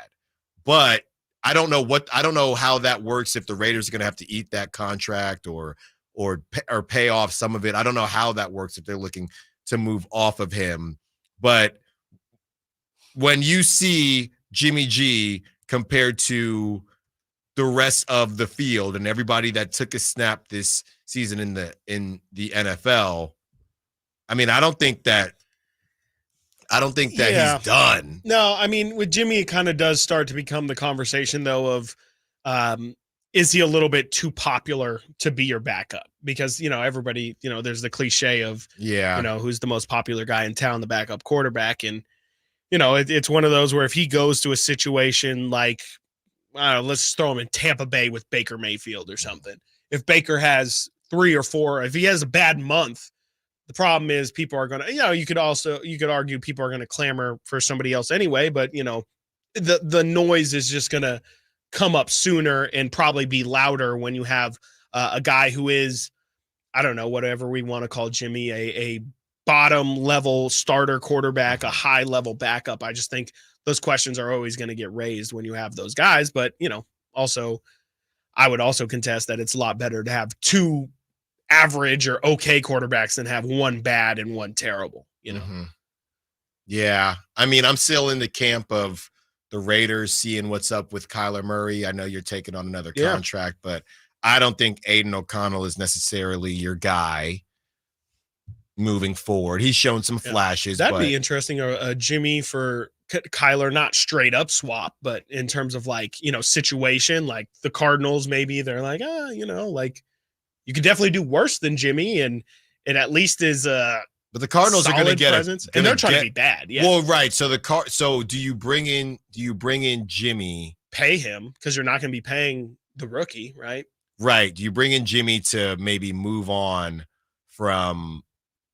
He's a bridge quarterback, right? That's pretty much what he's been best at, is being that bridge between. I mean, whether this was it was his last shot or not. This was his last shot. Yeah. This is from Bill Barnwell, who dropped everything on Jimmy G. Barring a stunning turn of events, the Raiders will release Jimmy Garoppolo, who will end up making just over $35 million for 6 starts in a Raiders uniform. It's almost $6 million a start, right? And $11.3 million of that figure is in guaranteed bonus that comes due next season. Vegas will have nearly $29 million in dead money for Garoppolo spread over the next 2 years on its cap.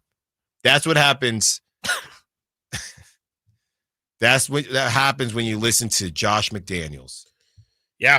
And Dave Ziegler, I mean, those Patriot boys, I guess they were trying to make, New England West, and didn't work out. Now the Raiders New England West. Yeah, they're definitely paying for it. It's tough. I mean, and the funny thing is, I don't think Raider fans find it funny, but maybe they do in a sick, ironic way. But the ironic thing is their defense was actually pretty good this year. Really good. And I can't remember the last time Really it felt good. like the Raiders defense was their strong suit. And Max is a problem. He's a problem. I mean, and Spillane was fantastic this year. Like, I think it's kind of a shame, because if the Raiders could have just gotten to like a mid-level of offense, it felt like they could have been a scrappy team, maybe hovered around 500. Like, Devontae Adams couldn't have been more wasted this season. Really, it felt like he was upset after every single game, rightfully so. And that offense never got going from, and you could argue from Jump Street, it's been a weird offensive season, from Jimmy having questions of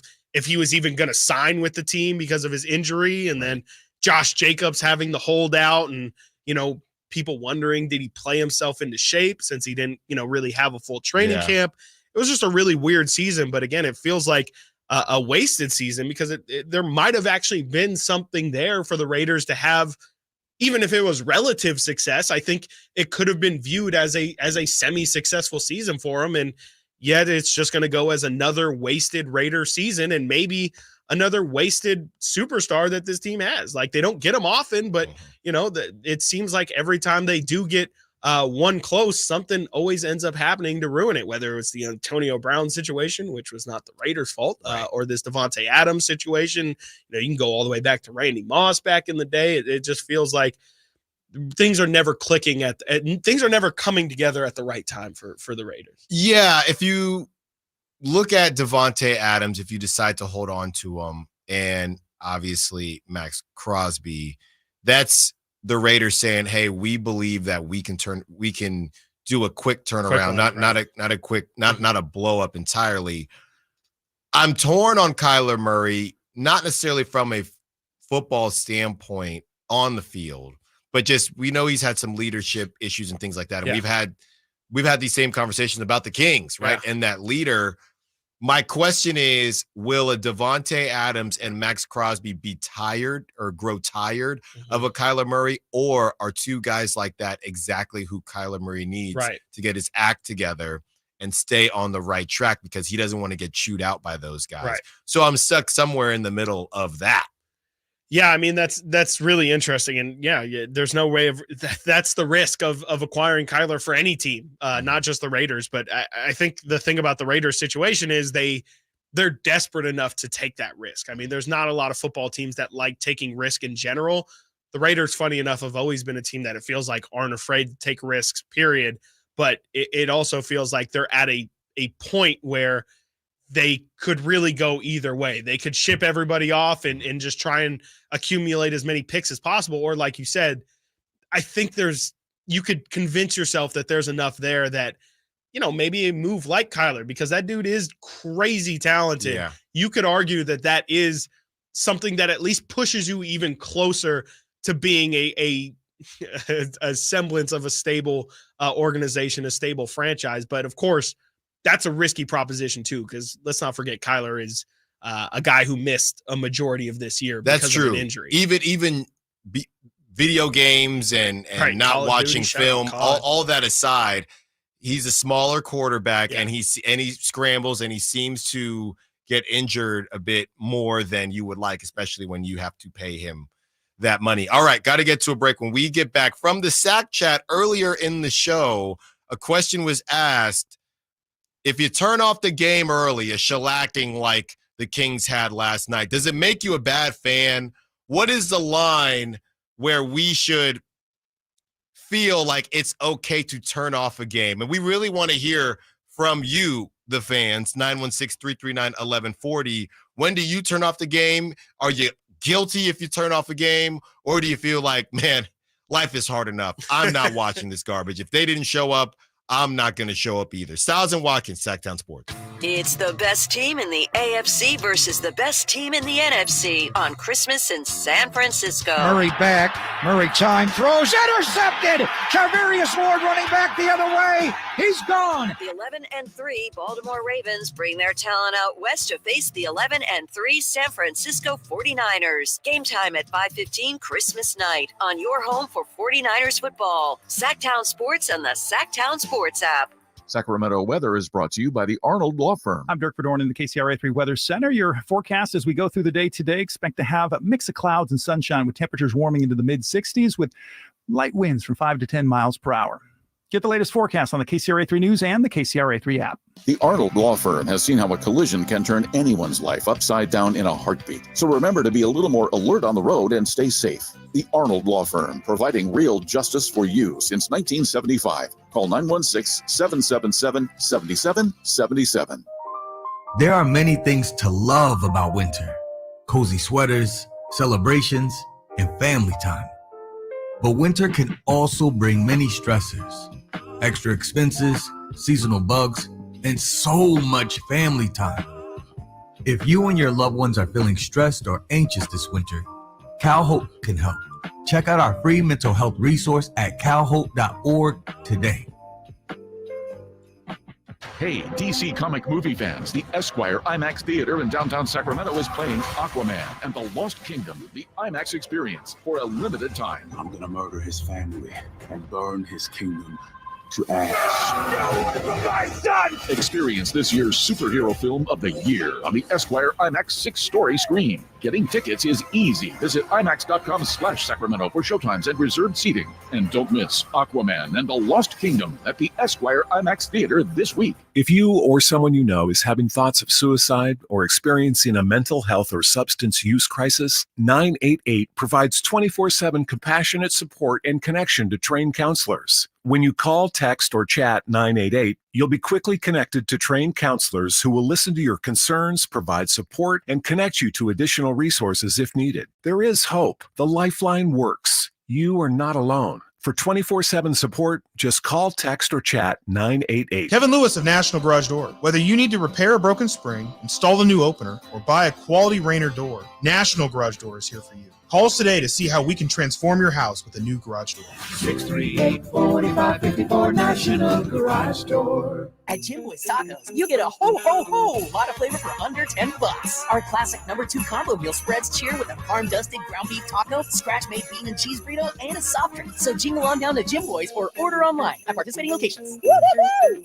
Hey, it's Deuce and Mo. Make this Christmas unforgettable by shopping at our friends Sharif Jewelers. Do you even remember what you thought last Christmas? No. Well, you got to make this one memorable. Okay. Make sure to go into Sharif Jewelers. You can get diamond studs, tennis bracelets. There's so many classic, timeless pieces that can be worn every single day, available in both lab-grown and natural mined. In so many different price points. So don't go anywhere else this holiday season. Support a local, family-owned business rooted in Sacramento for 30 years. Sharif Jewelers. Who has the largest selection of golf merchandise in Northern California? The Hagen Oaks Golf Super Shop. It's the go-to store for golf bags, apparel, equipment, lessons, club fittings, novelty items, and more. With their low price guarantee, complimentary gift boxes, and gift cards for your golfer, it's the Hagen Oaks Golf Super Shop. Add convenient online shopping and effortless after-Christmas return policy, and you'll see why the Hagen Oaks Golf Super Shop is the #1 choice for golfers everywhere. Fulton Avenue at the Cap City Freeway or online at hagenoaks.com. Christmas is in the air at Hanley's Kia. The season of giving back is bringing you an unbeatable deal on all 2024 Kia models. Drive home in style without breaking the bank. Introducing Hanley's Kia incredible leasing option for just $199 a month. Picture yourself behind the wheel of a brand new 2024 Kia, loaded with the latest features and cutting-edge technology. Whether it's the sleek Niro Hybrid with 54 mpg, an EV6 with up to 310 miles, the versatile Sportage, or the family-friendly Telluride. At Hanley's Kia, you can also reserve your luxurious full-size EV9 with 3 rows that has the comfort of a stylish interior and the peace of mind that comes with driving a brand you can trust. Head over to Hanley's Kia, the season of giving back today, located in Davis. New 2024 Kia Niro Hybrid EX for $199 per month for 36 months after $7,999 customer cash due at signing plus $300 military customer rebate. 10,000 miles per year and 20 cents per mile after 30,000 miles based on sale price $30,545 and payment excludes taxes and DMV fees and any dealer fees. Vehicle ID number R5136138.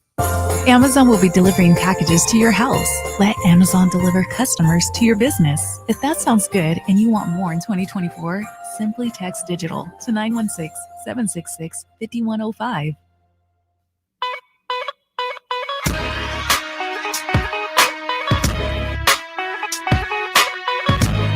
Live and local, it's Stiles and Watkins. Watch the show on youtube.com/SacktownSports1140. Or listen on the Sacktown Sports app. Stiles and Watkins, Sacktown Sports, taking you up to 2 p.m. You know, it's a tough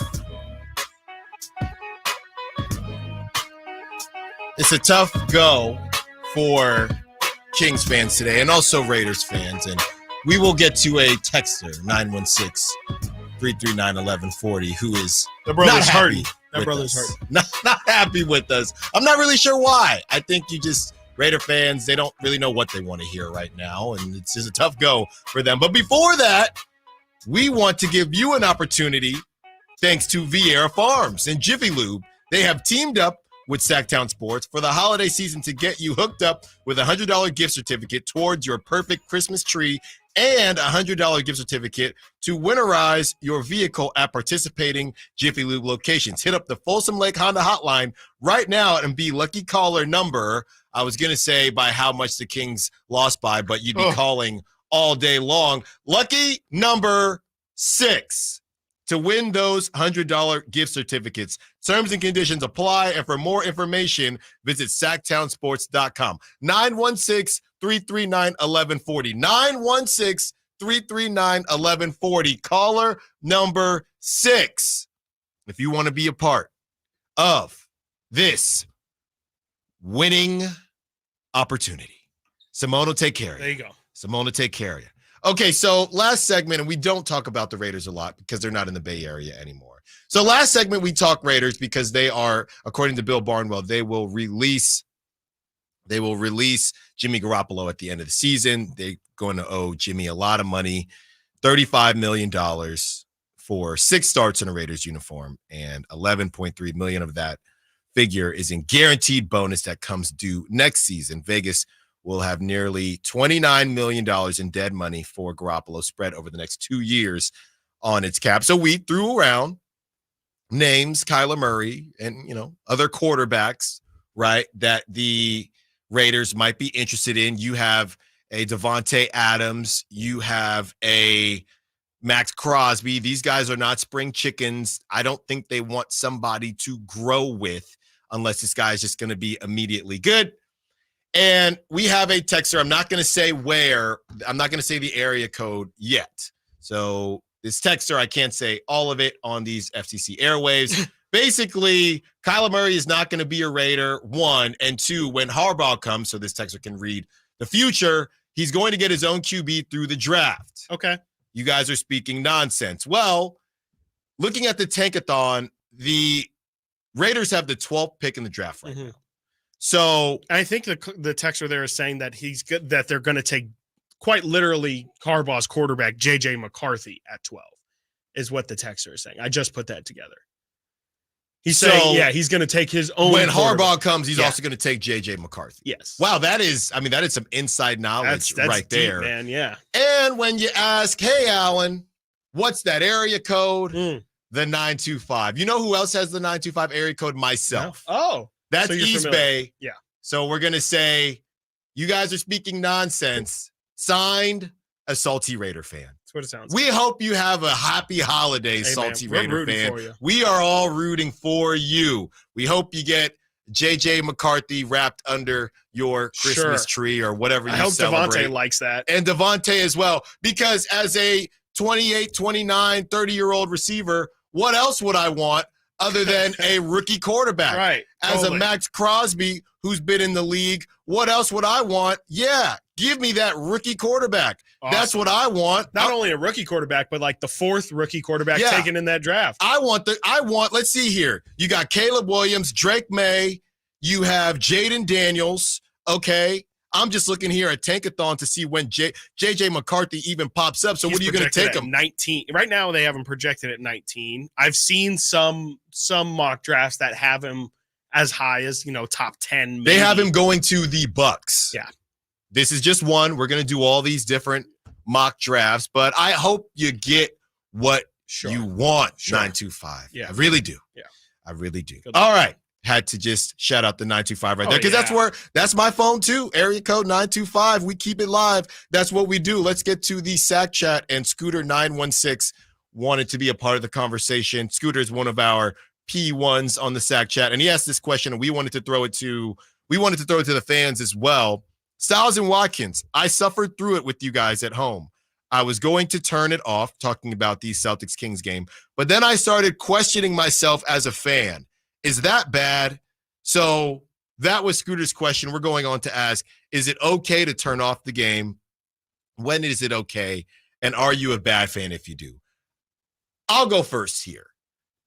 I don't think you're a bad fan. And I have really struggled with the quote-unquote fair weather fan stuff because I think life is hard. I think people got to pay bills. I think you only have so much time to enjoy with your friends, family, loved ones. And I don't think you should feel bad. My thing is, if the team didn't show up, you don't have to show up. That's how I feel. So, Scooter, I wouldn't feel bad about turning off the game because you might have, we don't want anybody's eyes to hurt because that was pretty painful to watch. Yeah, no, I'm right there with you in lockstep completely. Like, I don't think there's anything wrong with turning on the game. I would say definitely give your team a chance. Like, if it's entering the fourth quarter and you personally vibe-wise just don't feel like it's going to happen today, like you said, like we barely get enough family time, and especially once you get off work, you just want to relax, and you go to the game to relax, to take your mind off of things, and then to just be more upset from getting that viewing experience. I definitely think that it's everybody needs to take that mental escape. I think that it's really healthy to turn off that. I mean, of course, it's healthy to turn off the TV in general, but like if the experience is only going to get you more and more upset, turn it off. Turn it off, because it's just not worth you getting riled up over a team that, I mean, I don't mean this disrespectfully, but like the team doesn't care about you. They don't care about your feelings. You shouldn't care about, oh my gosh, will they not, and they being the fans, will they view me as a fair weather fan? And do I have to watch every minute of every game? Do I have to be as informed as possible? No, you're good. Enjoy your life. And if you feel like watching this game is only making me more upset and more depressed, or whatever word you want to use, turn that thing off, because it's only going to get worse for you. Yeah, I think everybody's got a limit. We don't police fandom on this show. And if you want to keep it on, keep it on. If you don't want to keep it on, don't keep it on. I will say, though, don't be that over emotional guy who's like, or person who's just like, oh, first quarter, terrible first quarter, oh, terrible first half, turn off the game. This is over. They always do this. Like, my only piece of advice would be, give your team a chance. Give your team as many, as much of a chance as you're willing to give. But of course, everybody's got to draw a line. But third quarter, that third quarter. Well, I would say by the end of that third quarter, I was more than willing to say, all right, this is not happening. I started looking at my watch. I started, all right, if I get out of here now, and it's like we have to judge me. If anybody, it's us. Make us have to watch, and we'll fill you in if anything important happens. But you guys enjoy your family time, enjoy your free time, and just, I don't know, put on The Office or something instead. The fair weather fan thing, I think, is more that's if big you like picture. Check out, too. Right? That's big picture. I haven't been watching at all, and now it's playoff time or whatever. They get hot towards the end of the season, and now you're locked in.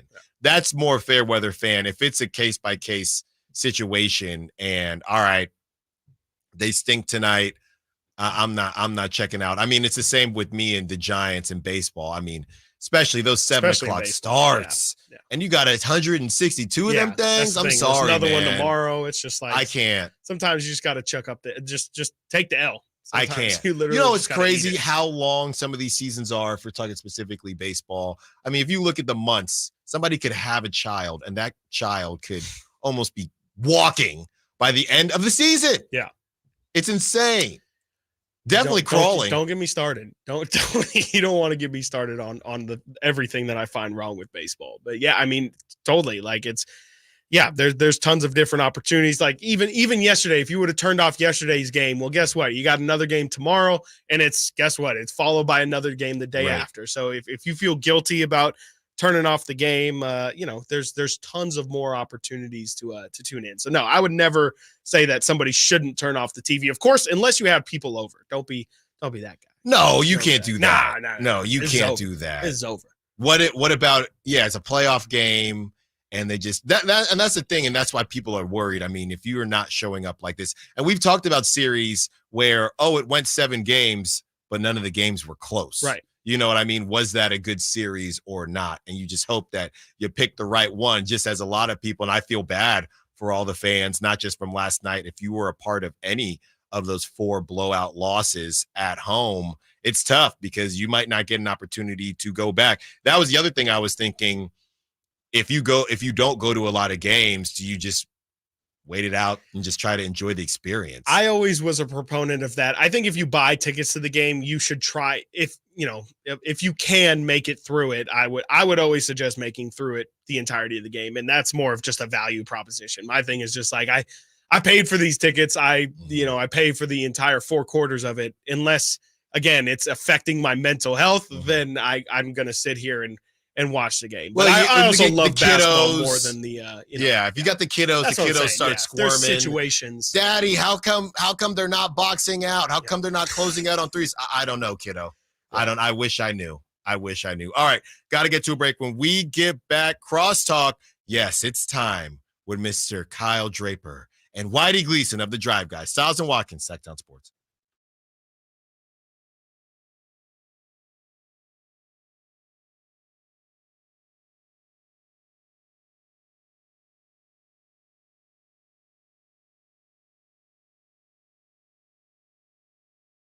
Well, I guess we're having some technical difficulties here with sending it to break. So. That's right. So we are going to work through those as we get ready for the Drive Guys. Don't you love that, Simone? Don't you love it when here's something. Simone's fixing the problem. Here's something. Good on her. Here's something. What's up? So I saw this, and the Pistons have lost. Oh my gosh! 24 what is it, 24 straight. in a row now. So will tonight be the night when you look at the injury report? I saw they were favored today. So the As Jazz crazy as that injury. So Clarkson out, Keontae George out. Okay. THT, Taylor Horton Tucker out, Lauri Markkanen out. All these guys are out. Will tonight be the night? It's got to be, right? I mean, if you're a Pistons fan, you're not having many opportunities in which you feel like it's even remotely a possibility that you can win a game. I mean, it's kind of, of course, like we were just talking about the Kings game yesterday about how, with Tatum out and everything like that, you just have to view that game as a must win. It feels like the Pistons have to view this as a must win because, again, like when you're losing 24 in a row, beggars can't be choosers. You got to take what you can get there. And even though nobody's healthy, what'd you say? Where that game is? Oh, I believe that game it's going to be in Detroit. There and you so go. there you go. The Detroit basketball. The good people of Detroit hopefully can get a show. And I don't know if you've seen this, Whitey, or not, but Detroit has that Wingstop giveaway where every Pistons win, I think, they're giving away 5 free wings with every purchase in Detroit. And been a lot of uproar at the fact that nobody has been able to cash in any of those. So we're all thinking about you out there, the city of Detroit. Best of luck to you. And I hope those wings are extra special and extra crispy. That's all I got on the Pistons. How much is their coach getting paid now? Second most, I believe now. I believe $10 million money per year is getting paid. And okay, we had some questions about that during the summer. Yes. It was a questionable decision. Of course, 2-25, like that's really not what you would expect to get. But like, what do you? He's already signed in. I think it was a 5 or 10. It was a long contract. Yeah. What do you hope to even get out of Monty? Like, what are you hoping Monty Williams is doing for this team? Is it really just incredibly foundational stuff of diving for loose balls and just making sure your mental's straight? Like, how do all we want, Chris? All we want Monty to do is make Killian Hayes into a legend. That's all we want. That's all. That's it? all we're asking. Well, then, it's gonna be a really, really long season. If the season hasn't been long enough for Detroit, if you're banking on Killian Hayes, it's you're gonna be waiting a long, long time. Whitey, I am very curious your thoughts on last night. I know you are normally pretty level-headed. And I strive to be that one day, but today is not that day. And I thought it was embarrassing.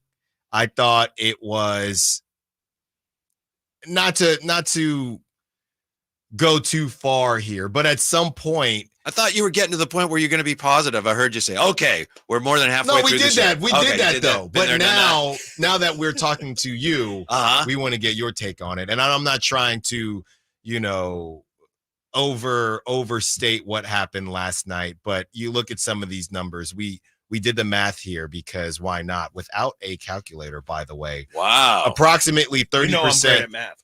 We know that, yes. Approximately 30% of the Kings games this season have been blowout losses. Mm-hmm.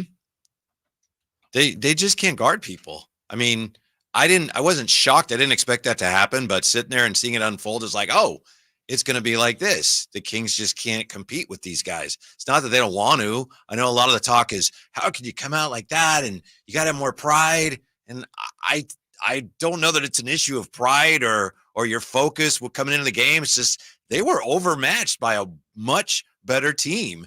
And, you know, the Kings came out.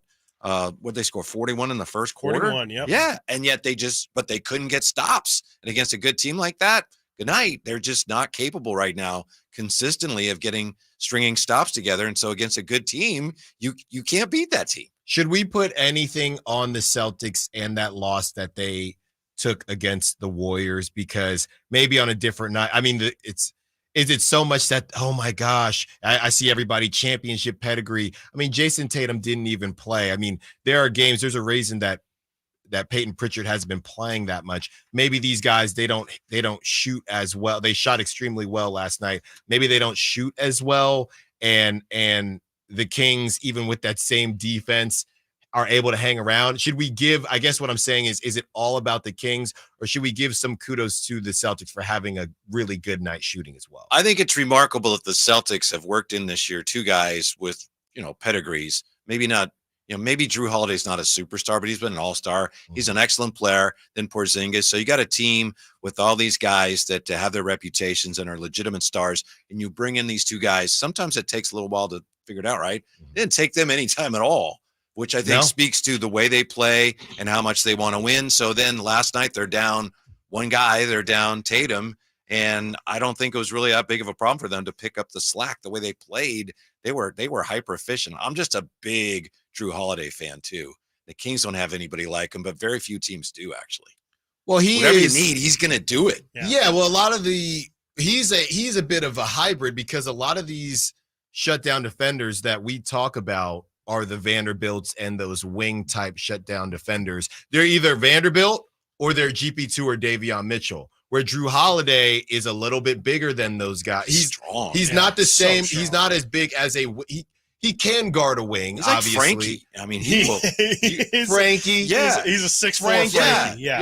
Yeah. Frankie, you play against Frankie, you're going to feel it a little bit. Did you play against Frankie? In my mind. You just imagine that's how Frankie plays. I could see it. That was the first comp that came to mind. Frankie definitely. I'm going to save this for the Kings Roundtable next week. Frankie definitely takes charge. He's a guy who takes a charge in pickup. Now you're taking shots at him. I was trying to say something nice about him. I think Brendan would, personally. Brendan's definitely a cheap shotter, for sure. 1,000%. Brendan, definitely cheap shot. To me, Alan, I understand all the angst, and it was frustrating and it was disappointing. But on the other hand, it's like, well, I guess that's just where it is. Maybe I just accepted it sooner because we knew that the Kings were flawed and we didn't know how they're going to measure up. Really good team, got these flaws. Oh, unfortunately, it's like that now. It's unfortunate, but I don't feel like the Kings cheated me. I didn't end up with that kind of feeling. What did you see yesterday too? Because obviously the Celtics are on the second night of a back-to-back. It didn't look like it. Did that's Chris? what I was gonna say, right? Because it's been the story of all season long for the Kings that we should pretty much Saturday. We don't even need to play the game on Saturday against the Timberwolves because we know it's just going to be a loss because you're on the second night of a back-to-back. So it just has to be that way. I mean, was there anything you saw out of Boston of the fact that they were able to keep up? You mentioned 41 points for the Kings in the first. I think Boston had 38. So they didn't seem tired. Do you think there's anything that the Kings can try and take from Boston from what they did? Or again, I mean, I think Alan kind of asked a version of this as well. Is this kind of on the Kings to put some pressure or to make Boston work for at least the first half of the game to try and make them feel their legs, right? Yeah, I don't know, but I hope there is, to your point, there's got to be a lesson in there for the Kings somewhere, right? When they're getting ready for Saturday, who knows what's going to happen Friday, but they got to, if they start to feel it all, tired or sorry for themselves, hey, look what that team just did to you on Wednesday night. So hopefully there's a learning opportunity there, but especially because the first quarter went at such a pace, I thought, okay, well, this could work in the Kings' favor, but it never ended up spinning that way for them. And from the coaching perspective too, like we've seen tons of people on the chat and texting in, starting to kind of put a little bit of this on Coach Brown. I don't feel like an effort like yesterday is Coach Brown's fault. I feel like his game plan was probably to score a lot in the early parts of the game, but I'm assuming he probably said, let's be fast on offense, but draw it out and make them work on the defensive end, and it doesn't work. What have you thought about how Mike Brown has kind of approached a night like last night, but also, again, kind of the second nights of back-to-backs? Is that more on coaching, or does that kind of does the responsibility shift a little bit more towards coaching in those back-to-back and gotta have it game situations? Or again, is that also Mike Brown kind of put the ball back in the players' court yesterday by saying, I need some internal leadership, which we talked about all summer long on how Mike Brown was harping about that. Didn't you guys think it was interesting that one of the first things Mike Brown said after the game was, he kicked my butt? Yep. Joe He said Mazzulla that. kicked- How many times has he said that? That's Yeah, what by I'm the way. saying, Yeah. honestly. Yeah. We've heard it, though. Uh-huh. But I do think there was something to that. Boston made the necessary adjustments. And I just think, to a degree, Mike Brown's banging his head against a brick wall. It's like, we got to be more physical. We got to hold each other accountable. And this team is so limited defensively. I think it's a tall ask, man. I think there's going to be a lot of nights where they're not going to be able to give you what you're asking for, but I understand they got to continue to work on it. Yeah, and to that point, how many times too when coaches are making points like that, sometimes they're not talking to media, sometimes they're not talking to fans, sometimes they're not even talking to their team. Sometimes Mike Brown needs to continue to say the same thing over and over in press conferences, because you got to make a message to your GM too, where it's like, I'm doing what I can with the pieces I have, but I just feel like we're getting our butts kicked. Like, at the end of the day, the guys that we're putting out there, I'm trying to put the best combination, but you saw, I threw JaVale out there. I threw Trey Lyles. I threw Sasha. And I think even he admitted that he thought JaVale, the unit with JaVale gave them the best minutes, but at some point it's like, I'm throwing everybody out there and I'm not seeing Boston beats us by 10 with this group, but they beat us with 20 with that. Like, at some point, I think he's trying to prove a message as well. And Derek White's a lot better than we thought, right? Yeah. Mazzulla said, he's playing like all-star right now. He might get to that all-star level. I'm just sitting here looking at the numbers, and obviously they're a bit skewed because the Kings couldn't hang on. But really, if you had pushed them, who knows, maybe if you had just hung around with the Celtics, which sounds crazy because the Celtics are the ones on a traveling back-to-back and played overtime the night before. You have Jaylen Brown, who played 41 against the Warriors, and then he played 29. So if you could have got him to that high 35, if you kept it close, you probably do get that W. Porzingis was fresh. He didn't play the night before. You had Derek White, who played 40 minutes against the Warriors and then went on to play again 29 because they were able to power through and everybody called off the dogs. You had Pritchard, who played 19 and then played 29, right? And he probably got some of those garbage minutes at the end. So and then Al Horford didn't play. So a couple guys, Hauser 21 the night before, and then he played 35 last night, again, garbage time. So those two guys, I would say, or three guys, Jalen, Drew, and Derek, who were really driving it. Porzingis doing his thing fine, but if you could have got those guys later in the game, maybe you see a little bit, the threes be a little bit short or something like that, which just wasn't the case. Whitey, I did want to ask you, and obviously we are the flagship, nothing but love for the Kings, and we hope doesn't sound no. There's a butt coming. No, and we hope to have some of the Kings on these here airwaves. We keep asking, and we're hoping that will eventually. You want me to ask for you? Is that what you're? Please. Okay. We can talk to Kyle Draper as well. I know you guys get guys on the show. We know we're the bad boys of the midday. We're trying to get. You're the tag team. We are. There it is. We are, exactly. We should play that as well.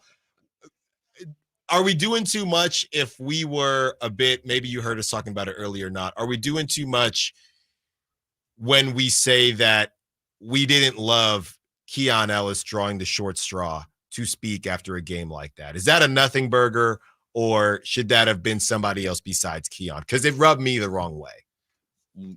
Why? You thought somebody who was more responsible should have gone or something? Somebody that is not a two-way player, yeah. I think it kind of stemmed from the fact that Mike Brown's been talking a lot about internal leadership and the voice coming from within the team. And on a night where you arguably have your worst loss of the season, to send out the two-way guy, and like we said, we don't know the ins and outs of how those things are selected, but it just felt a little wrong, and it just kind of felt like, none of us really want to go talk to the media. Let's go send the youngest guy out there. We don't know how it happened, but it shouldn't have happened. I didn't have an issue with it. I mean, because and also guys spoke today. I will say in the Kings defense today at practice, they did get De'Aaron Fox. I believe they also got Harrison Barnes as well today at practice. So yeah, there is that as well. I'm good with it. I'm good with Keon Ellis. I understand what you're saying, but I'm okay. Yeah. Yep.